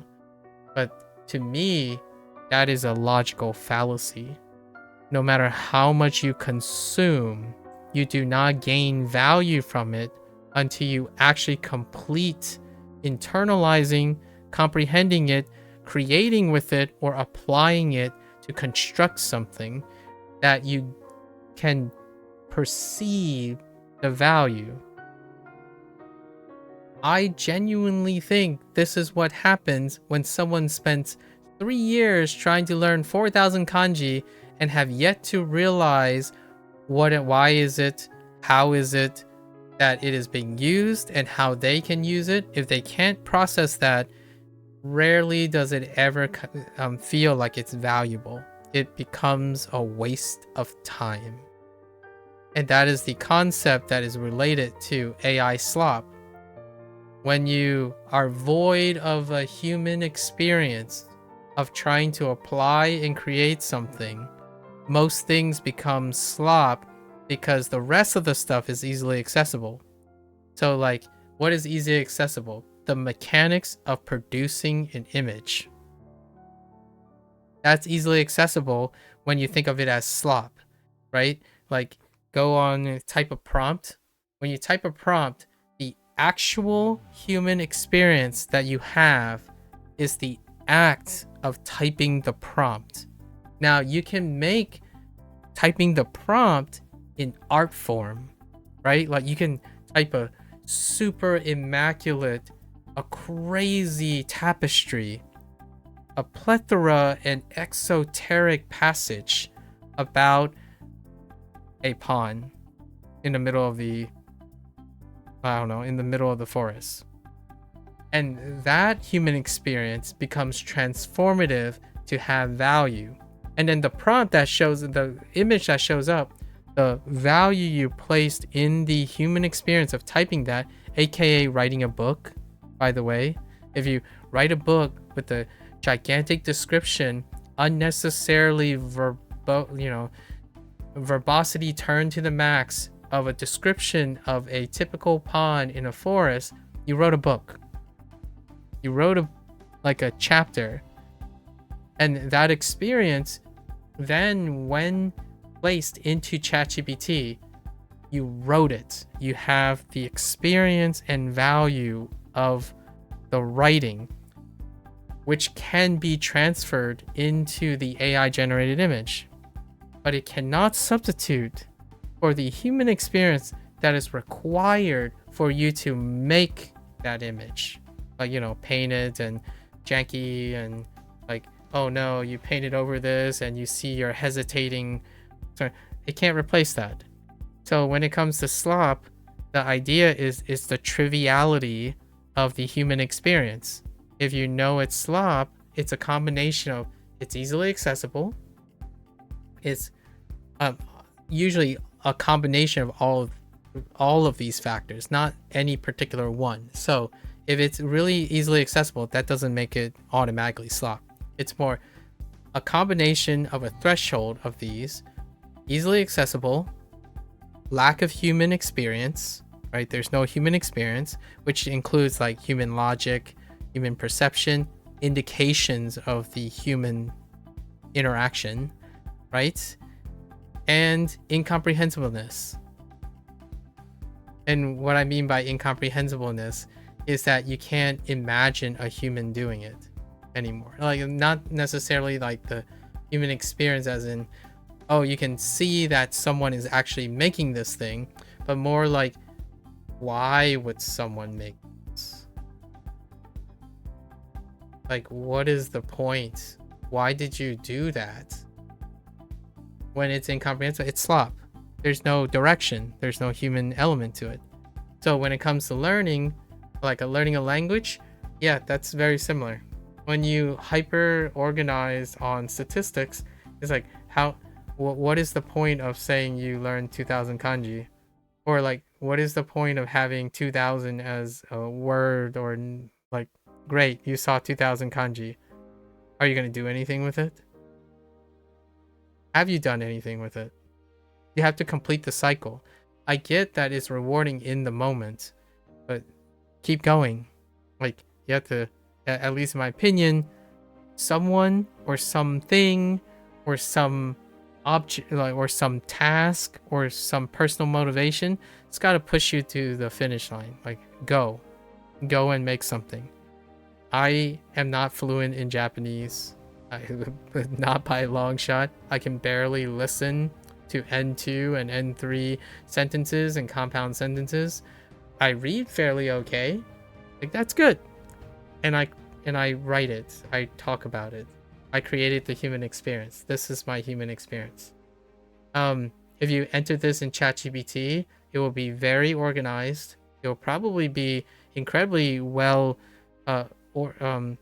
drawn out, written, and it's probably going to have all statistical, great plethora and high volume of statistical accuracy of summarizing all this information. That's great, right? It's also cheap.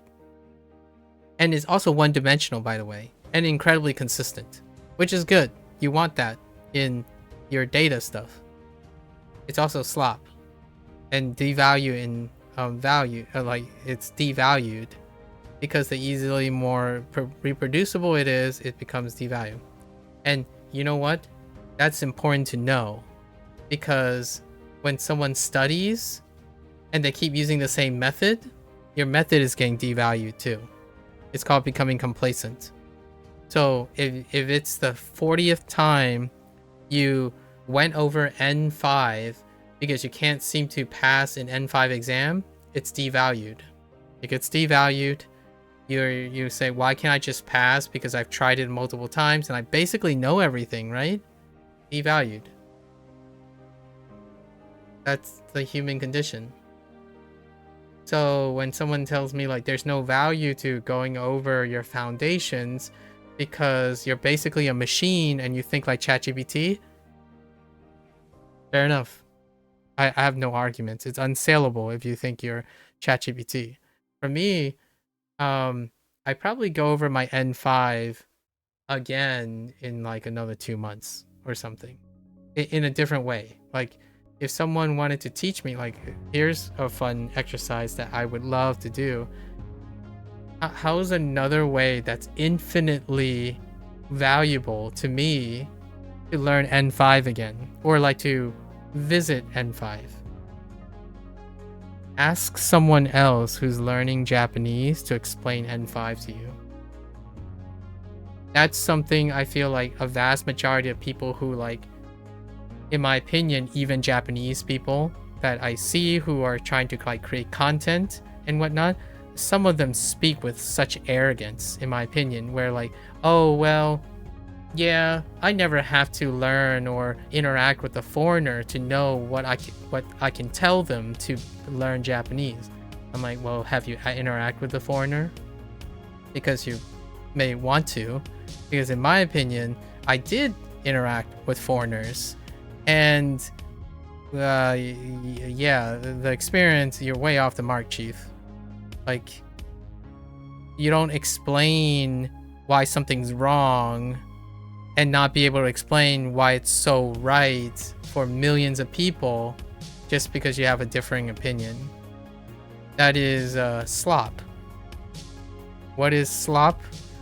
It's easy to not take the effort to see a different perspective because it's easier to just say the same thing you've been saying all your life, right?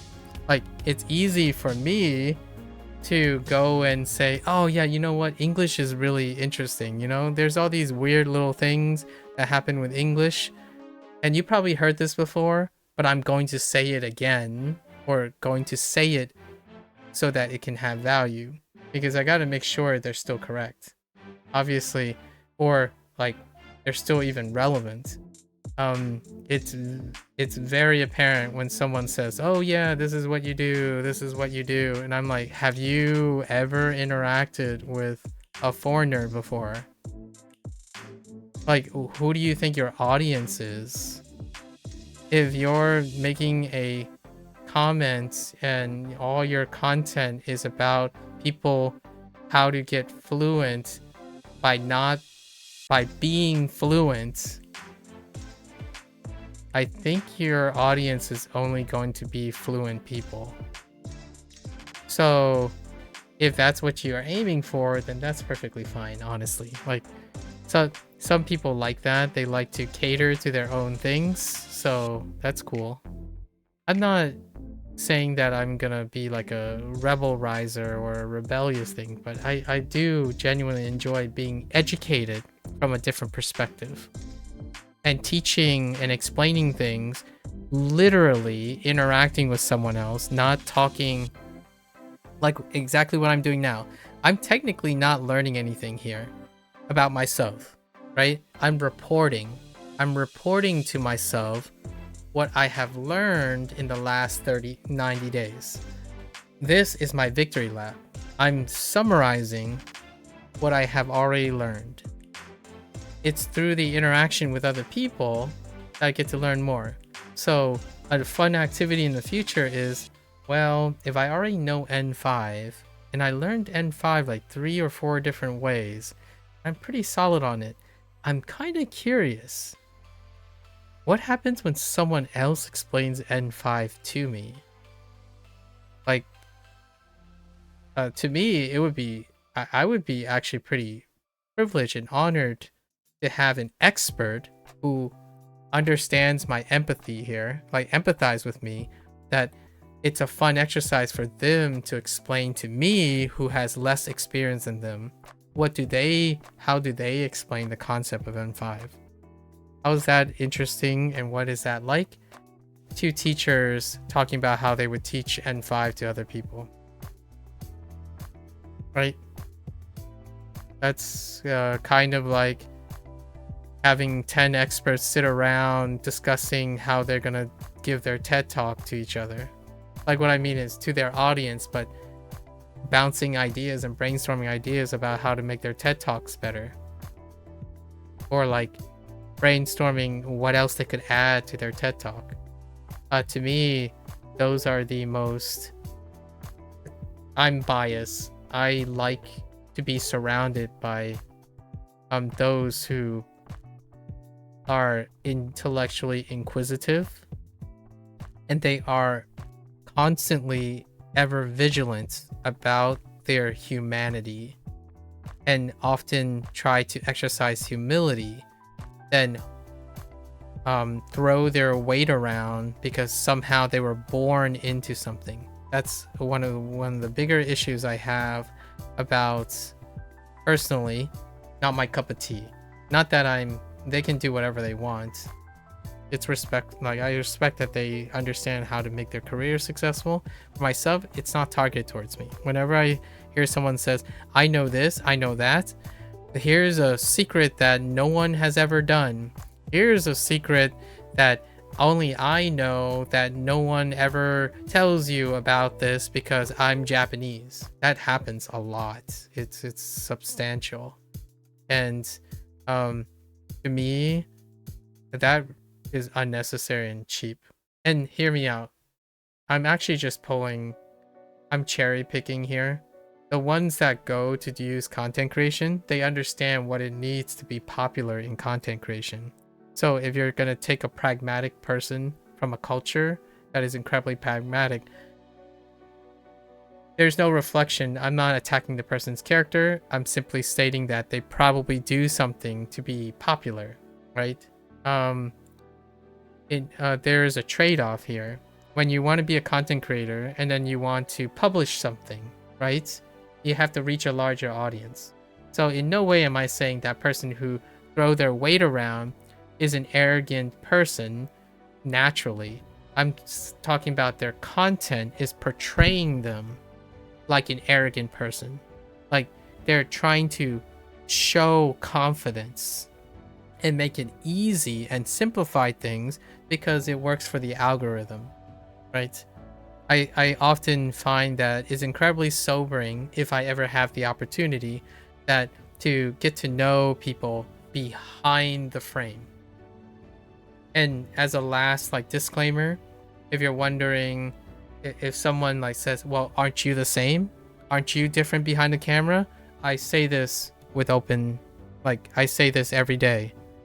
I am different behind the camera and outside of the camera.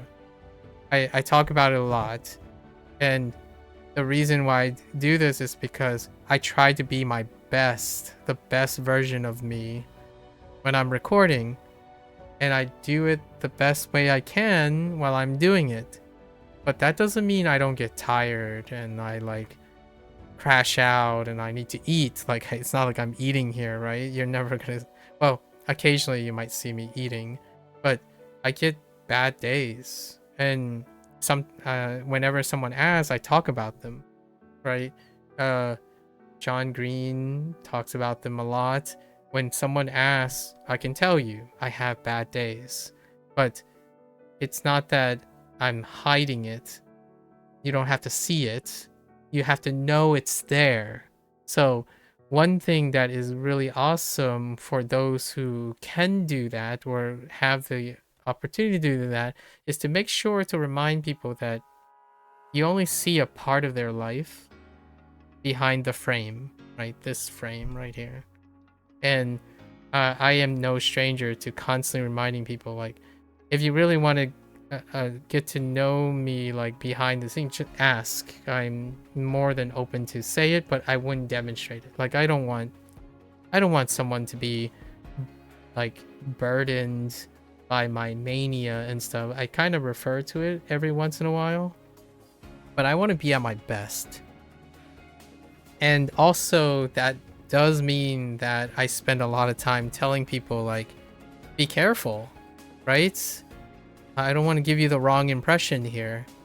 Well, I don't necessarily give you the wrong impression. I don't want to promote and add to the presumptions you might make. Like, I tell people I'm happy in front of stream because when I stream, I get myself ready to stream. I don't get on stream because I'm looking for something to happen to me. Like, I don't need stream, but I'm also not like always happy. Humans don't want to capture every aspect of their entire lives. So studying is very similar. So how does this relate to stuttering? I do things in the evening that is not like this. This is intense. So if you're, the grain of salt is if you're modeling after someone, also know that you have to factor in whatever else is going on. So oftentimes, whenever someone asks me about what am I not showing, it's kind of a great opportunity. I've prepared for that. I don't think people are interested in that. No one wants to see someone bad at something, like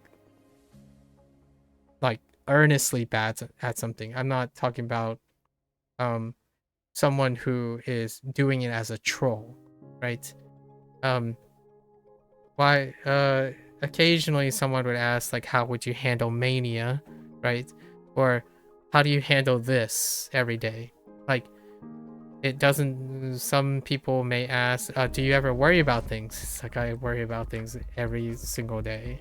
Like, and then they would ask something like, well, how do you sleep if you're always worrying about things? Like, I can share with you some of the things that I do to try to reduce the worry, but there's no guarantee that it will work for you.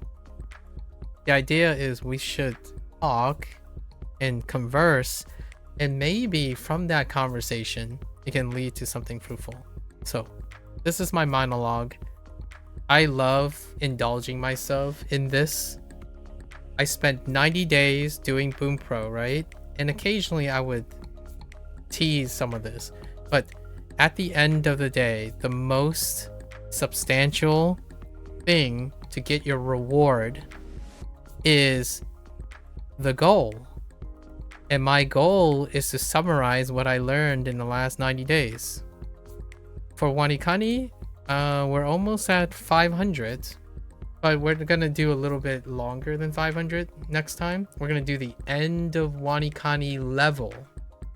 So the next big thing that's gonna come up soon after this, so to tease something that's related, the end of one of my longest YouTube projects so far is going to be probably Hanzahiro first, whatever day it is, but it's probably sometime in May if I'm successful, beginning of May.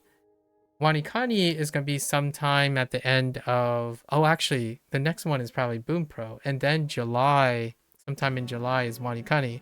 It'll be the HSK all character Hanzahiro wrap up, and then the 180 day Bunpro thing, or roughly 80, the second quarter, and then Wanikani's level 60 review. So that's probably what we're looking forward to. So this is great. Like, the hot take here is other people should do this. You have to do this for yourself. Otherwise, it does honestly end up feeling like a waste of time. Studying a language, studying a target language, you got to do something with it after some amount of time. And you have to decide when is too long and when is not.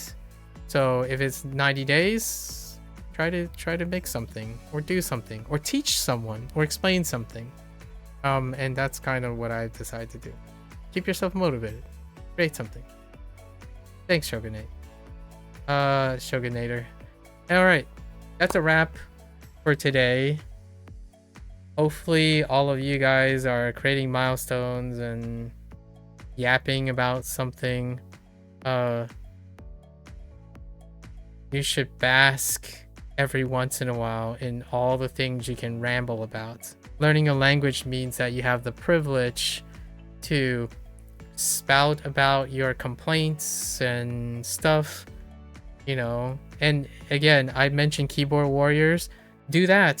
Some people find reward from voicing their minority opinions about how a very popular game that keeps getting 9s out of 10s should get a 1 out of 10, right? There are ways to go about it. Obviously, some are more elegant than others, and some are less antagonistic, but highly encouraging. Highly encouraging. So, that's a wrap for today. We're gonna be hitting the books starting April Fool's Day, right, later today, and it will be pretty intense. Maybe a little less time for yapping. We'll see how it turns out. Until next time, you're always welcome to follow along, pick up Bunpro for yourself, give it a go. Yeah, and you're more than welcome to come on by and yap, discuss, exchange, bask in each other's achievements, and encourage each other, right? Until next time, 皆さんまたね。見てくれてありがとう。Thanks for watching. I'll see you guys next time. Bye bye.